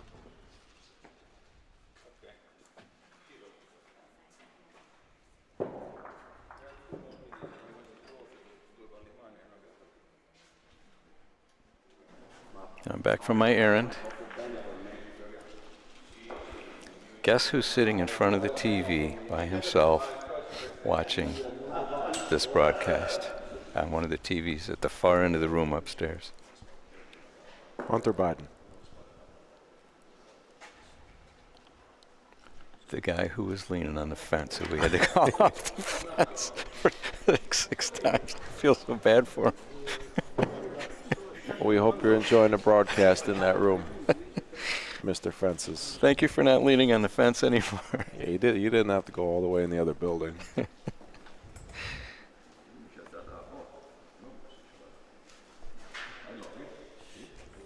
So what did I miss? It was 6-6 when I came in. What was it when I left? Just a couple of good breaks for the green team in that frame. And they ended up with a point. What was that? It was 6. Was it 6-3 when you left? I think it was 6-3. Yeah. Wasn't gone long, but somebody wanted to tell a joke, so I had to listen to the joke. You're not going to believe it.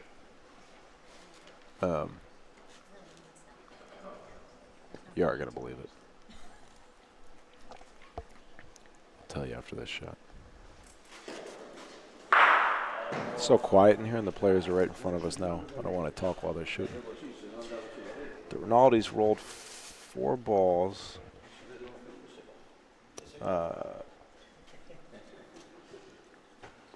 Frankie beat it with the last ball. About this distance down the court, in the center of the court. It was maybe an inch, maybe a little more than an inch from Paulino. Frankie's ball was. Mm-hmm. Green had the second point. It was about a foot from Paulino. And then red had the next 3 points. Green had 2 balls back and a ball on the backboard. Either ball or Paulino would have been good. He shot and hit his, just barely touched his own ball, cut it out. Oh, wow. The Rinaldis were sitting 4. They rolled and beat one of them. The Rinaldis ended up with 3 points. Wow. Yeah, quite a gift.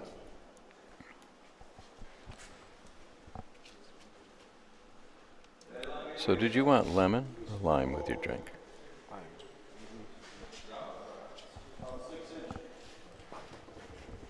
I've never been served a gin and tonic with a lemon in it. Well, the guy asked me, and I was thinking, maybe down here. I mean, you have to have lime with gin if you're going to have citrus.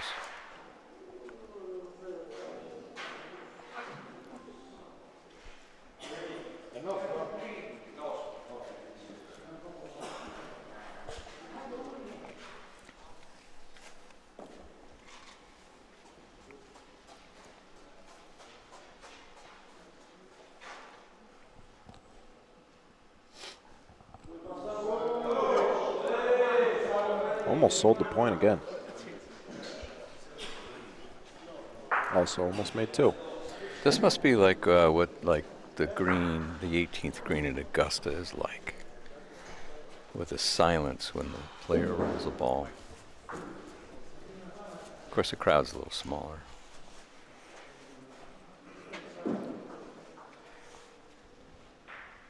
And nobody's yelling. Get in the hole.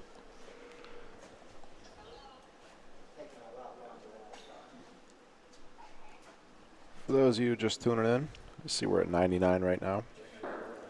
This is the second and final day of the 2024 Pontelandolfo High Stakes Doubles Tournament from the Pontelandolfo Community Club here in Waterbury, Connecticut. We are down to 3 teams, 2 teams in the losers bracket, game you're watching right now, and 1 team undefeated. That's Sal and Angelo, a local Connecticut team.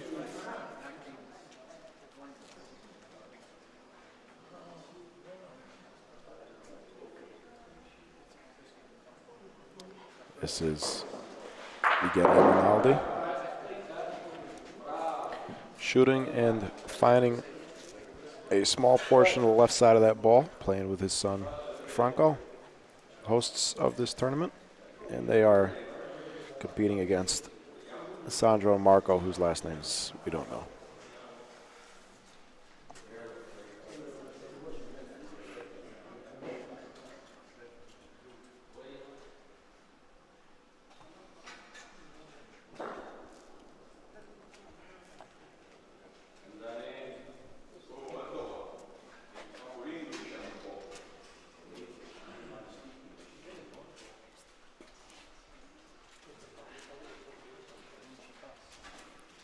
2 balls down for green. They're sitting the point. It's a tough spot on the court to get to. Got to be real early on the board, I think. About 8 or 10 feet early on the board. And just let it sit there. I'm going to go and be a... It's going to leak out about 4 feet. Put on my fence police hat and take a walk down there. Thank you. Point's good.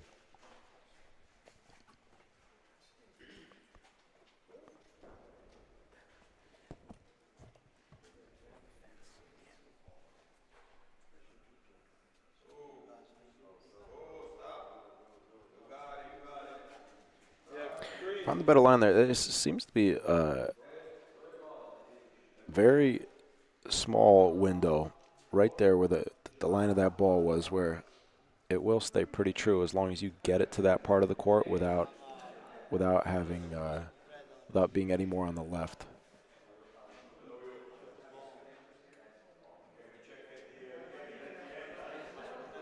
If you end up on the left of that at any point, it's going to fall pretty hard unless you get way to the left and you get all the way to the board. You have to actually contact the board, and the boards are so dead, the board will absorb a lot of the speed, and it'll actually help you keep the line there.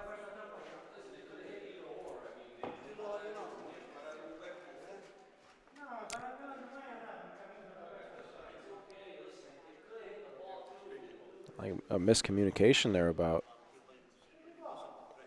what they were aiming at.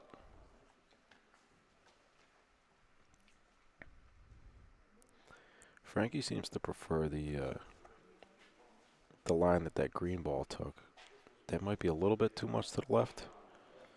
Yeah, so you can see the difference between the green line and that red line. If he's 5-6 inches more to the right, that ball goes straight down to where the green is. Because he got it a little bit up too much to the left, it leaks out an extra 2 feet to the right. This ball's going to leak hard too, but he's got a lot to land on. And he's got good speed. 2 green.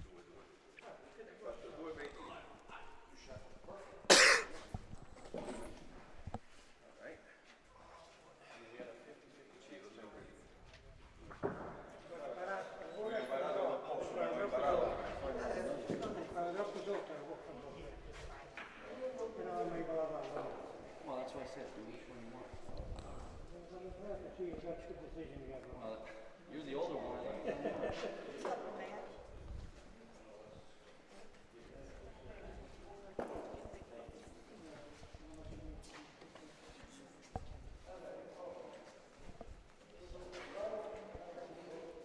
I just did one of my rounds, you know, as a fence police officer.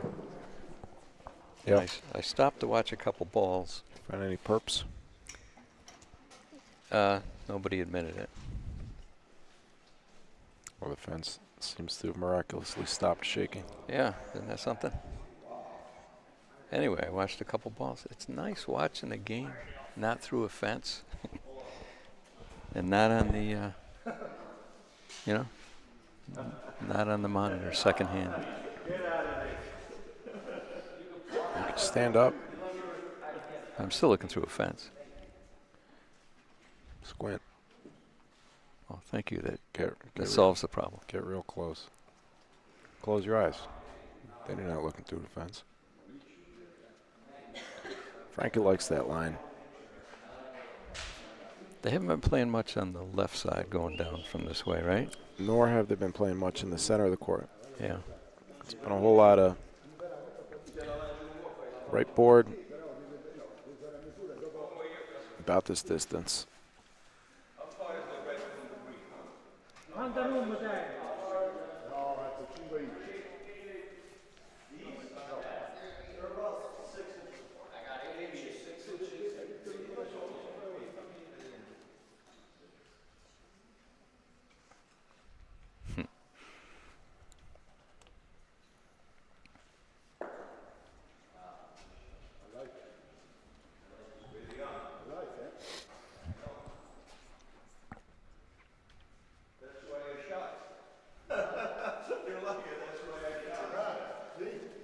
Beat the point. He had a lot to land on. If he touched either of the front balls, he was good. If he landed on the back ball, he was good. If he touched Paulino, well, you never know. That looked a little strong to me.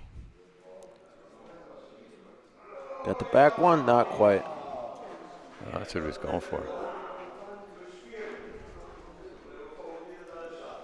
I think that's the shot he was going for. It's a pretty aggressive decision. Yeah. I think it's a similar shot as the last one. You got, again, you touch either the front ones, you're good. You land on that back one, you're good.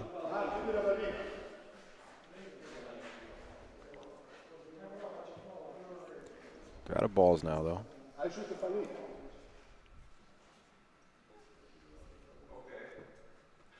Sandro's got 2 balls, shooting Paulino with the first one.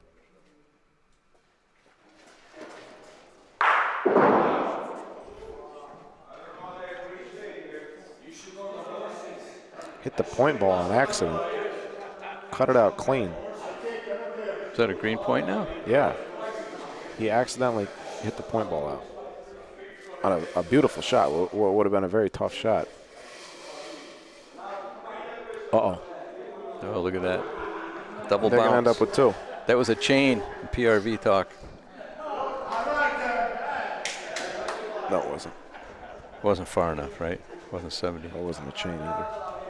Yeah, you hit a ball, then you came. Oh, you're right. The rolled ball hit 2 different balls.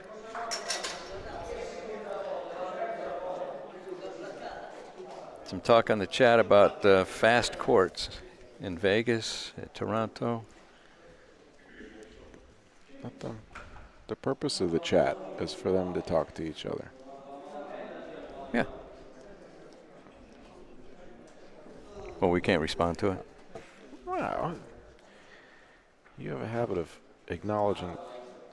I was going to make a response, but never mind. Go ahead. Yeah. The more you respond to the chat messages, the less they chat with each other. It's my Do you have proof of that? perspective.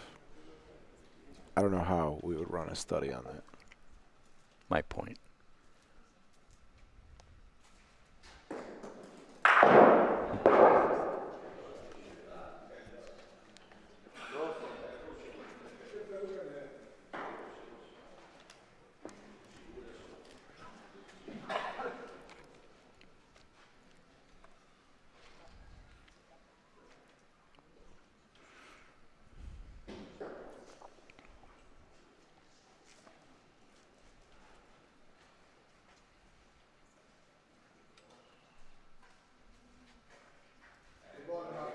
About 16 inches or so. Thanks, Christopher.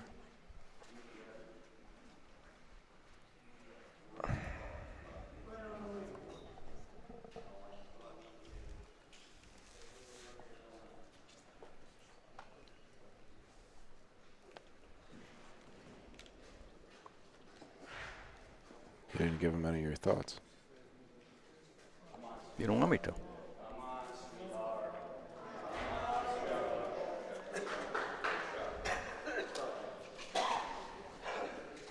Beautiful ball from Frankie. Paulino's going right where Marco's pointing there, going to the other red ball. He doesn't have much of a ball either. His courts are very skinny, so it changes the amount of ball. It minimizes the amount of ball that you're able to see. If he hits the left side of it, though, he's got a good chance of his ball ending up over where Paulino goes, which is what just happened.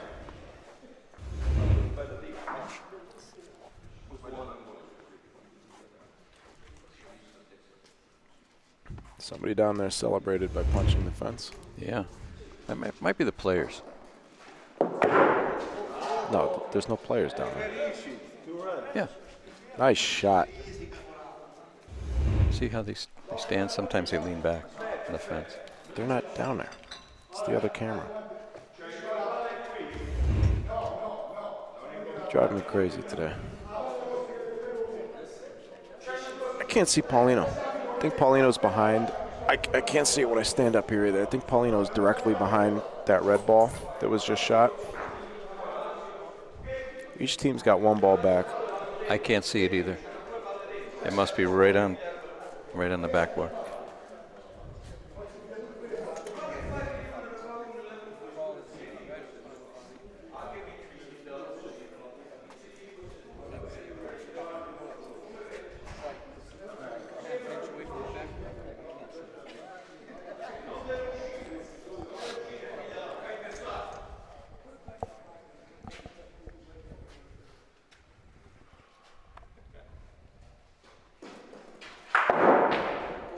Wow.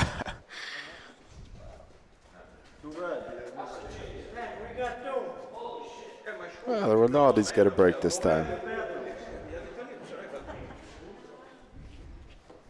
2 points sitting there. Franco should be able to roll in and make it 3. You have a 12-9 game. What are you pointing at? That the players that you say are not down there just moved the camera, just banged into the fence. He was in the bathroom. I'm going to turn your mic off. When he came onto the court, he shook the thing. That's why the camera shook. Nobody came onto the court. Yes, he did. While Sandro was shooting last time. Stop arguing. Must be nice to be right all the time. So, about the speeds of the courts. The Methuen courts, which I believe are 89 feet long or 86 feet long, to roll a ball from the rolling line from the B line to the backboard takes 19 seconds for it to come to a rest. The courts in Vegas, Court 10, which was the finals court, I believe, last year, which are 72 feet in Vegas? Are they that long? Something like that. Anyway, took 16 seconds. But it was a shorter distance. So I think the speed is pretty similar. That's all I've got to say.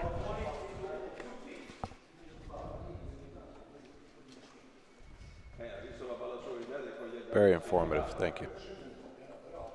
You're quite welcome.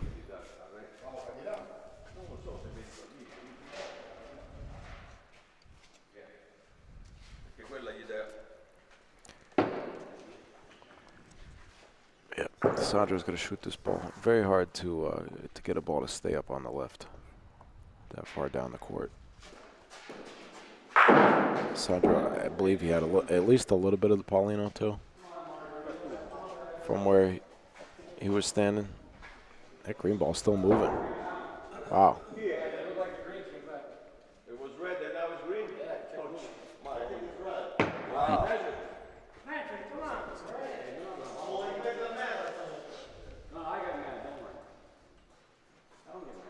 Everybody in here is mad.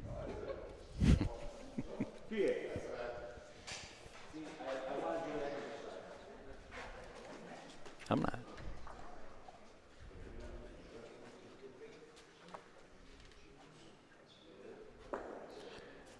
I guess you win. It's a nice line. That's going to stick on the board if he touches. Yep.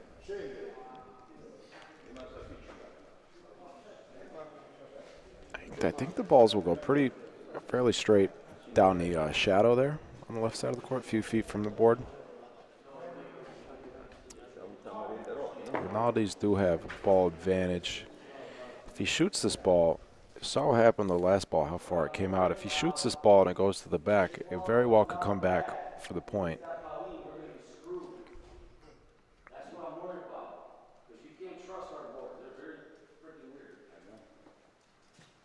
Frankie, it's an interesting statement there. He said you can't trust our boards. They're very, very weird.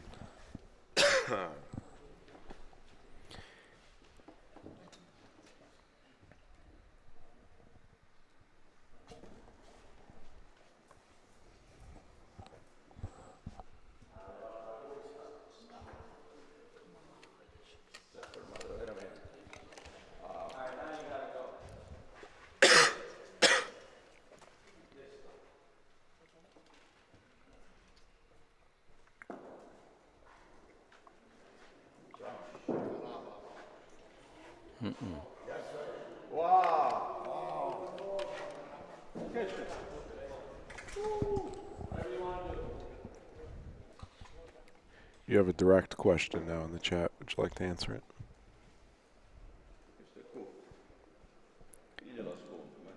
Maximum airspeed is 23 miles an hour. Next question. That would be a very interesting position for that ball if it weren't the last ball for red. If that's not the last ball. Well, nah, with it being on the board.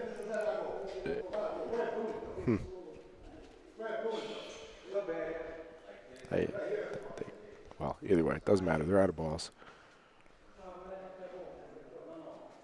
Sandro's lining up Marco way out to the right. Marco's going pretty much down his shadow, which is kind of what I was wondering. I know they go pretty straight there to an extent. It looks like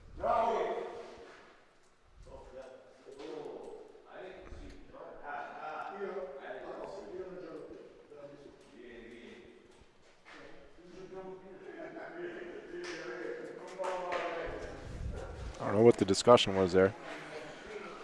2 green ball game. Sandro and Marco advance, and we will see a rematch of our winners bracket finals. Great tournament from the Rinaldis. Congratulations on 3rd place. They are our hosts this weekend. Thank you. We appreciate their hospitality.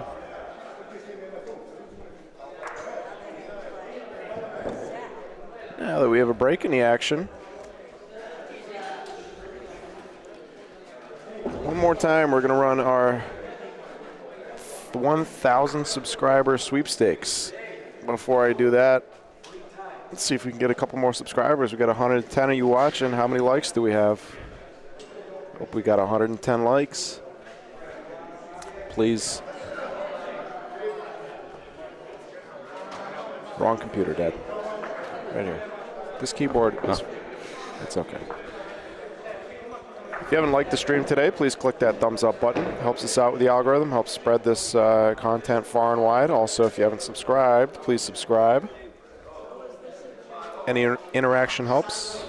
If you have already subscribed, or if you're subscribing right now, and you'd like to be notified on your phone when a BBN goes live, you can click that notification bell.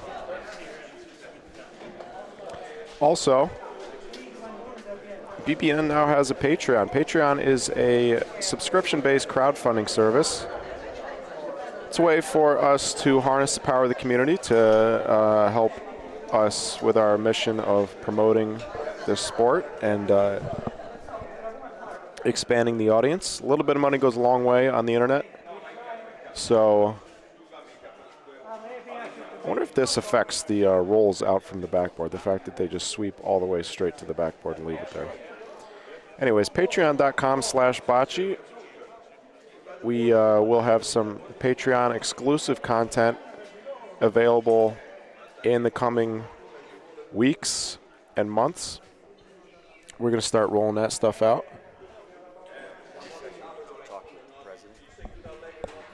We already talked with the VP, but yeah, we can get him on. Yeah, sure. We're going to have the president join us here in a second. Before we do that, I'll finish my Patreon spiel.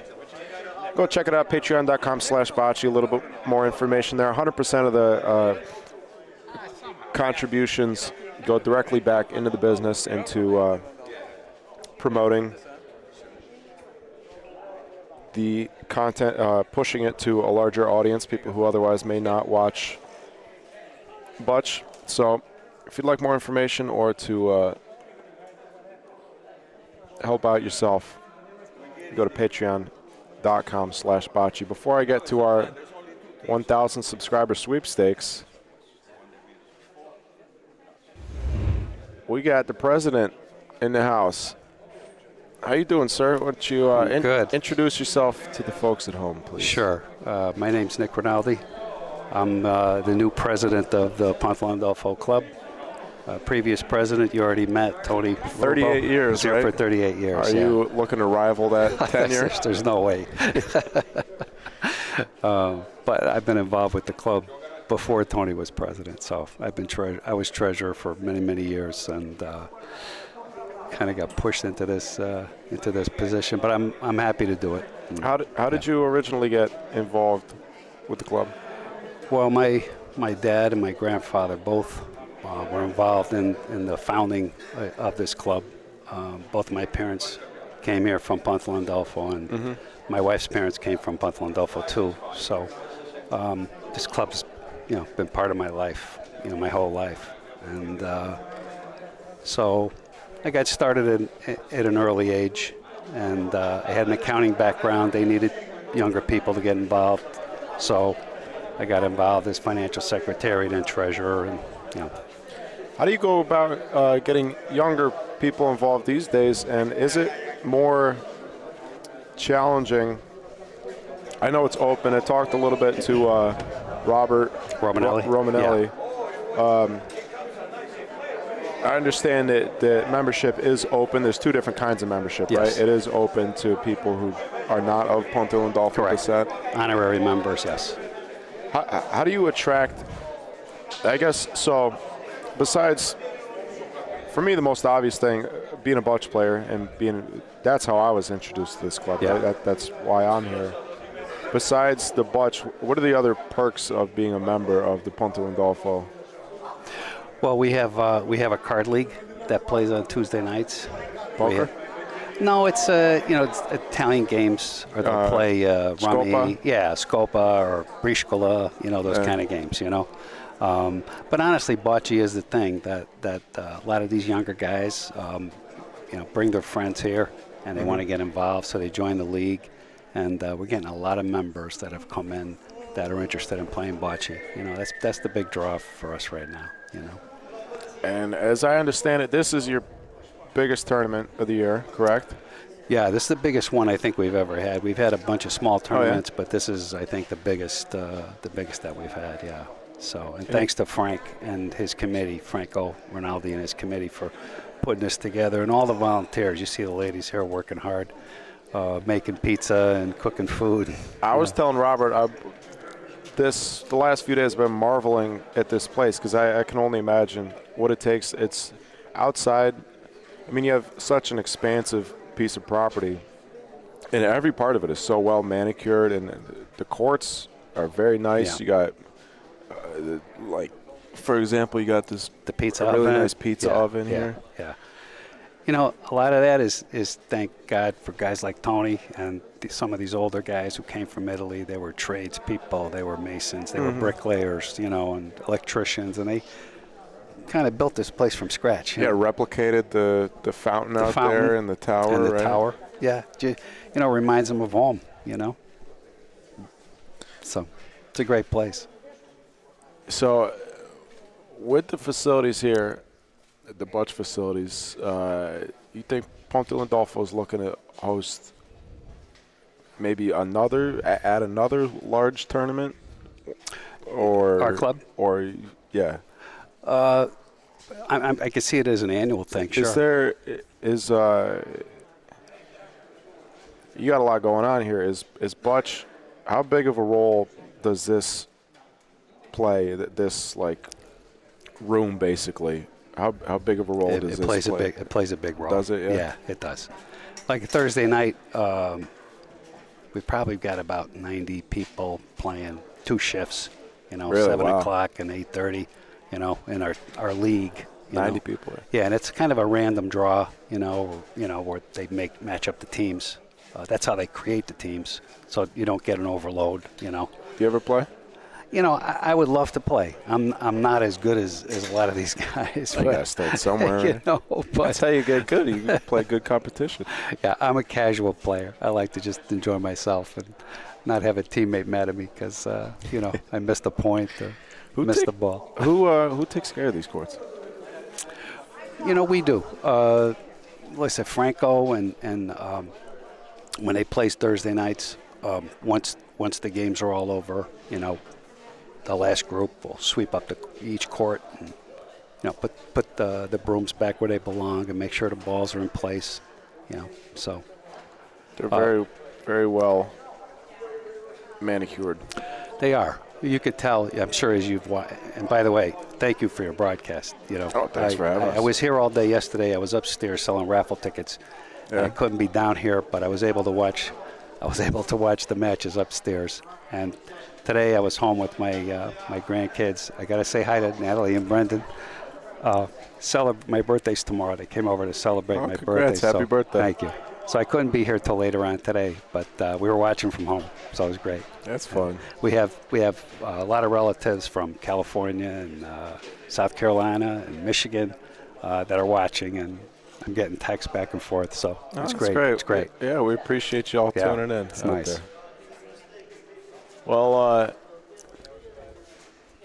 Robert answered a lot of. He did. I watched the interview. Oh, did you watch it? Yeah, he did a Okay. great job. Yeah, so made my job easy. I'm sure we have some people watching now that didn't see it earlier, but.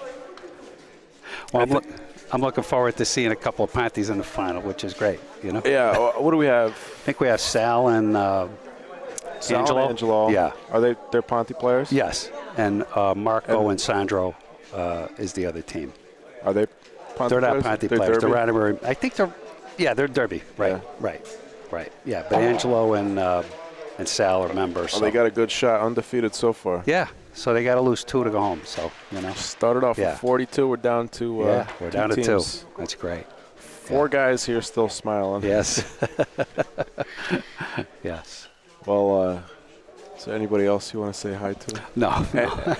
Anything about the club here that I haven't asked, either you or Robert, that you think is worth noting? It takes a lot of people. Rob mentioned the Women's Ponte Club. They're a big part of our organization as well. We try to do a lot of activities in conjunction with them. We have our festival in August, our Santanato Festival. That's a big draw for us. We have our clam bake in September. A lot of the bocce guys are involved in that, it just takes a lot of volunteers, a lot of people that are willing to, help out to do what's right for the club. That's how we keep it going. That's the beauty of it. Places like this and bocce too, the community. Yeah. These things don't happen without. No, I never realized it until this year when I saw all the honorary members that we've signed up, and it's because of bocce. Oh, it's a great vehicle for. They want to play indoors and play in a place like this. They made a lot of friends here. Yeah, this. I would struggle to think of a club anywhere in the Northeast that rivals the. What's the word? The magnificence of That's of great this to hear. place. Great to hear. We're proud of it. You should be. Yeah. No relation to the Rinaldis in the finals. I'm sure we are. Somewhere. Gotta be. I had someone in Italy trace my family, both sides, and my wife's family, both sides, go back to Pontelandolfo to the mid 1500s. So somewhere that we gotta be, related in there somehow. Yeah, probably. Yeah. So. Well, I think they're getting ready. Yeah. So. Okay. Pleasure to meet you. Let you. Thank you. Enjoy. You gonna stick around and watch? Yeah. Oh yeah. Okay. I great. came here to watch. Thank Thanks you a lot. very much. Okay. President Nick Rinaldi. Thank you. Thank you, Nick.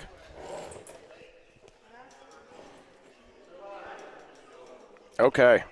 Now the moment you've all been waiting for. Not that wasn't the moment you've all been waiting for, but one of the other moments you've all been waiting for. The final opportunity. The last 2 stragglers who weren't watching earlier are 1,000 subscriber sweepstakes, giving away one of these beautiful BBN t-shirts as a token of our appreciation, gratitude towards all the support we've received over the last little over a year since we started the BBN. Come a long way from our our humble beginnings at the Troy ICC in Troy, New York. And we'd like to, we don't have a whole lot of resources here, but we'd like to show that we appreciate all the support that we get. And we'd like to give away a t-shirt. Take a look at it here. 100% cotton. Fabric weight 5.0 to 5.3 ounces per yard squared. Not bad. Tubular fabric. Couldn't tell you what that means. Open end yarn. Gotta have it.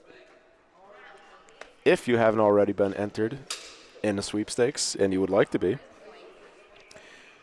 you are going to need to write the word shirt in the chat. Just comment the word shirt in the chat, and we will enter you in our drawing, which will be held at some point during this championship game. Maybe we'll wait to the end of the game to do it. We'll see when feels like a good time to do it. We got all these colors here. $20 value. If you'd like to be entered for a chance to win a brand new, hot off the presses BBN t-shirt, comment the word chat or shirt in the chat. The word is shirt. Word of the day. And that'll be it. That'll be the last chance for entrance. I see a few more people getting in there. Pete Russo, how you doing, Pete? Yes, Dad. They're taking the food away, so you better get your food now. You want me to make you a dish? Yes, please. All right.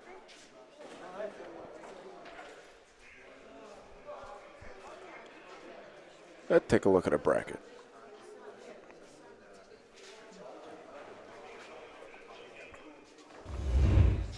Here's our winners bracket. Like I said a minute ago, started off with 42 teams this weekend. Yesterday. Cut it down to the final two. Sal and Angelo remain undefeated coming out of the winners bracket.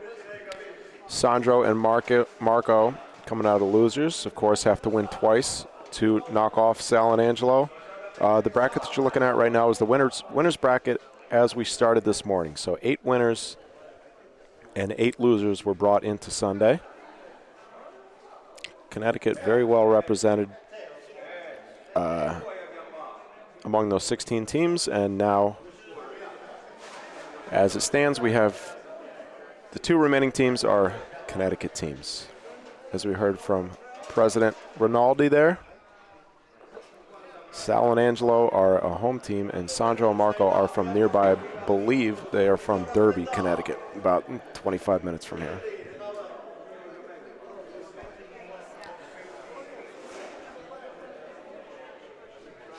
I'm going to go down to the game here. I'm not sure if we're warming up by the...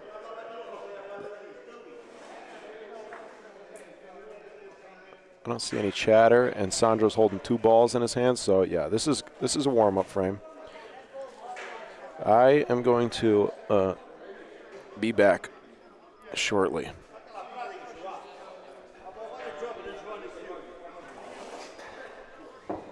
Be back in 90 seconds.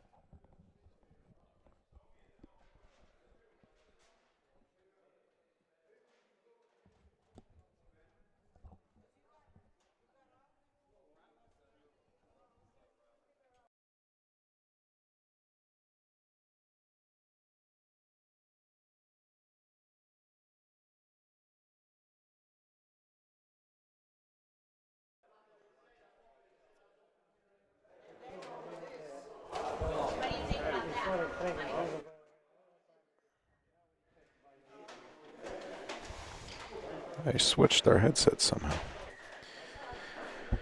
We are underway.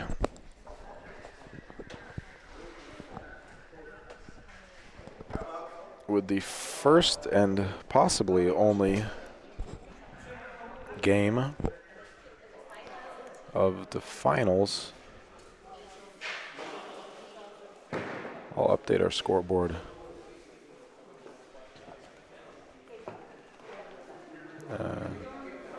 Well, see if I can do it right now.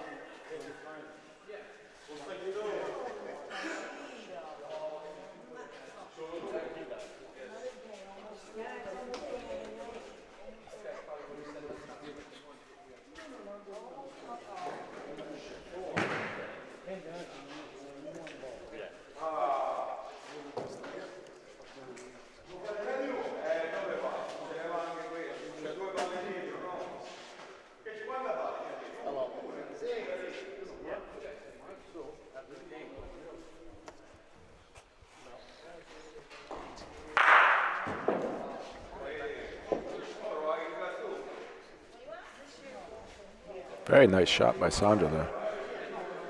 Entry is officially closed for the 1,000 subscriber sweepstakes. We will get you the number shortly. Looks like we have about 43, 42. Is that right, Dad? 42? 42 teams? 42 teams, 42 entrants in our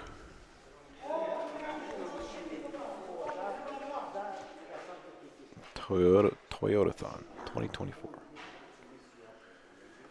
Last ball, the first frame of the finals.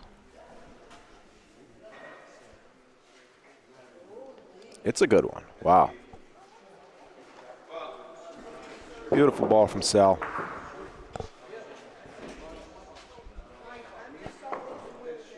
One zip. Game to 14. I imagine we're still going to 14, right?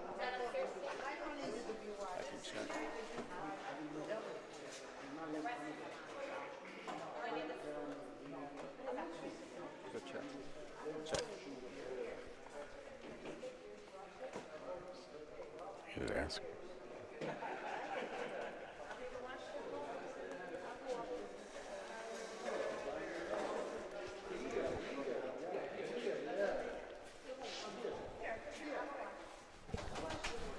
Marco, you playing a 14 still? You playing a 14? Yes, yes. The 14 what? Points. Yes. Yes. Yes, I believe okay. it's the same game. Yeah. Okay. They didn't say it, but I believe it's going to be yes. Maybe the final, if it comes, it might be 16, but this is 14. Okay.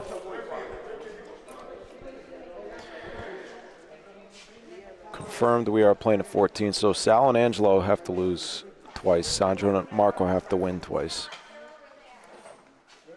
Sal and Angelo only have to win once. They tie. I mean, I'm sorry.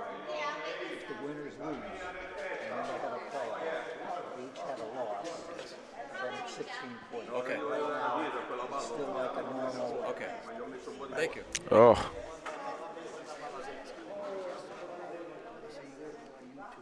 Joe Rogan, I did announce the cutoff already, but, well, you were in there. I was going to say, we'll put you in. I was going to say, you're a loyal viewer, we'll put you in anyways, but you were already in. You are our third entrant in the sweepstakes. But we are officially cut off. My father is going to cut these up. Did you get the scissors? Oh, that's what I forgot. Back to the bar. Cut these into little slips of paper, and we're going to draw a name.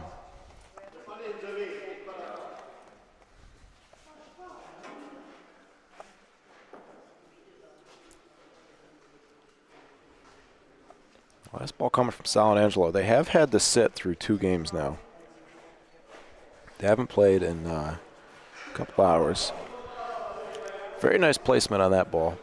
Can't really be shot. I mean, it could be shot. Trying to look down the left side of the court here. Like I said before, these courts are very skinny. 9'4" wide. 9'4" wide. So it limits your ability to navigate, to shoot around balls and stuff like that. Balls are more hidden because the court is skinnier. So Paulino, I can see from where I'm sitting that Paulino is not visible at all from this left side of the court. I think Marco's best option is to roll in the same line as that last red ball. The first one, you certainly don't want to be short. I imagine you want it, this ball, the speed should be a couple feet long. And we've got some fence gremlins, fence goblins.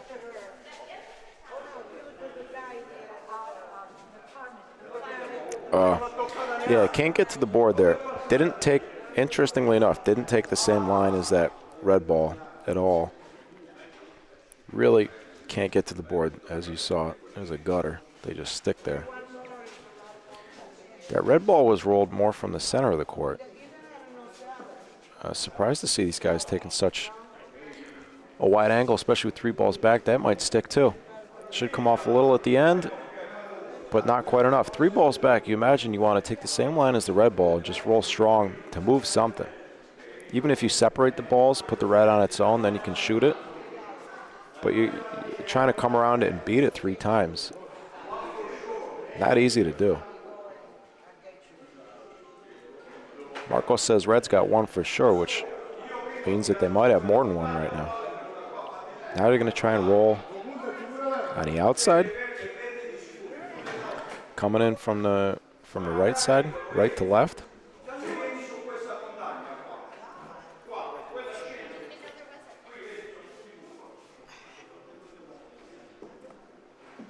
There's Sandro's spot. It's going to be short. Fortunately, it was short. That would have pushed one of those red balls in, if not both of them.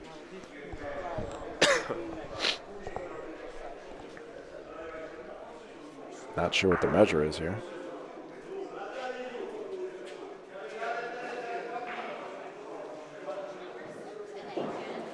Was that not red?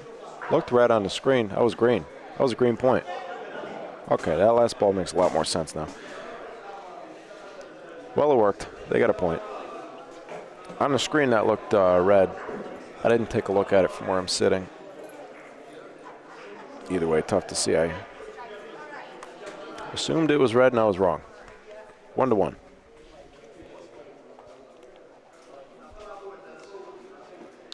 Volo Paulino, yes, Christopher.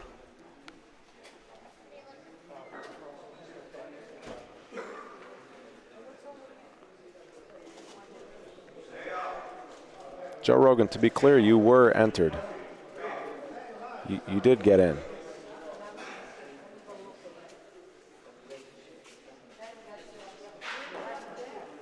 A little bit rusty maybe for Sal and Angelo. They have been sitting for a while.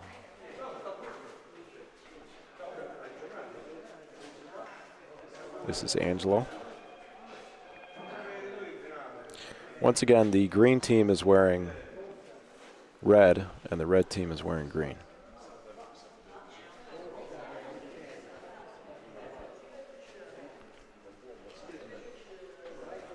Ball's about a foot short of the green ball. Caught a little bit too much of the rail. We saw this a few times in the last couple games. There's a very fine line, and that ball's going to miss it too, unless he's got the speed. But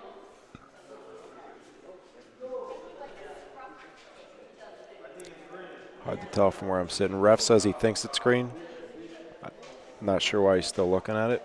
Should be grabbing the tape by now. Our official for this game, Carmine. Very nice gentleman. Had the pleasure of speaking with him. Angelo is going to concede.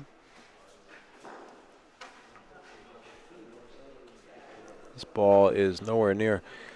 So if you roll pretty much directly cross court, straight at the closest red there, if you're right in there, there's a very fine line where the ball will go straight. If you fall a little to the right of it, it's going to go way right.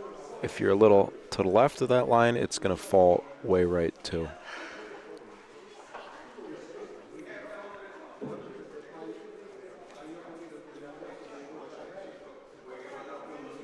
Sal and Angelo being the home team, they should know these lines in theory.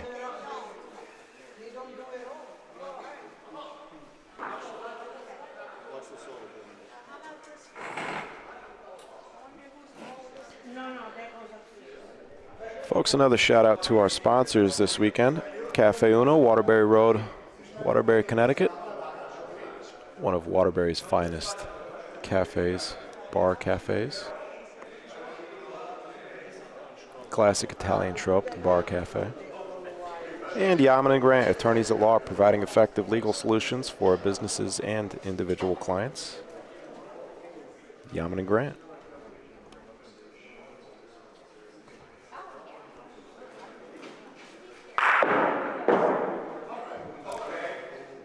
Well,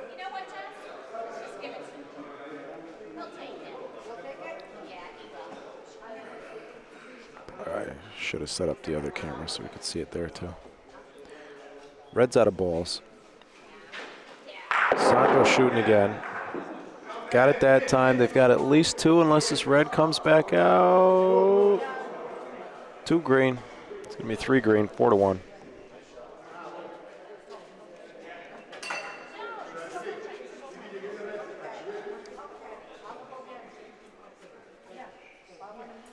A good start for Sandro and Marco. They will have to win twice. We see our 38-year veteran, former president of the Pontelandolfo here, Tony Rubo, in the red hat on the right rail.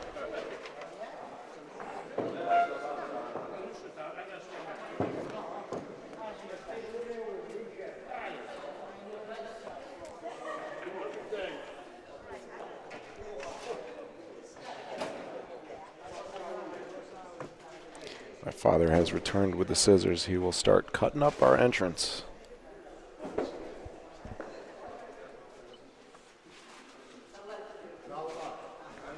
Nice line. A very beautiful ball. Their big frame for Sandro Marco, putting the pressure on. Sal missed his last shot. Let's see if he's starting to get warmed up. Looks like it. Ends up with a pretty decent lay, probably about 8 feet from Paulino there, maybe a little less.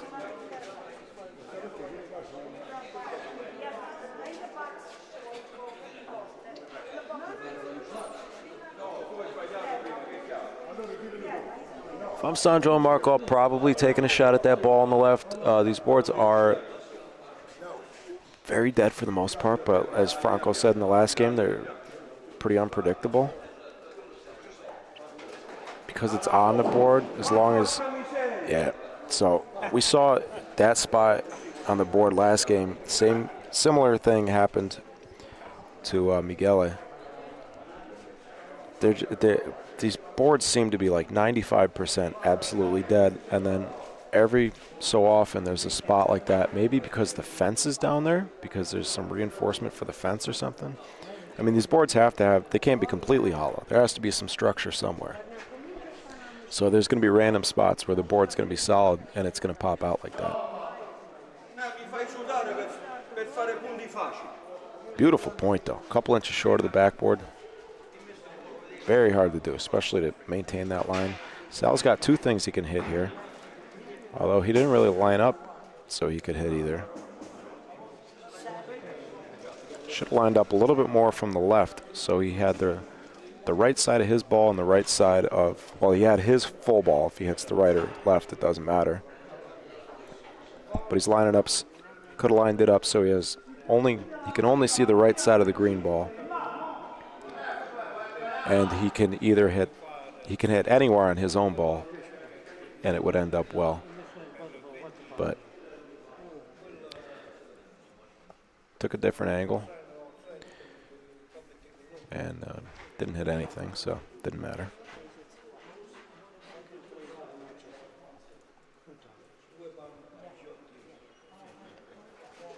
First shot from Angelo that we've seen in a while. And there it is.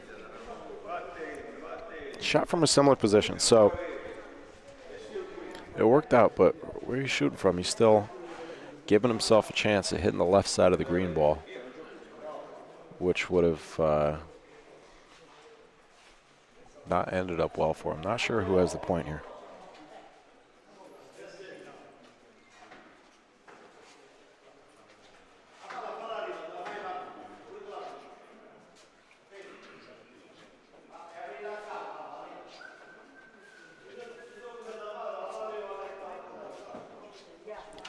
Each team has one ball left.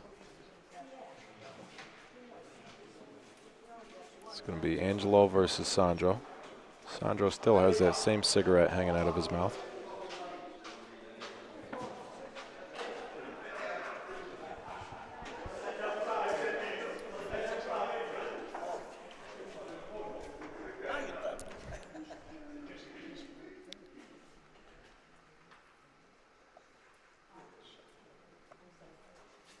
Angelo's looking at rolling strong on his own ball. The line looks good. Wow. Very tough to miss that shot on the right. Both because of the limited space there and because of these courts. To get a ball that far down the court, all the way on that right board, on a roll. I mean, it was a strong roll, but Green's sitting one. Sandro's ball is going to be short. It's going to be one more for Green. 5-1.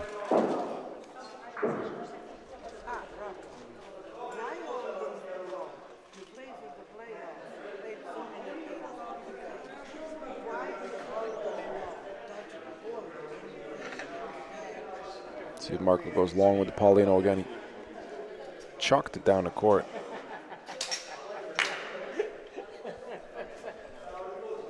This is kind of one of these spots I was talking about earlier where he got it up a little bit on the left there, so that ball is going to fall down a few feet. If he's, well, he missed that line by quite a bit, actually. If he's about 10 inches, well, if he's about 10 inches more to the right there with his line, that ball is not going to fall down nearly as much. Angelo, same thing, but he might end up on the pro side. I believe he made that point. Referee says red is in.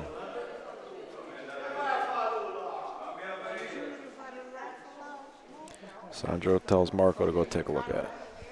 Marco has thrown a ball, Sandro is not, so Marco is allowed to walk down and take a look.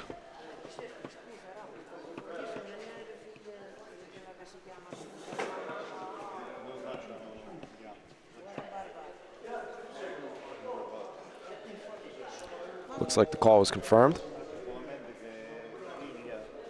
Red is in, ball's behind Paulino, not an easy shot.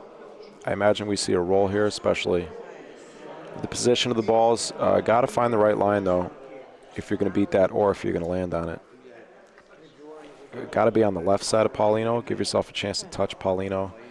This ball looks good if it stays up. Give yourself a chance to move Paulino to the right towards your own ball. Or do that. I think he actually moved it closer to the closer to the red than he did to the green. But Green's got one.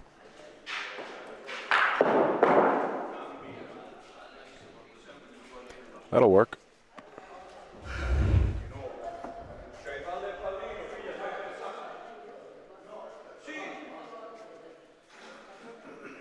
Se sbaglia la palla e prendi il pallino, ma qui andiamo benissimo, ma se la pigli non lo so. Che vuoi giocare?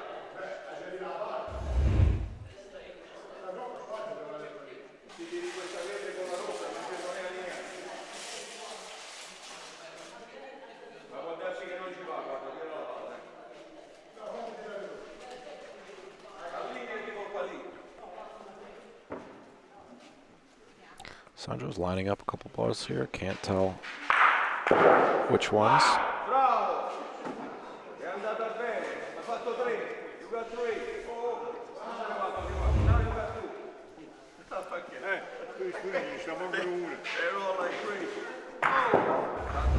Whoa, quick shot from Sal. They hit the wrong side of the green ball. Looks like cleared his own ball out. Did take away the second point, though, but they'll be forced to use their last ball. It's going to be Angelo's. Sal wants him to roll. Angelo's got to be able to find this line now. It's cross court, almost, I think, cross court directly at that green ball. If you go any further left, it's going to drop like 4 feet. If any more on the right, and it's going to drop to the same place. Ball's got a chance. A little bit short.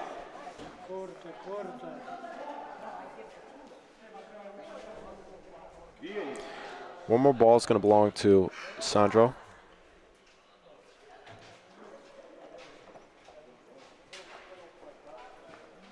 That's a good line. That's a good line. Give himself a chance. A little too strong. One more, though. 6-1. 6-1. Slow out the gate. Slow start for Sal and Angelo. Not giving up too many big frames, though. Hanging around.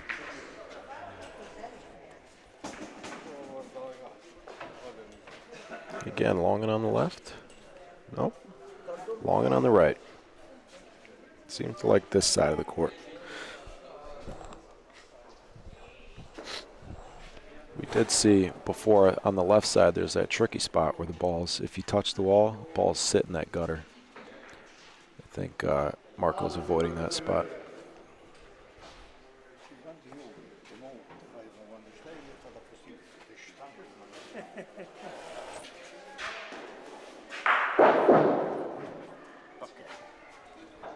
Sal's arm seems to be warmed up now.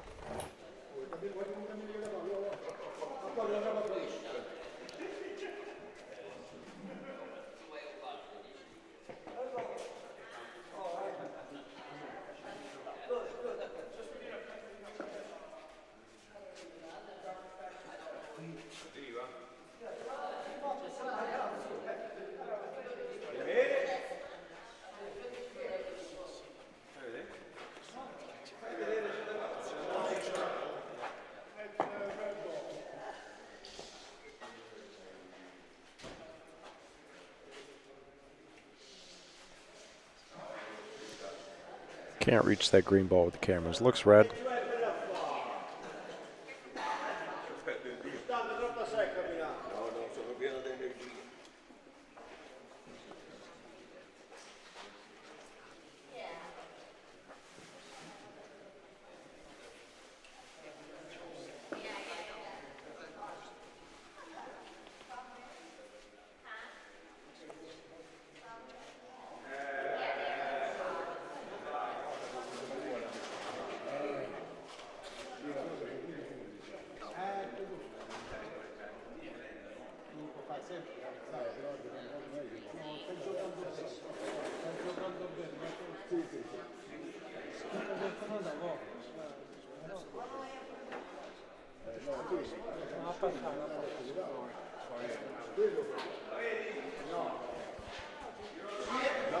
Do we have our, is our sweepstakes ready to go?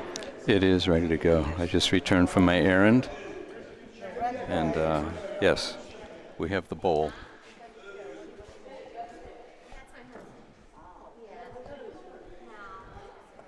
We have a bowl too, an official bowl. Yeah, we got an official bowl. It's a salad bowl. Can we get a look at it?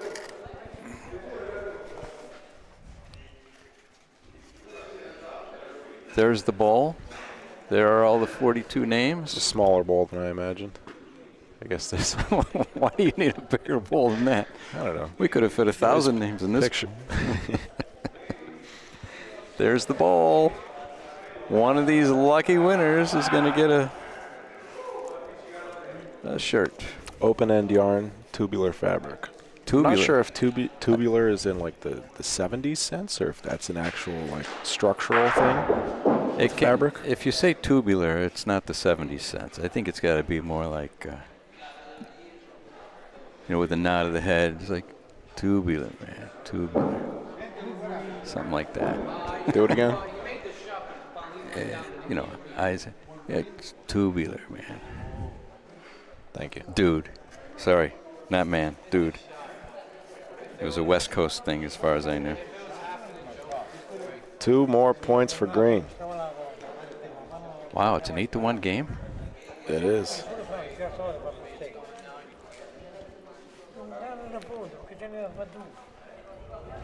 So I did.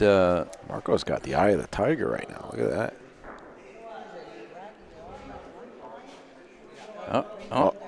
Not with this belly done.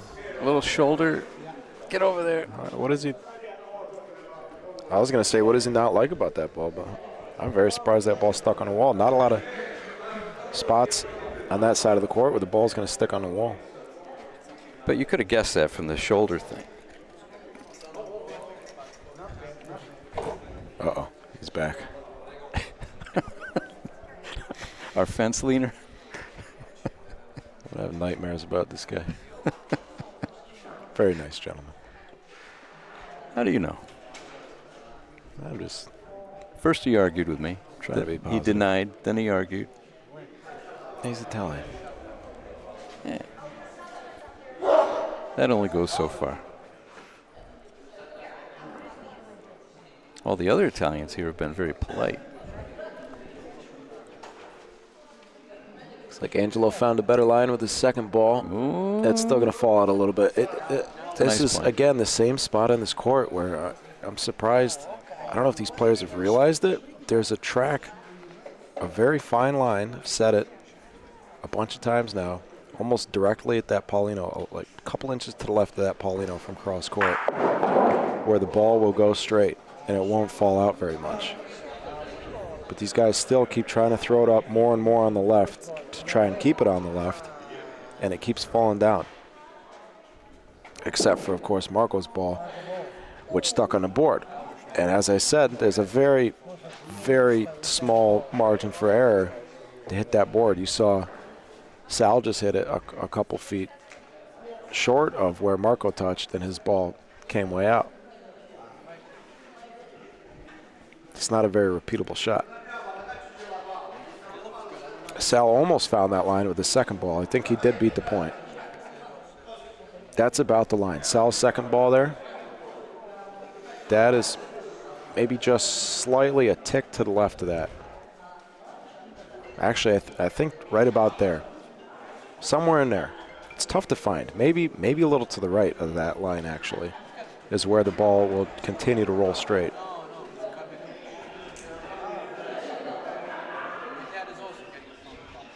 Isn't that the fun, though, of going somewhere and trying to figure out a court, knowing that, especially once you figure it out, it's like, I got this, I know this. I'm not going to share it with anybody.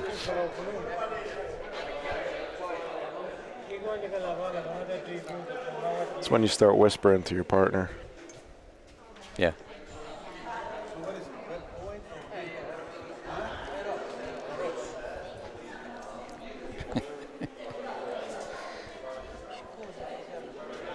There's some interesting Bocce players with their cigarettes over the years. Nice shot.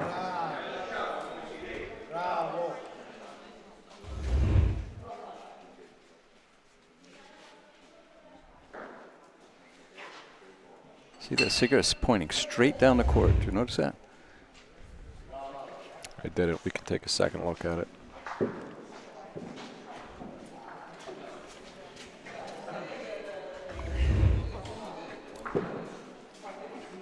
Wait, where is it? It's in his left hand. He does kind of point the cigarette. Oh, you know what? It's the love patch there, or the soul patch there. The love patch? I thought that was a cigarette. He does start off his stroke by pointing the cigarette at the ball with his left hand. So there used to be guys. I remember Inadvertently. when I first started playing tournaments. There used to be it was in Seneca Falls, New York, at the Rumseyville Sportsman's Club, and we had some teams from Rochester. And one guy from Rochester had his cigarette. I think his name was Umberto, and he had a cigarette tucked into his sock, and then he had his pants tucked into his sock over it. That was an interesting thing. Wait, let me get this visualization straight. Cigarette in the sock, pants. Yeah, he wore like over it? like So cigarette under the pants. I believe so. Yep. Cigarette no. first. No, I take it back. So when he gets dressed in the morning, He wore shorter pants, like, I don't know. We used to call them Capris. clam diggers, you know.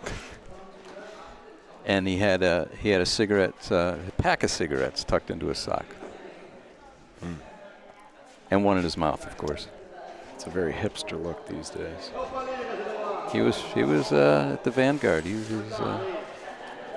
ahead of his time. Nice line a little long. I'm not sure that ball would have kept that line if it had the right speed. I think that's about it, though. That line there. No danger of selling anything. So when he rolls, he's got the cigarette in his mouth. All right. Sandro's ball is going to be short, I believe.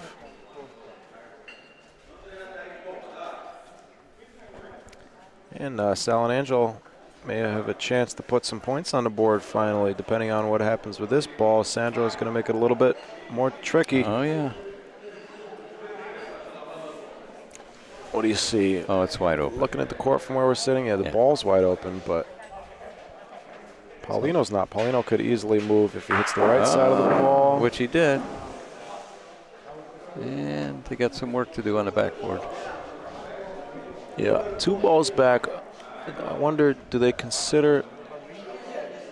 You looking at the one on the right, the red? Yeah, that's what I'm looking at. Angelo's not looking at No, it. he's just looking for the roll.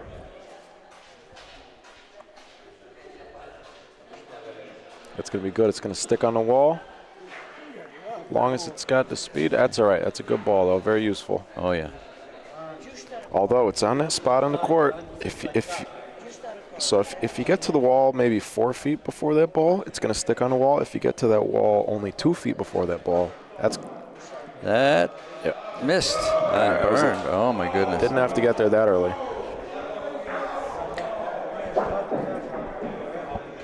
That's one green. So if Sandro and Marco do win this game, then we will have one more game. One more game to 16 points. To 16, yeah? Yes. Well, that seems like a good time to do our drawing in between games. Well, you're assuming, yeah, but I am assuming. Hypothetically, I'm not assuming. I'm Not good. positing. I don't know. Well, you're projecting, you know. I'm saying, if that were to happen, that would be a good time to do our drawing.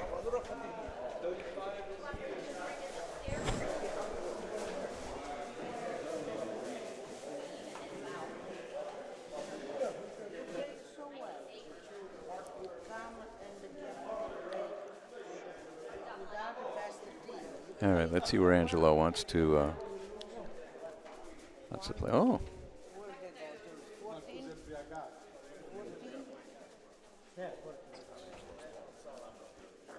Oh, I was looking at the wrong screen. I'm sorry, folks.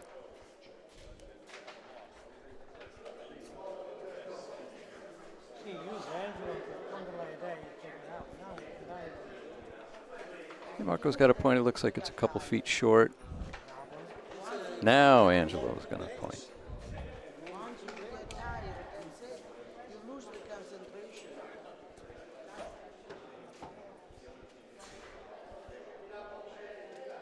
Hey, you got it.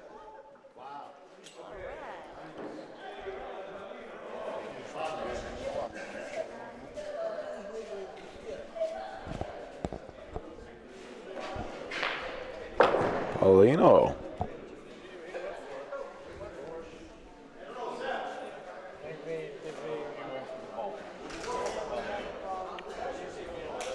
green point, don't you?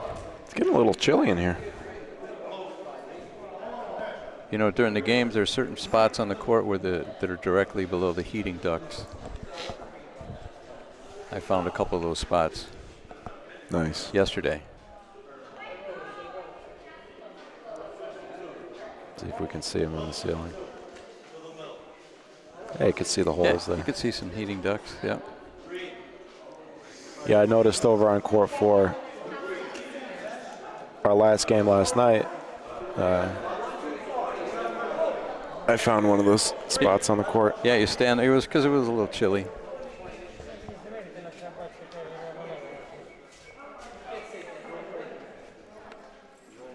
So, what do we got? 2 balls back for green, 3 for red? Yes. Red has the slight ball advantage. Angelo rolling his second ball now. It's a very nice ball. You know, someone earlier in the chat asked if people from Connecticut, players from Connecticut, travel to other tournaments. Angelo, I've seen him every year in Cleveland, the Cleveland Challenge Cup in Wickliffe. I've seen him every year with his team. I've seen Franco and his dad out there. I've seen Sandro shooting now. I've seen him out there. So, yeah. They do travel. Twice now, Sandro moves Paulino. Did not work out in his favor that time.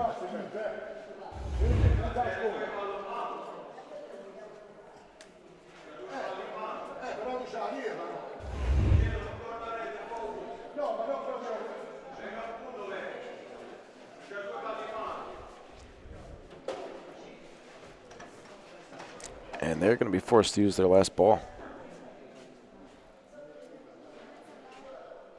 This ball should fall a few feet to the right.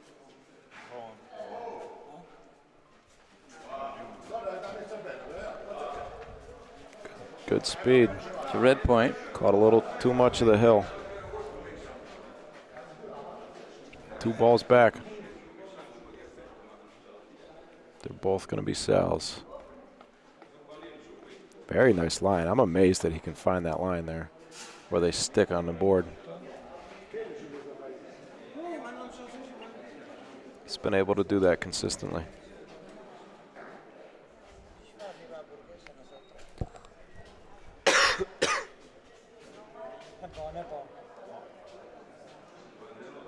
Nice roll.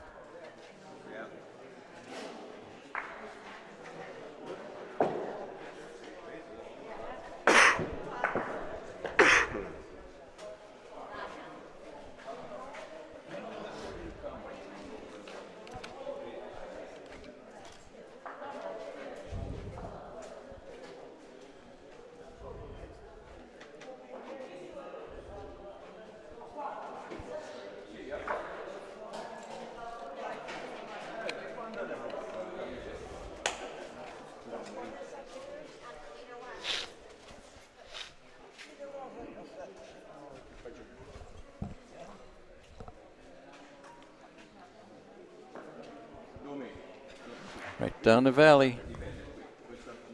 Al lato sinistro, giù, alla tasca, guarda, c'è una, è quella lì, quella lì, che è proprio, c'è una bottiglia d'acqua. Sì. Aspetta. Grazie, grazie.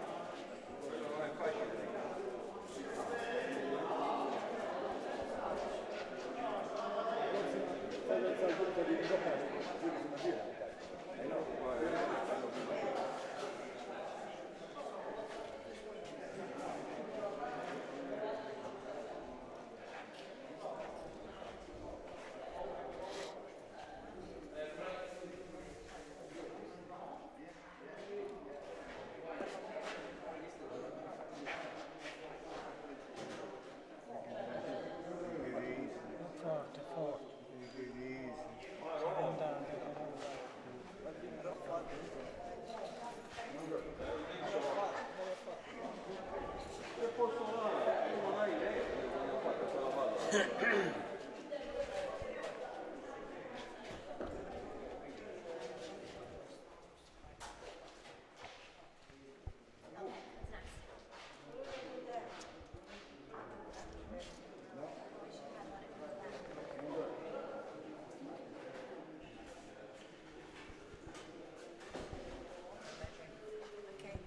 seeing you. I'm gonna leave. I see you Easter.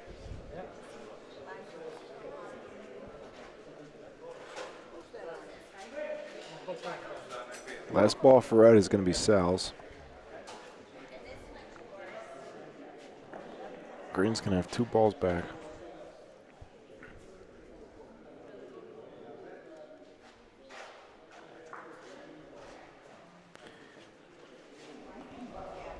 Just one. Good amount of room there. Not the easiest spot to get to, though.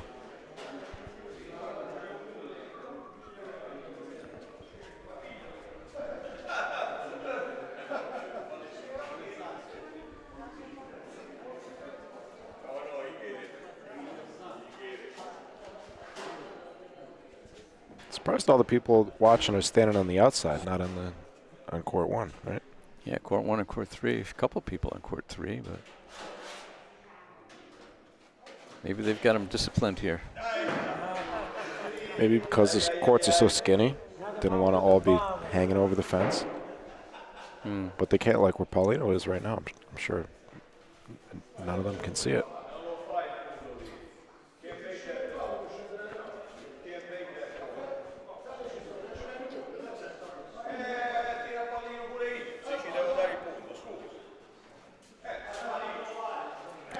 I don't really understand why.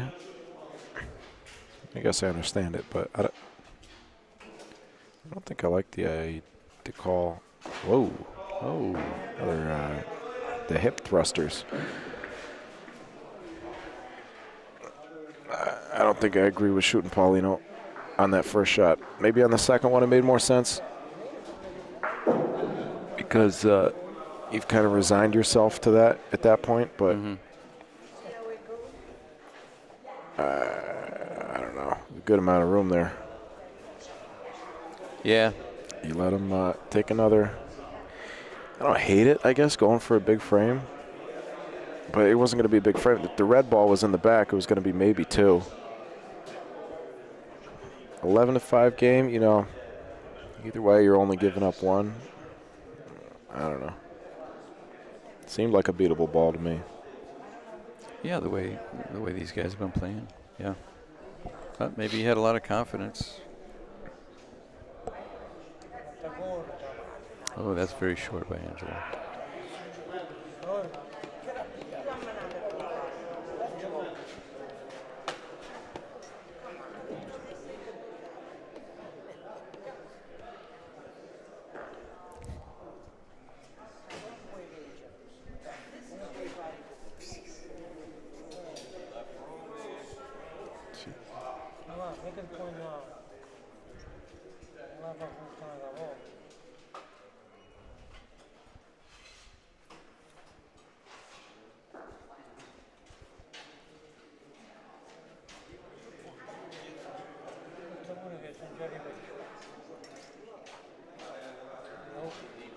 Short. Yeah, short again. Short.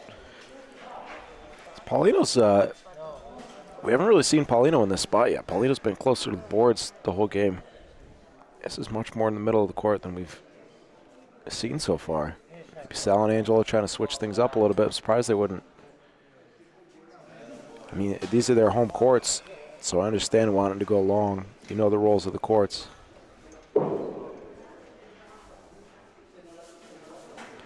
Got to go where you feel confident, but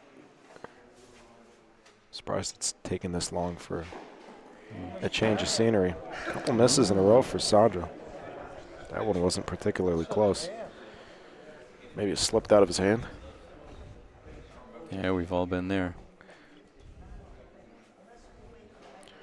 This is, could be, if Sandro Marco can win this game, it's potentially very demoralizing for the team that comes in. Sal and Angelo are undefeated.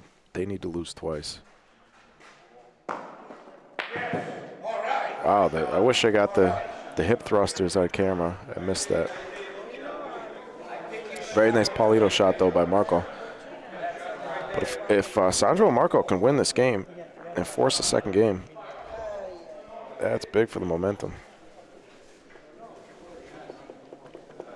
You're going to burn? I think that gives you significant. Oh, what a beautiful ball. What a beautiful ball. I'd like to know be curious to know the stats on that. How often the team that comes in and has to win twice, how often when they win the first game, they end up winning the second too? I think pretty often. I think more than 50%, I would guess. I would also guess that.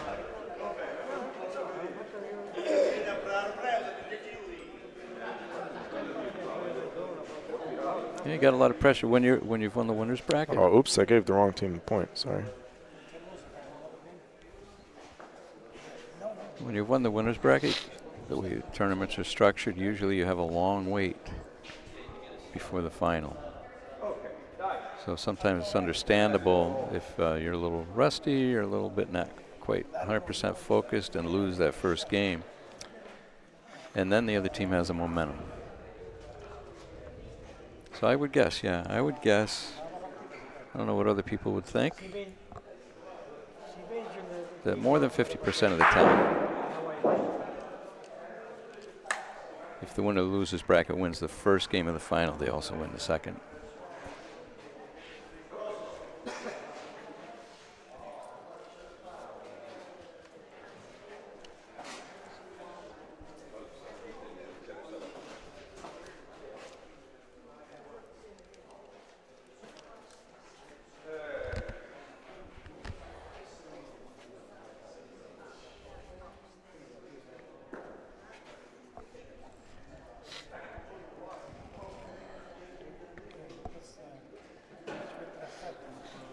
That hand motion. Yeah, just trying to look like he twisted his. Yeah, trying to figure out how he releases it. Looks like Kind of sideways, like what's that akin to? I don't know what else you. If you're a drummer, kind of like holding a TV remote. The way he releases the ball. I don't know what to. Looks like he rolls it off that one. Index like finger. His back finger, yeah. Well, off, yeah, but it looks like he pushes it with his pinky and, pinky ring, middle finger. He kind of shoots it. It's like holding a fish, Holding a fish? I don't know. I don't know if I've ever held a fish.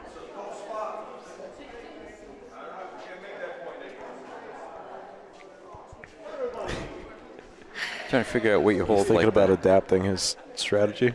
No, I'm trying to figure out what you hold like that. Yeah. Dice. Kind of like you roll dice. Yeah. Aha, that's a secret.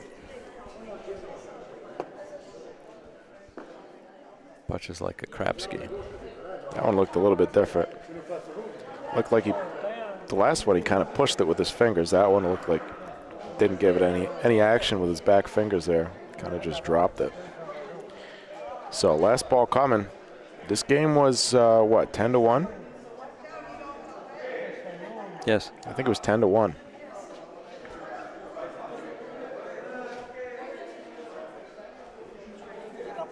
Sal and Angelo should get two here.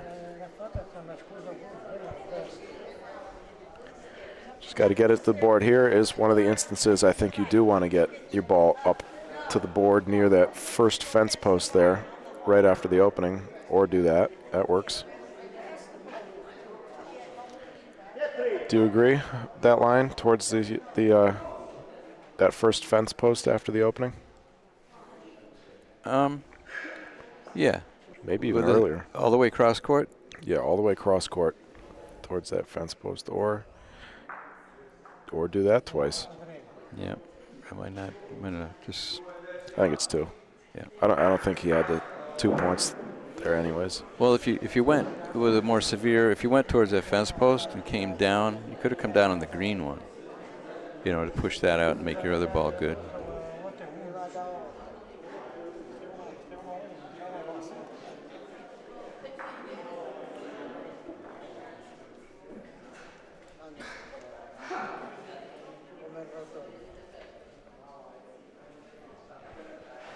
Different spot with Paulino.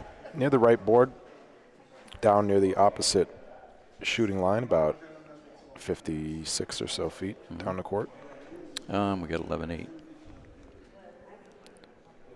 Game's tightening up.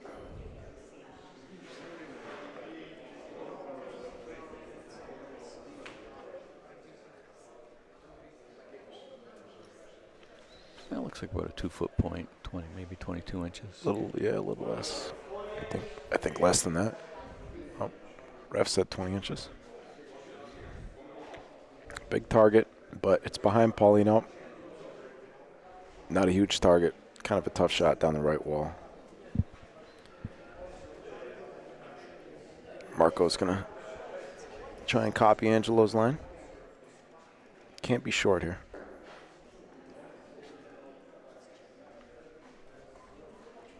Looks like a good speed. Looks like a nice ball. He's going to be on Paulino. Just behind it, in a good spot. It's about a 7-inch point, but I wouldn't be surprised.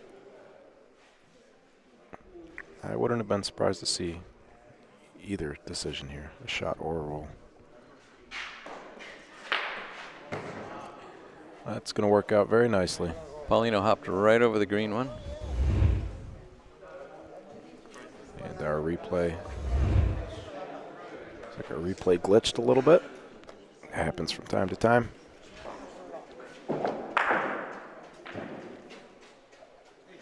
Nice hit for Sandro. Had to have that one pretty straight on. Had to hit that ball pretty solid. If he crotched that ball on the wall, well, the ball that he threw might have ended up in that corner with Paulino actually, but. Now, yep, big target. And big target for Sal. Stuck around too much, though. That ball was headed in the right direction. I don't know if you put any follow on that. Yeah, might have shot that normally. Might have shot that Sotomano. Backhand. Didn't get to see his release.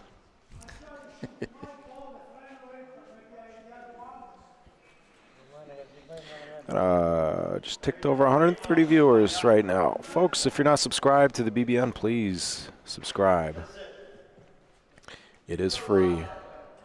We do a lot of broadcasts around this country, and we just recently had our first Canadian broadcast last week. After you subscribe, if you would like, you can hit that notification bell to be notified when we go live so you don't miss any of the action. Also, if you haven't already, please click that thumbs up button. Give us a like. We're not going to ask for much, but we will ask for that.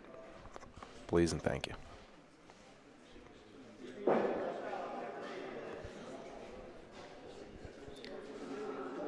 Just to rehash for those who didn't hear it before,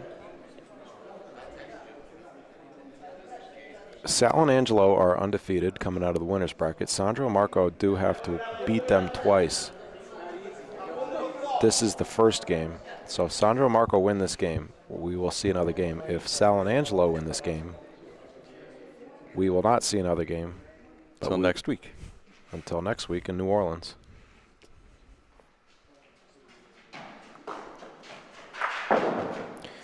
Gave himself a similar target. Big target, right side of the inside there, the right side of the green ball, or the left side of his ball. He did hit the left side. I think he hit his target there. He hit the left side of his own ball, but a little bit too much on the left. Didn't push his ball down enough.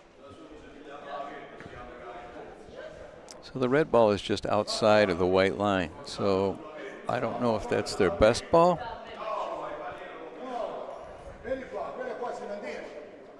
No, the two balls on the backboard are closer than that front one.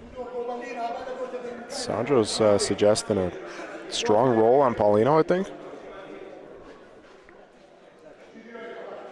How many balls do they have here? One ball? Two balls? They have at least two. Two balls back? They could win the game here? Yeah. Yeah. Two balls back for Sandro and Marco. A 1 point sitting. This could be game. Like I said, if they win this game, we will see a sudden death showdown. Game to 16. Marco convinced Sandro to, oh wait, no. Sandro's going to take his own shot. That's going to come out there. That is not a dead spot on the wall. They got a decent amount of room there. I think he was trying for his ball. His own ball. No, I don't know. He was pointing at Paulino the whole time. I think he was trying for Paulino. Wow. He was pointing at Paulino. That's a tough shot. Yeah, it's a very tough shot. I'm surprised, at least with the first one, they don't just roll normally to try and beat it, and then you have another ball to play on. Wow, look at that. It's going to be 2? Yeah, 2 points, I think. I think Sandro concedes there that his partner was right. Yeah, see, he's still pointing at Paulino. He was trying to get Paulino there. Game point, Sandro Marco.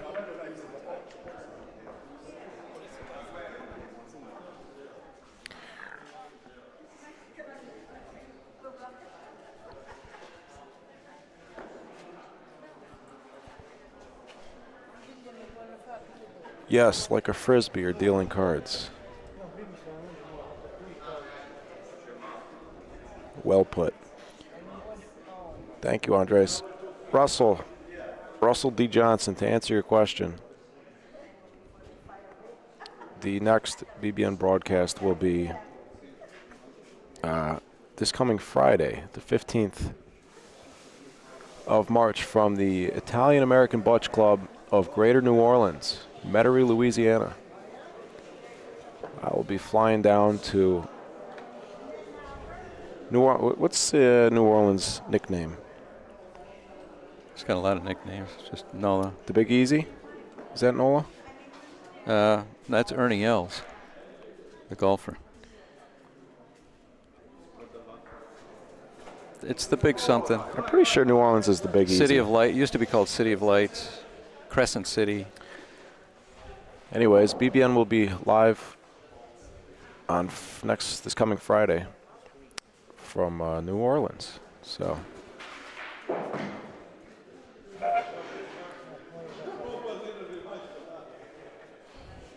Wow, that green ball came far off the backboard. It didn't hit it with a lot of speed.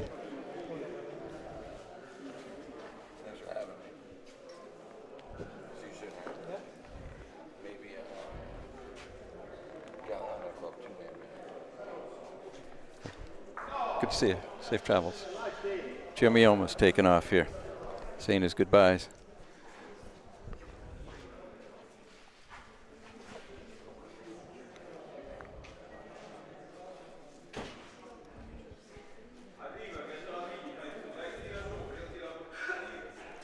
Last ball coming for green. I think we're the last 2 out-of-staters left.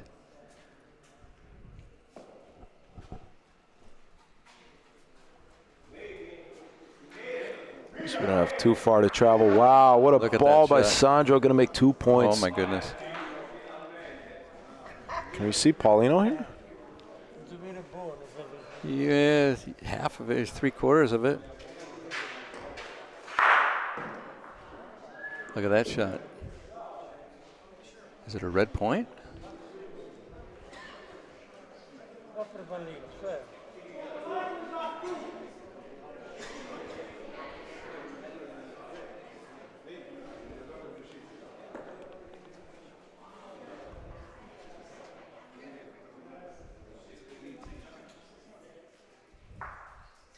Game.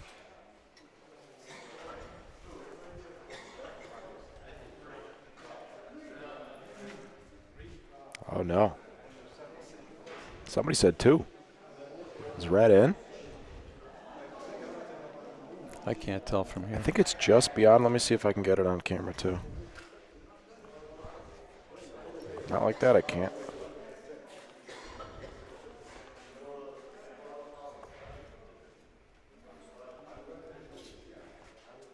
It's just beyond the reach of our cameras. The first 2 were in. Measuring for the third here.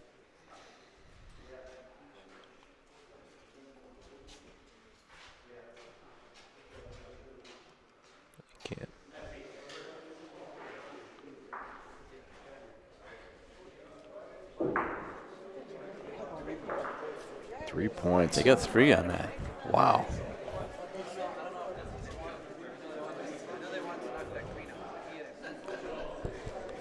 Well, Michael, you're right. According to the chat room, Big Easy. Thank you. But I think Ernie Els, the golfer, was called the Big Easy too. Wonder if somebody can confirm that. Or the Ides of March tournament, yes, Pete. March 15th. Beware. I think that was the date that Julius Caesar was assassinated by his own Congress, right? Yeah, it was a sad day. You were a young lad back then, right? It was a gray day. Was it cloudy? It was cloudy-ish.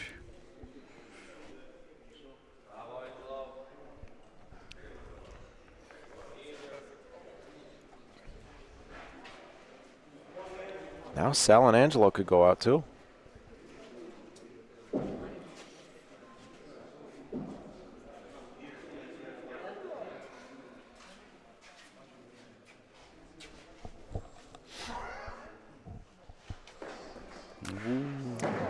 Ooh.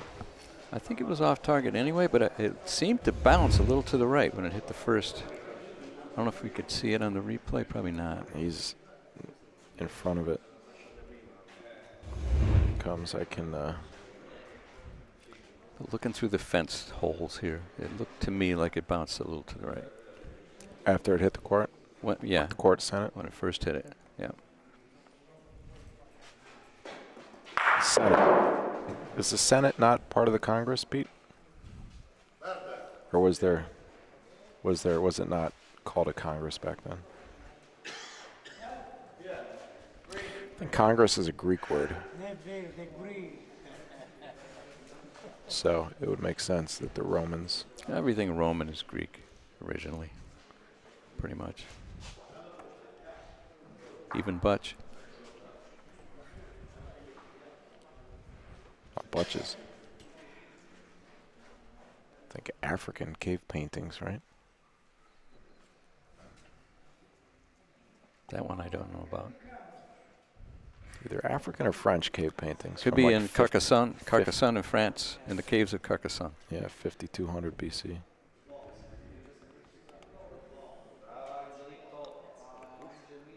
All right, thank you, Russell. We were both right.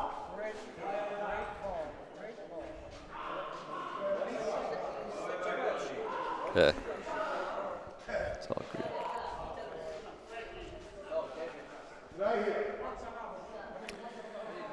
Right where Sandro's standing there with the black pants, that he's saying that's where Paulino's going. Straight to the other red ball. As you can see, both teams have already thrown 2 balls. Sandro and Marco just want to avoid giving up a big frame here. No. There's the old hip twister.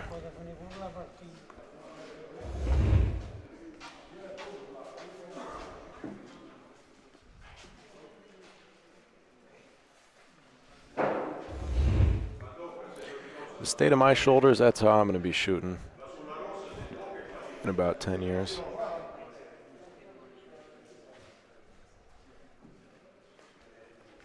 Got to cover up. 2 balls back for red. I think it might have been a mistake to shoot that ball.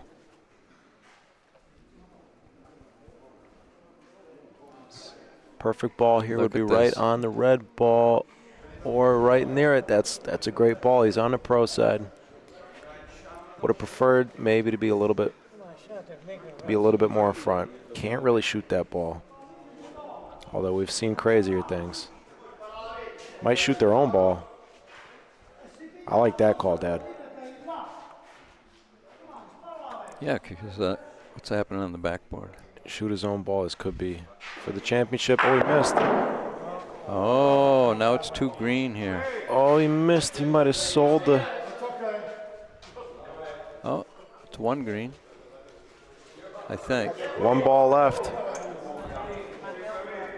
I was too enthralled with the play. I missed that replay. Sandro calls one green, referee says. Referee's measuring here. Let's see. Leaning over the table, looking through the fence and through between somebody's legs. I think it's green. Green's in. Wow. Shooting for the championship, and he might have sold it. Might have sold it all.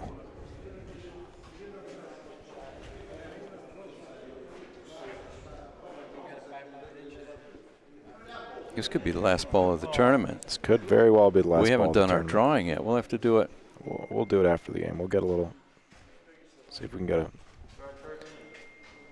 Somebody's getting a bunch of texts right now.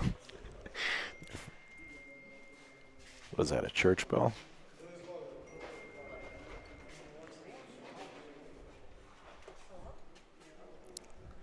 We found the culprit.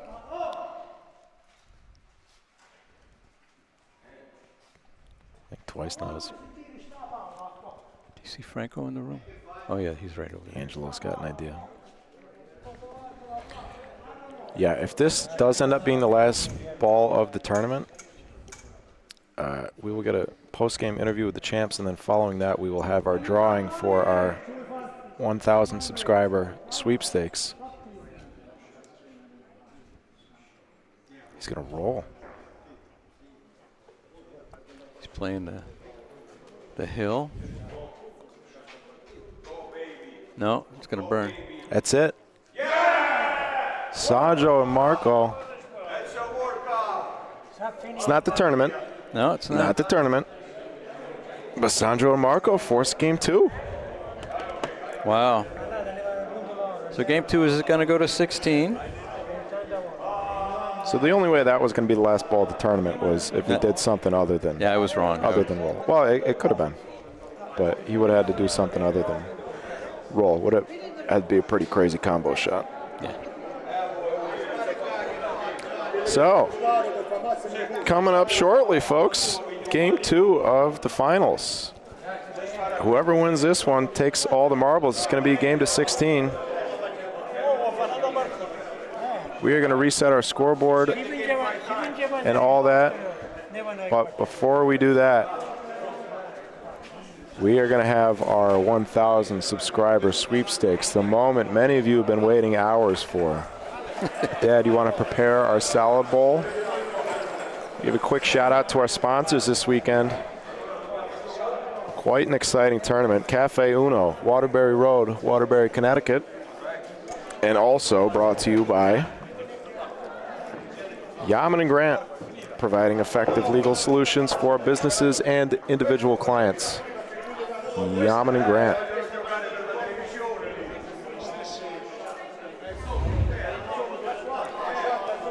And now, I've mixed it up numerous times. 42 teams started this weekend. Thank you. Nice to meet you. Thank you very much. 42 teams started this weekend yesterday. We're down to 2. And we've got 42 entrants in our 1,000 subscriber sweepstakes. I hope I win. Oh, I didn't get in. I think that might be questionable. So, maybe we can. Who should we get to pull this? Wants me to tell her she won. I don't want to sully it. How about Abby from Nucci's? Gabby? Gabby, sorry. Isn't that her right there on our right? I think somebody with a microphone should pull the name. Somebody just pull it yourself. Pull it myself? I mean, it's just a shirt. All right. It's a very nice shirt. Open-end yarn, tubular fabric. You got to do it where people can see it taking the. All right. There it is. I've been mixing them up. They're tiny little strips of. I've got 2 in my hand. I got to drop one of them. I think I have 1 in my hand. I got 1 in my hand. What do we got? Landarian's Fire. Landarian's Fire. Whoever you may Landarian's be. Fire, whoever you are.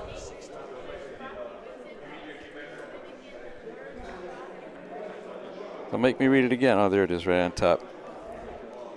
Send us an email, Landarian's Fire. BocceBroadcastNetwork@gmail. You can go on bocceBroadcast.network if you need to find our contact information. That was exciting. That was exciting. Maybe, The game was too, but the maybe drawing. we'll do it again. Maybe we'll do it again. Yeah. What do you think, chat? One more winner? We need to see more likes. Yeah, let's see. Let me refresh our stream, see where we're at.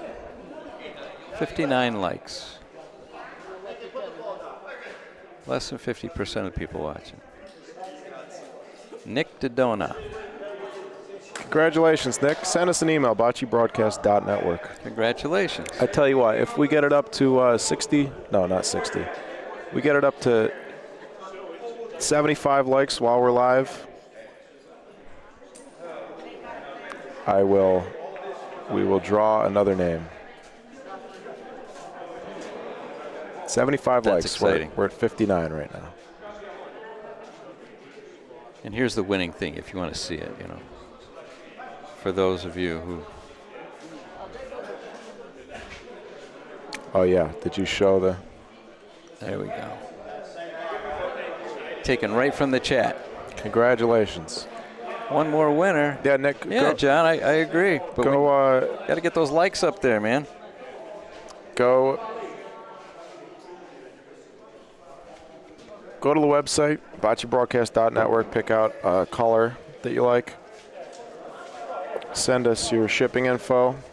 Email us your shipping info and what size and color you want, and we will get that shirt over to you.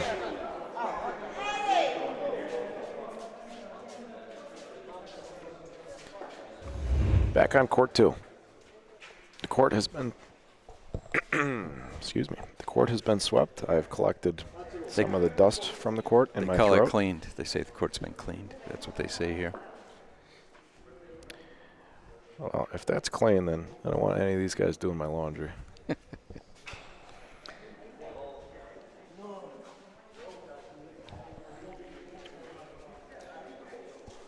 I feel quite the chilly breeze here. They got the door open back there? Oh, they do. Yes, I am cold.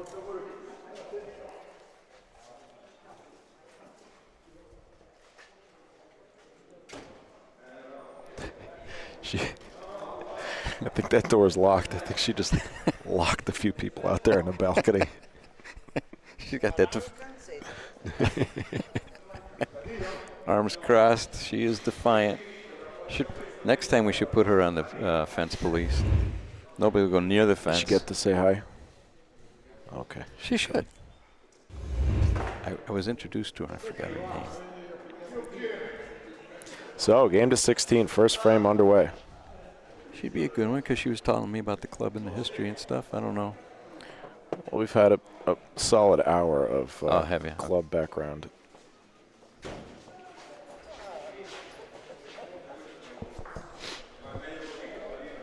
Three balls down for green, not a great start.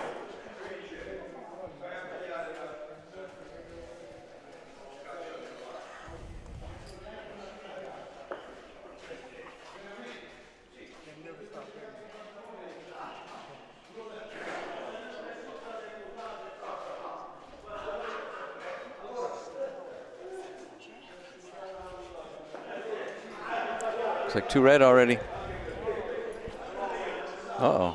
Uh-oh.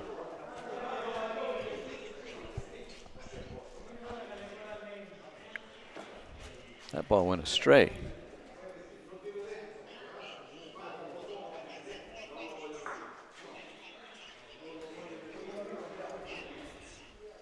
Still 2.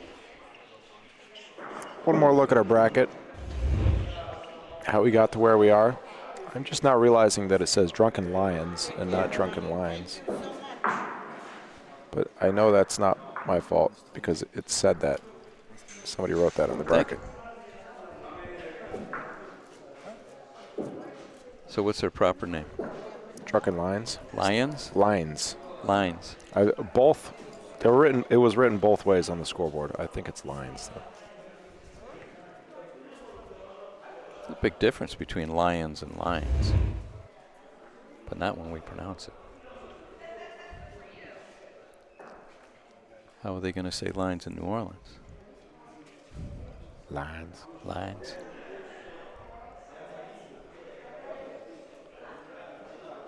I don't know. New Orleans accent's different from like other southern accents.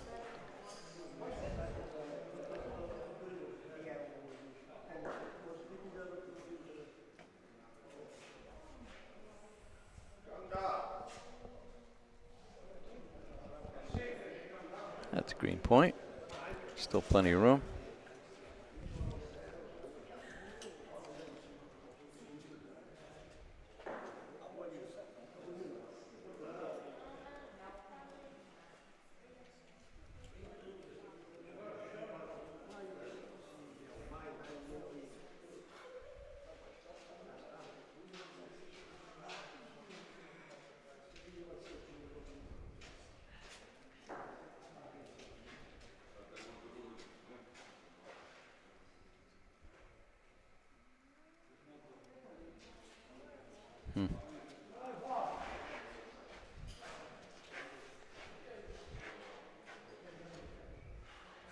Would be nice to have one of these guys,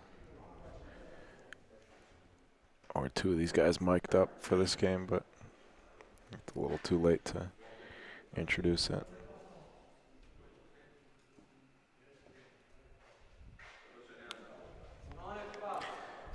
Joe Rogan, to answer your question, do I work remotely?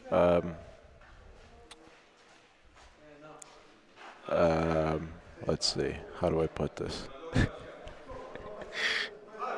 I lose a lot of money. I'll say it that way.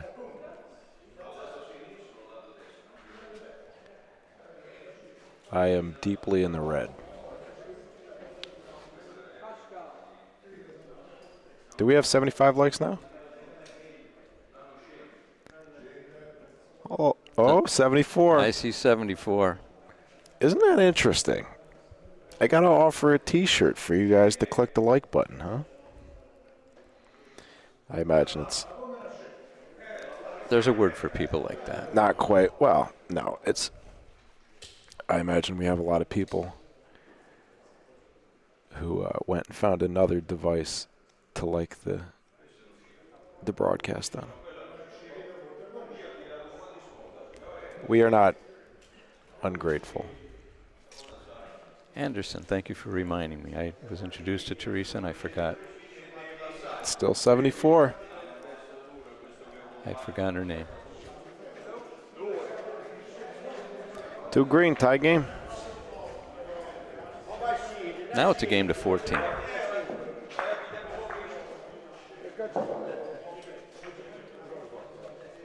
If we were playing at Tokelana, we would have started off 2-2 every game. Yeah. Oh, yesterday we would have started at 4-4, right? Right.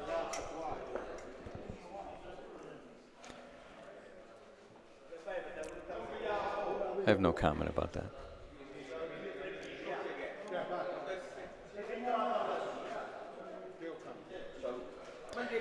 Joe Rogan, to your point, we don't take any of the money from it ourselves, but one way to allow us to do as much as we can with our content that we produce is to support the BBN via Patreon.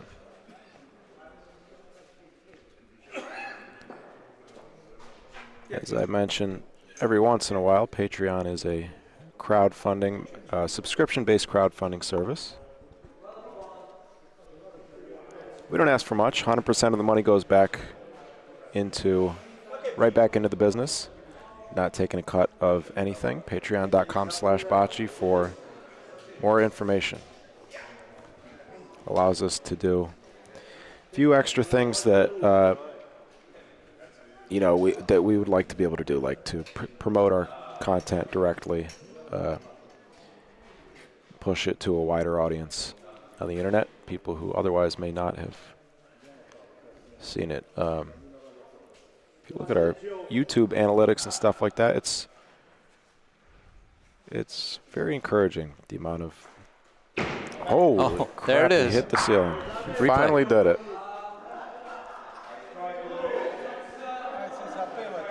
He finally hit it.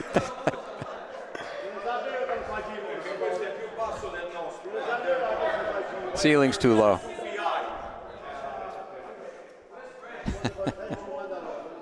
So for more content like that, did they take the please ball go out to of the court? patreon.com/Bocce.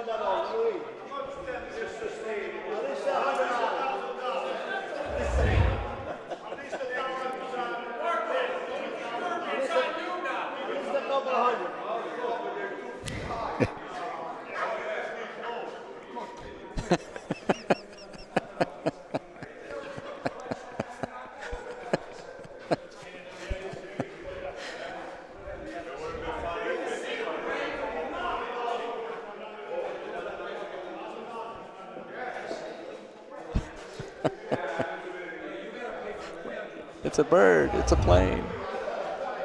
It's a butch.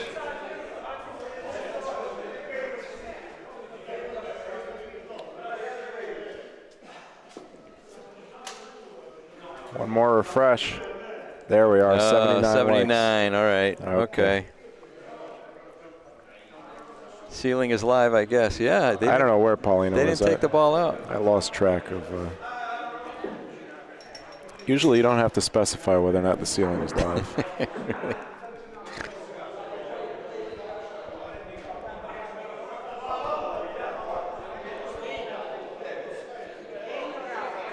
No.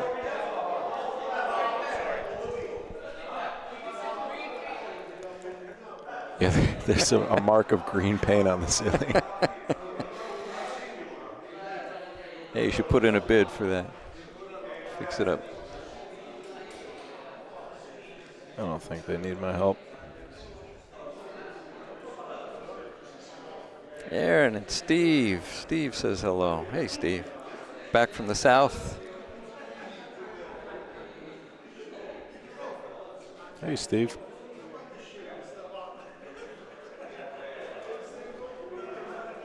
Nobody's even watching the game anymore. Everybody in the room is talking about the fact that he just hit the ceiling. Somebody's taking pictures of the ceiling. Have you ever seen that? Oh, yeah. I'm a Sheldon.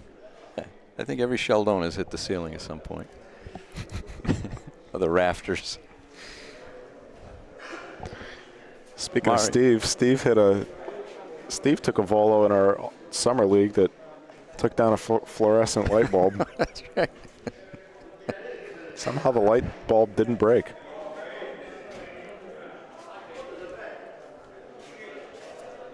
One time we were... It'd be more impressive to hit the ceiling and hit the shot. That would be something. Or up through one of these holes and down through another, like a mini golf. Or if it stayed up and you had to take a panel out to get it down.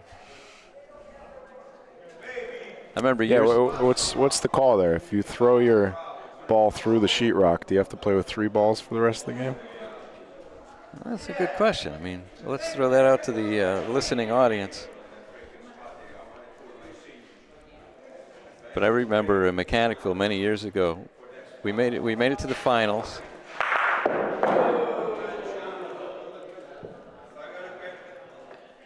We were undefeated. We lost the first game of the final. Second game, we were going to flip the coin. Cousin Mario Sheldon flips the coin up.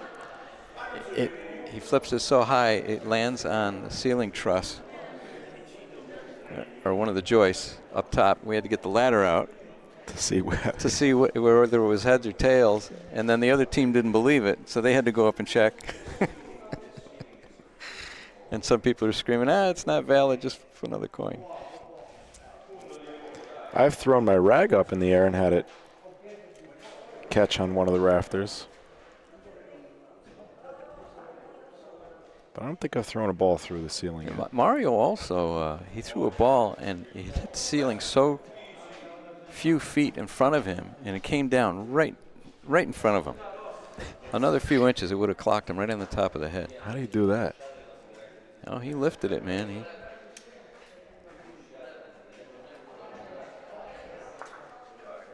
Anyway, back to the game. 2 red. 2 red. Reds 7-2. opening up a big lead here.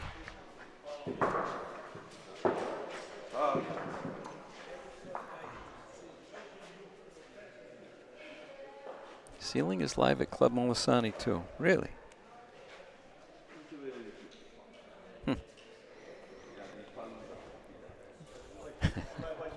Any sheetrock near Polino. It's a point. That's good.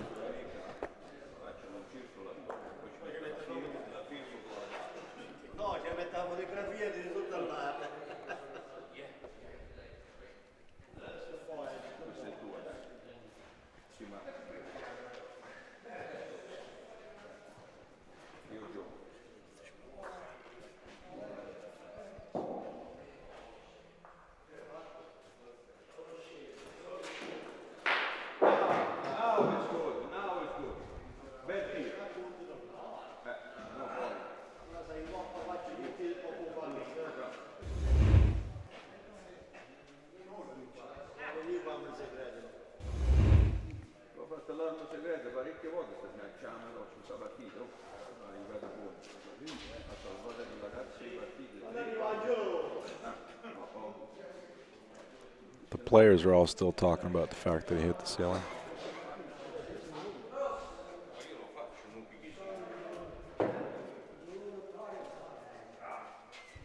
As long as it's in play, I mean.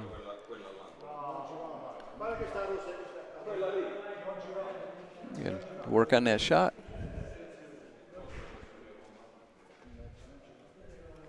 Could be an effective shot. Maybe not on a volo, but.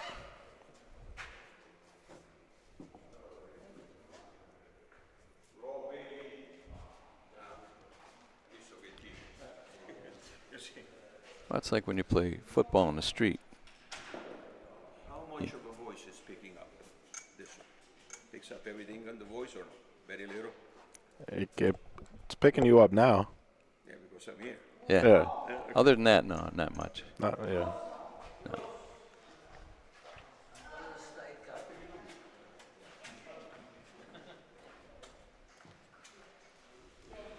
What is going on down there?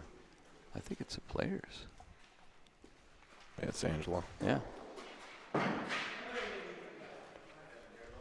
3 balls down for each team. So in our street football games, a popular thing was to go stand under the big, thick branch, because then the quarterback throws it, hits the branch, and the football drops straight down.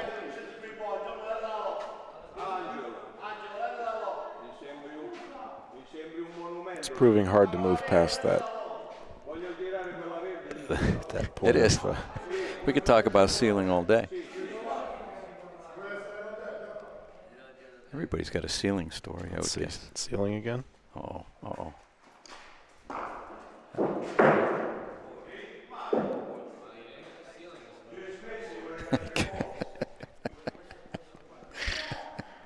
A few comments from the peanut gallery after that shot.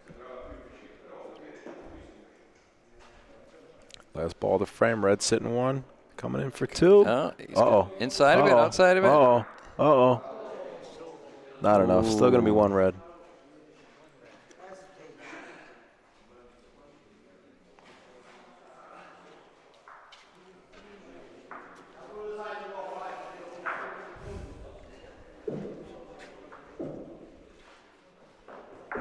I like that rule, Pete.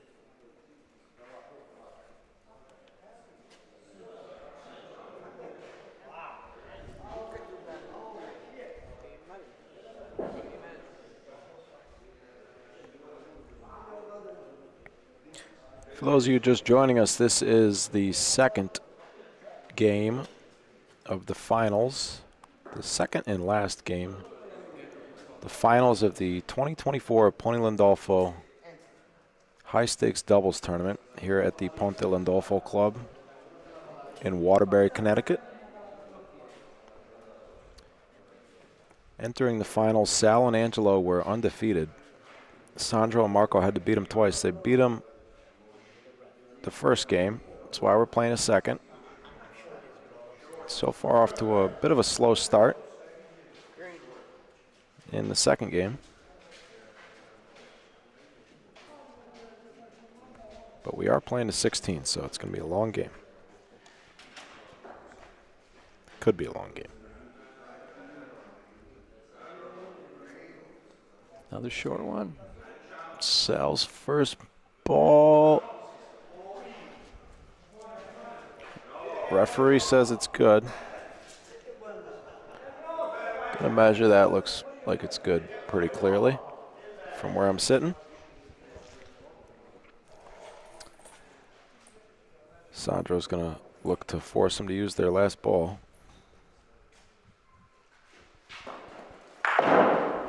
Good hit. Kept it off the ceiling.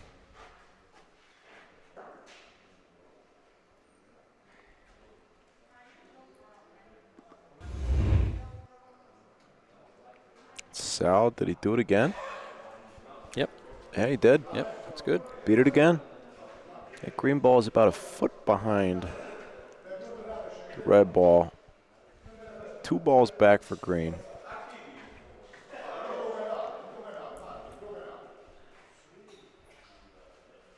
I think he wants him to roll on the red one. Yeah.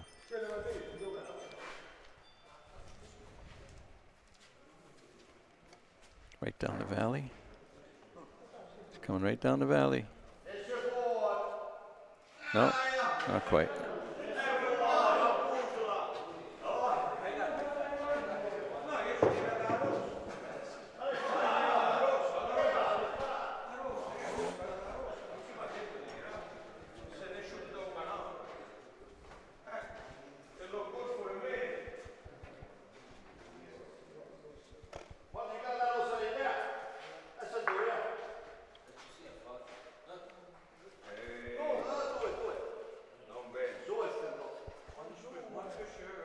They're calling 2. I don't think that's 2. Can you tell from where you're standing? It looks green to me. It looks like it's 1.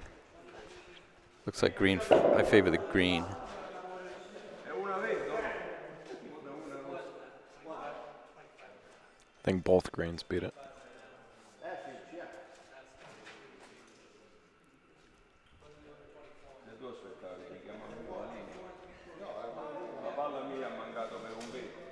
Buttavi 2 inci più sopra della mia e si appoggiava. 9-2.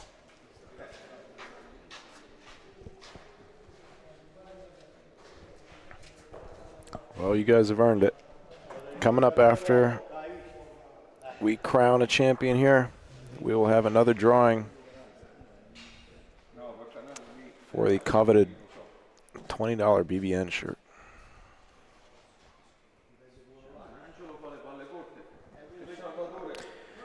That's not where the Paulino is.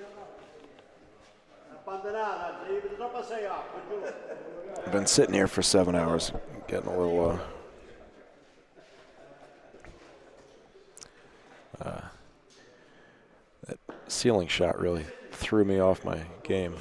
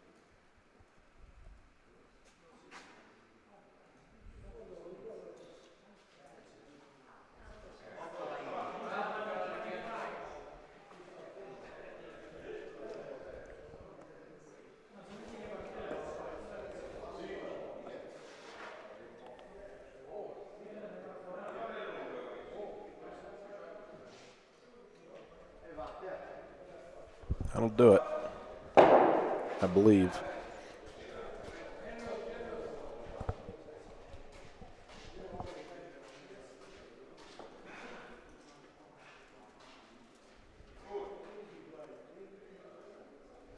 His partner says it's short.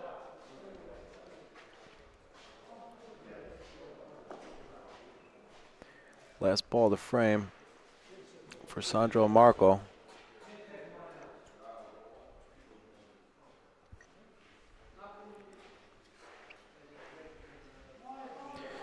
Puts Paulino in play.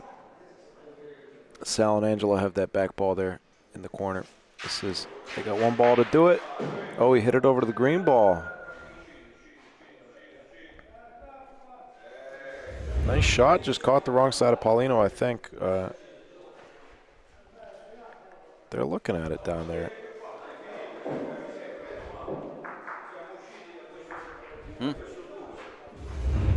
Green was awarded the point.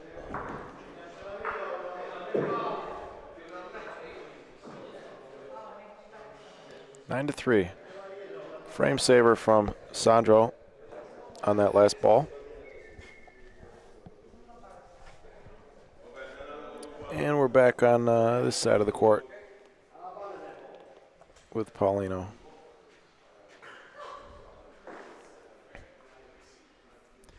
Pretty tough spot to get to. Ball's going to leak out a few feet. Not too bad. That's a very good ball for that spot on the court. Straight at the board from Angelo. If he doesn't touch anything, I think he's gone. Wow. The board took enough off of it so it could stick around.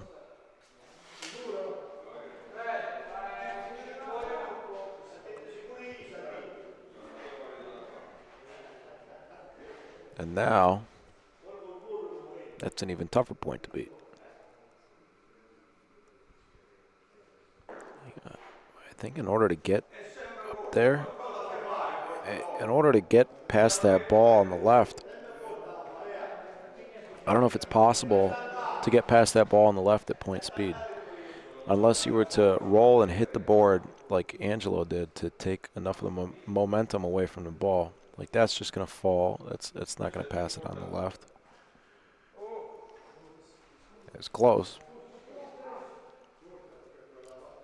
I mean, you got to be so precise to be able to pass that on the left and make a point, unless you were to either hit the board to absorb the momentum or land on the left side of that ball or catch Paulino. I think he might have just made...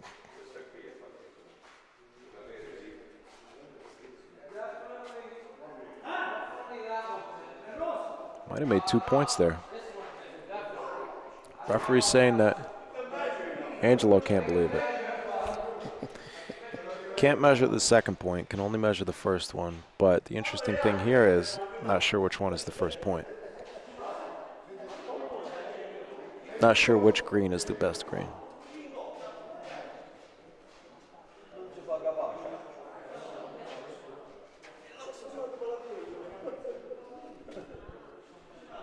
Ref says it looks like 2.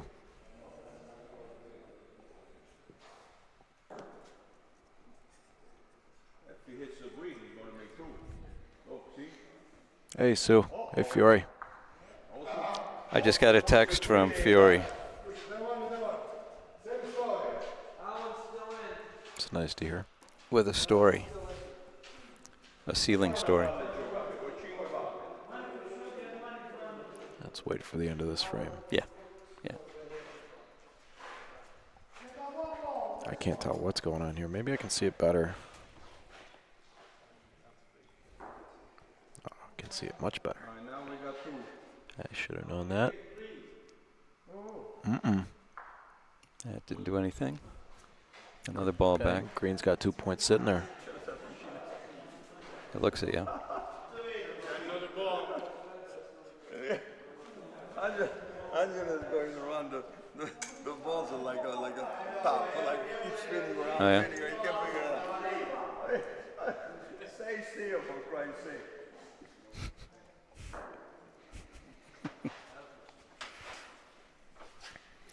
Good looking line. He's got a chance with this ball. He did it. Wow. Oh. I think it's good. Two.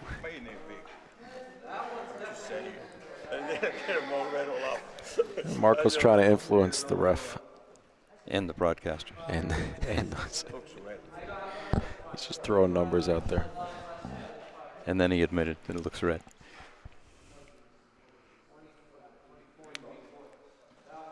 One green, right? One green. Almost beat that point. That was very close to being an excellent ball from Sal.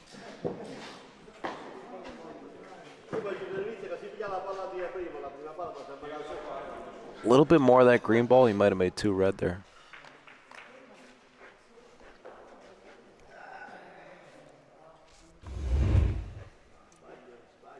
So you guys go to most of the tournaments or no? Why does this guy ask us questions while we're...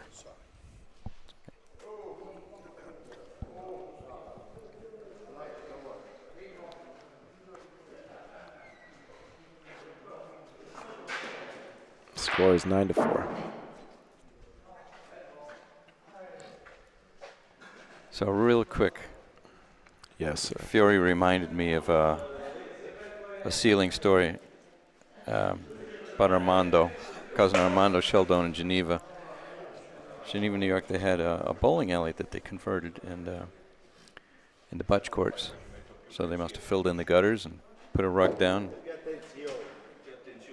Anyway, it says, how about Armando in Geneva shot Paulino through a ceiling tile, and it traveled way down the step ladder for retrieval. So it traveled way down up in the ceiling and had to get a step ladder to get the Paulino.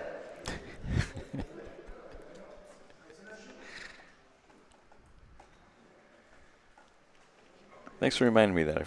I forgot about that.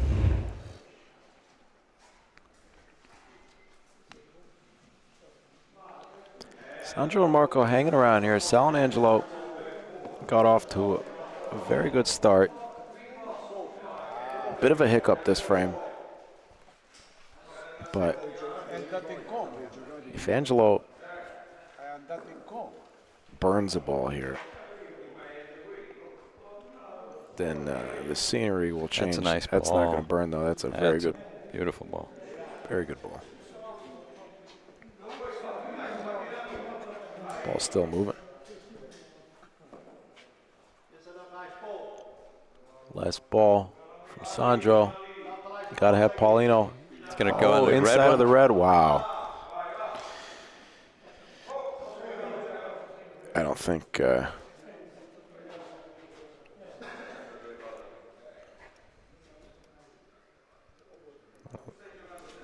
don't know.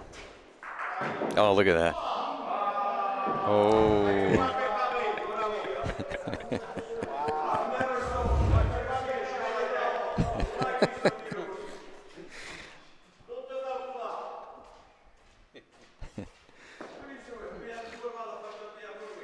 I don't think it gets any louder in here than when somebody has a lucky shot.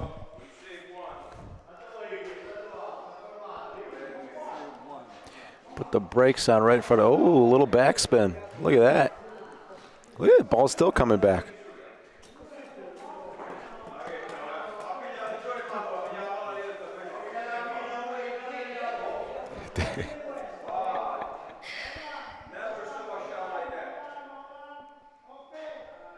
Oh, it could be 4, huh?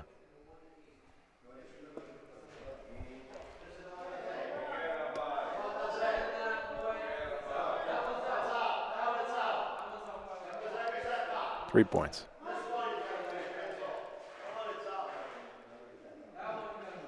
What are we measuring? 4.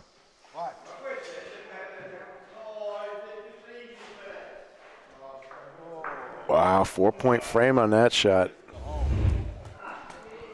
You give up 4 points on a shot like that?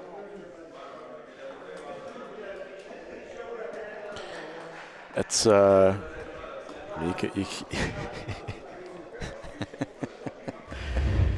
I don't know. You can only really laugh at that.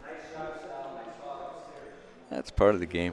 So could this be an instance, Like the less than we were saying earlier, usually the team, so Sal and Angelo came into the finals undefeated. Sandro and Marco had to beat them twice. They beat them the first game.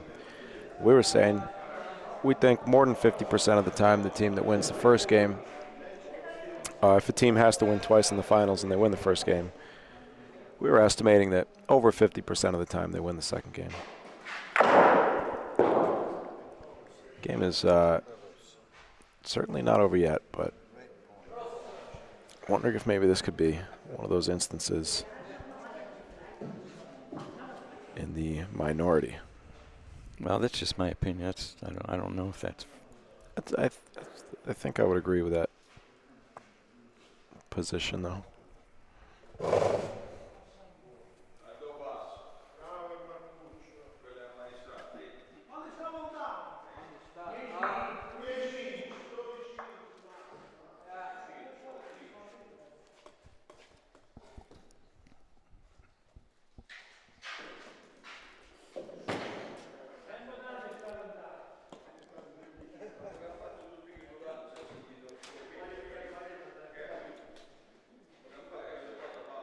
Angelo quick to step up and roll in, and he's long.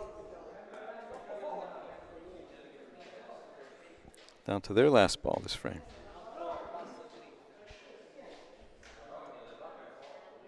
Nothing in front. They got to put something in front, I think.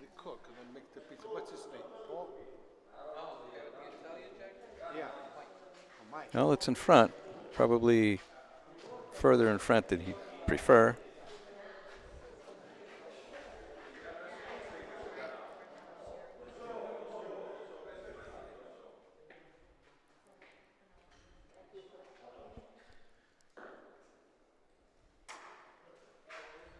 Right down the Valley of the Shadows there. And it's going to work. It's going to be 2 points. See if Sandro can do the same.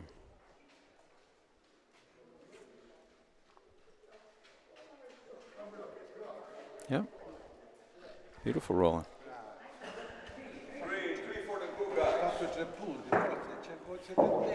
3 points.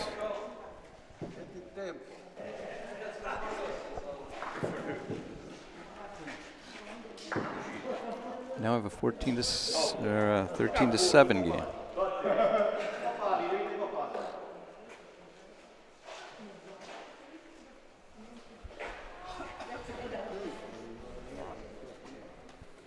Pete, to answer your question, I did ask about that myself, about whether, about the logic about not being able to measure for the second point.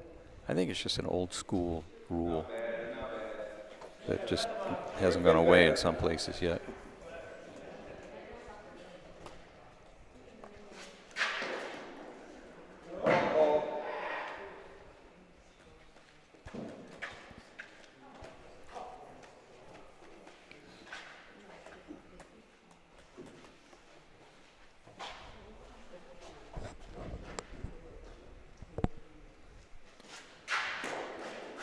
Ooh, 2 misses. Game's tightening up. Missed on the wrong side that time, too. Should have. Both sides, both balls. Yeah, especially on the second one, should have been.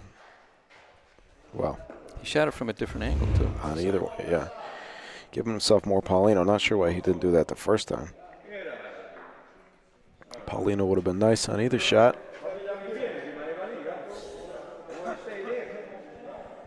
Angelo's got to put a ball in front near the green ball now. Or hide the Paulino.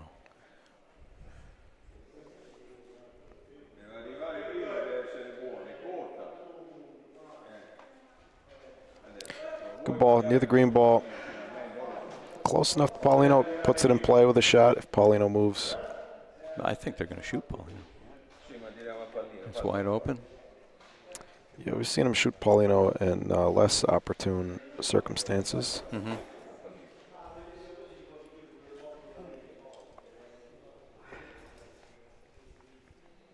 See if he points the cigarette at the Paulino.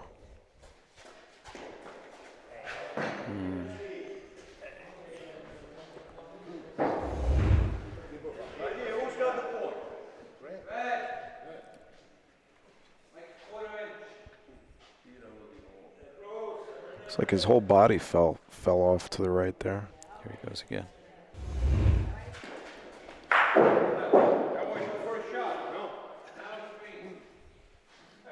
So that red ball was in.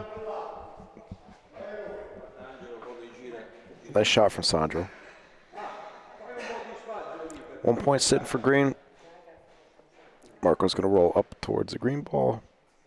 As long as he keeps it pretty much in that shadow. He went outside the shadow valley. Yeah, I'm surprised. The line of the shadow there is nice. That ball is going to be short.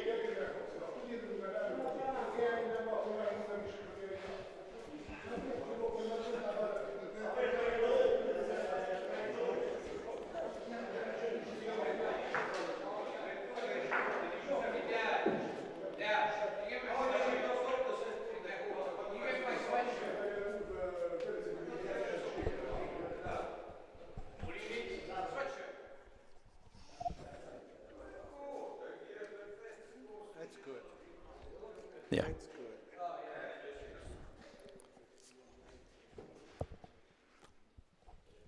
So the ref had a tape measure in his hand, but he measured with his foot.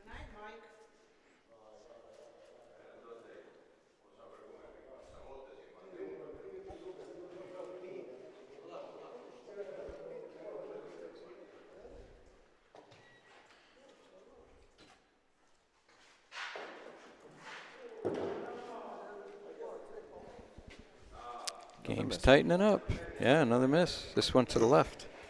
He missed the other two to the left as well. Yeah. It's a little cold in here. They're still talking about the ceiling. Referee's putting a jacket on. Yeah. A little cold in here. You start missing the left. Start tensing up a little. A little bit.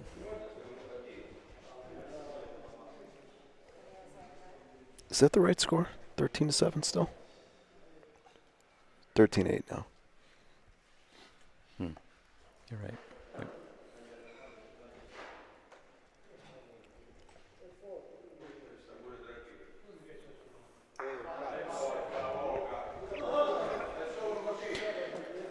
So that spot of the court I talked about earlier, where there's a very fine line. You can get the balls to stay up there. Otherwise, either you're going to have to land on a ball. Waiting for Angelo. Either going to have to land on a ball or get the board to absorb some of your momentum. Well, Sandro's going to like that. Finally, he gets a nice lay with the Paulino.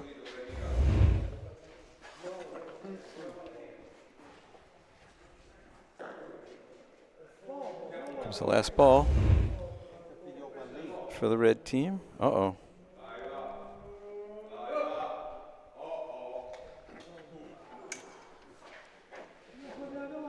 Wow. It's 13-4. Green's got 1 point sitting there in about 2 balls back. 6 feet. Yeah.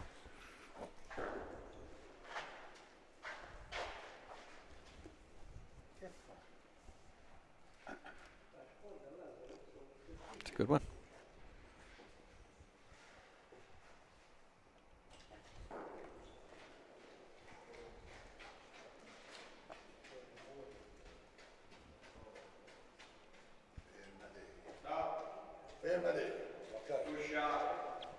Nice rolling. Didn't have to be that close.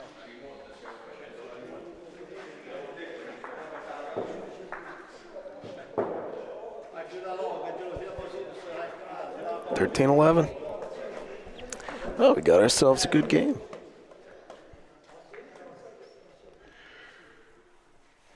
One final shout out to our sponsors who have allowed us to bring this weekend's goings-on into your living room yesterday night and today. Cafe Uno and Yaman and Grant. Thank you.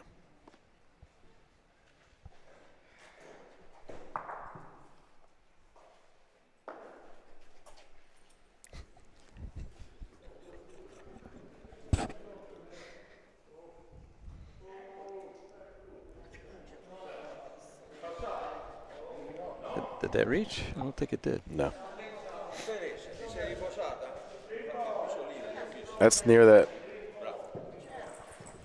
spot on the court, too, where the balls stick to the wall. If you touch the wall, there's a gutter Yes. there. Yeah, it'll stay there.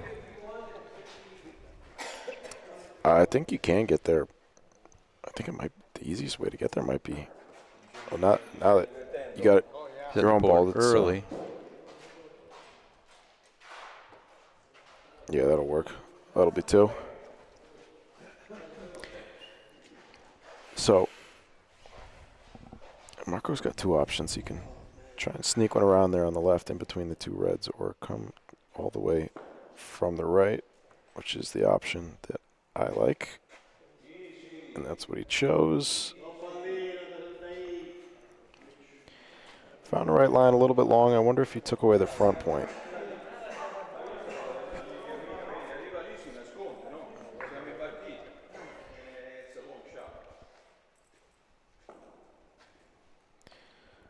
Sandro wants to go the other way. And not going to come down. It's a big ball here. Sal and Angelo are going to have 2 balls back. If they have the point and some space, they could roll in for the win. Good spot there, but Sal and Angelo have it wide open on the right side. Marco showed him the line. He did show him the line last game, and he's using it. He showed him the line last shot.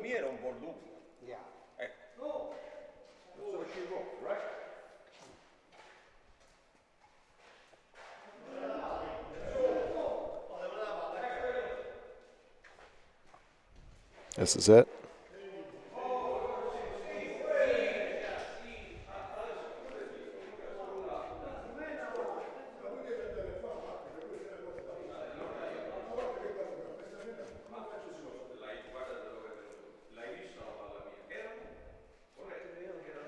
There it is. There it is. We have a winner. Sal and Angelo, your 2024 Pontelandolfo high stakes doubles champions. $5,000 to the winners. Want Frankie to do it? He can do it in Italian too.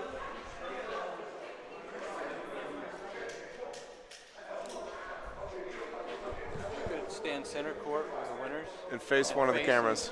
Face this camera or that camera? Either camera. What do you want me to say? And have them face them. I just ask them, you know. They spoke in English. What do you want me to ask them?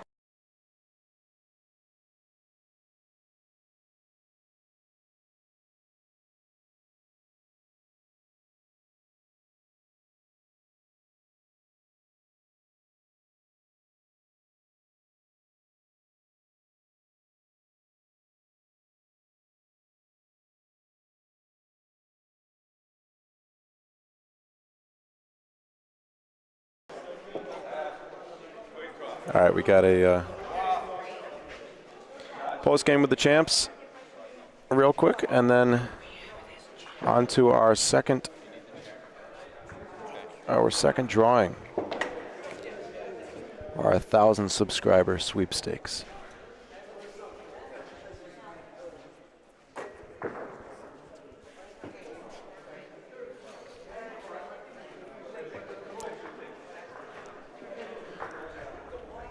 What a fantastic tournament run by the Pontelandolfo Community Club here. Yeah, you don't have to touch anything. Thank you to our organizers, Franco and the committee. Thank you to our sponsors. Thank you to all of you for tuning in. of course, we're not done yet. A word with the champs, followed by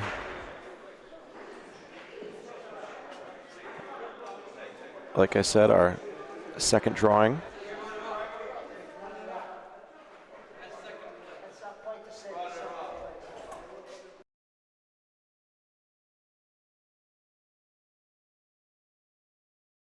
And Angelo Guerrera. And I'd like to ask you guys a couple questions. How does it feel for first place at Ponte's High Stakes? We tried the best. We wanted the first place. We got the first plate. And we're happy. It can be something else. You try to do the best you can. That's all it is. But thank you for Frankie. He ran the tournament here, and he did a good job. Thank you for my partner Sal. He shoot a lot of balls. High point, I would say 75% today. But I'm happy. Okay. Very good, Angelo. Sal, tell me how's it going? Thank you very much, and we have a real tough games, the last few games. So finally we end up winning. Well, thank you for everybody to join in us, and everything else. Thank you. Also, Alex and Marco, come here, you guys. Don't forget about you guys. Hold on. I got it. Guys over here. Where's your plaque? I didn't get. Go get it. Go get it. Brought to the car. Come here. Alessandro, how's it going? How'd you feel about this weekend? Nice, very nice weekend. I just want to say thank you, Pontelandolfo Club, for a nice organization, and everything is work well. And we play with a very strong team over here, a local team, very strong, and we try the best. But they beat us. I had to let you get there. If not, you would have cried. Marco, how we doing? Not bad at all. Not bad at all, considering. You got to fix the hole. Oh yeah, I got my mark up there. The best players of the country right here. 2 days. It wasn't easy. It wasn't easy, but we managed second place, and very proud. This is really a beautiful place. It's kind of club of Connecticut, Waterbury, Connecticut, perhaps the most beautiful Italian club in the country. They're really something to be admired of up here. We managed Forza Ponte. And by the way, we are from the Sons of Italy Club in Derby, Sons and Daughter of Italy in Derby. So. Also, I'd like to thank the Bocce Broadcast Network for their streaming all weekend. Thank you guys, you did an amazing job. And all the players that came from all over, thank you. Without you guys, this tournament would not happen. Thank you very much.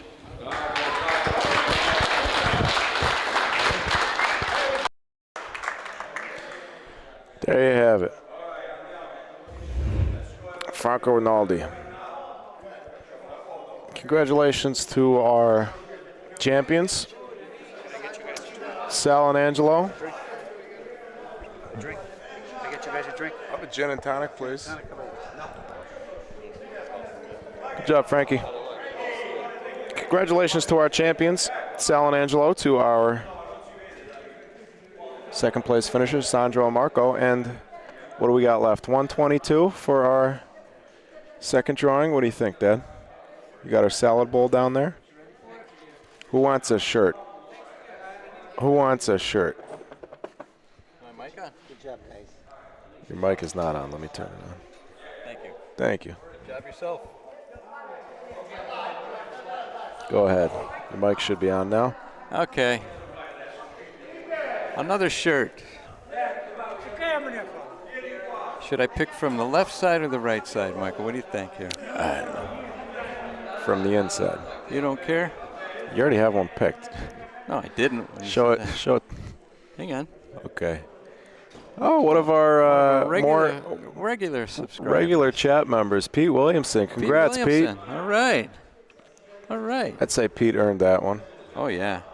He's got 3 accounts. Nick DiDona and Pete Williamson. Send us an email, gentlemen. BocceBroadcastNetwork@gmail. Send us an email. Go to the website first, BocceBroadcast.network.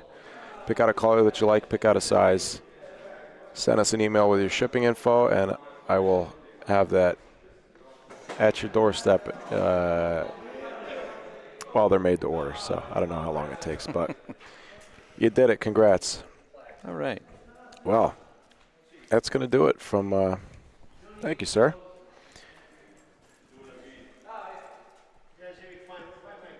From all of us, what's that? Is that not yours? I don't know. Unidentified glass of wine. Should we draw a name? I don't, unless somebody bought it for me, because that's what I was drinking, but. Can I finish this so we can be done? You asked me a question. Go ahead.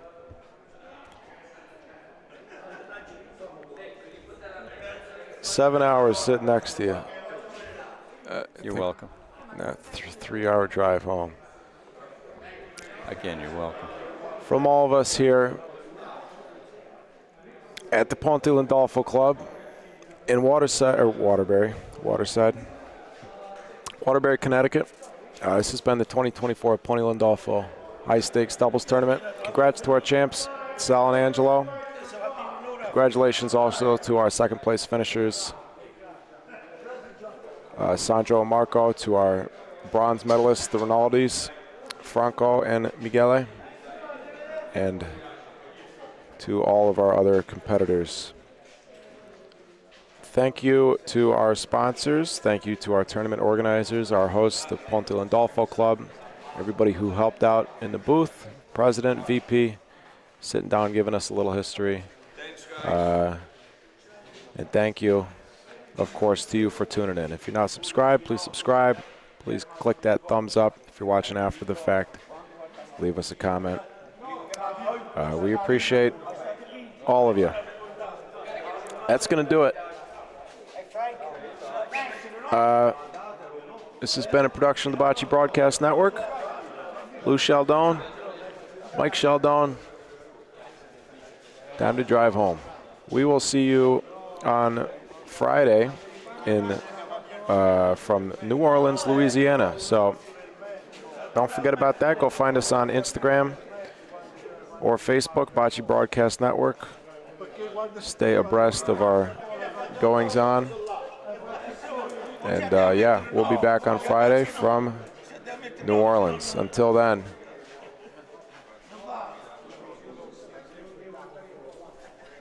take it easy.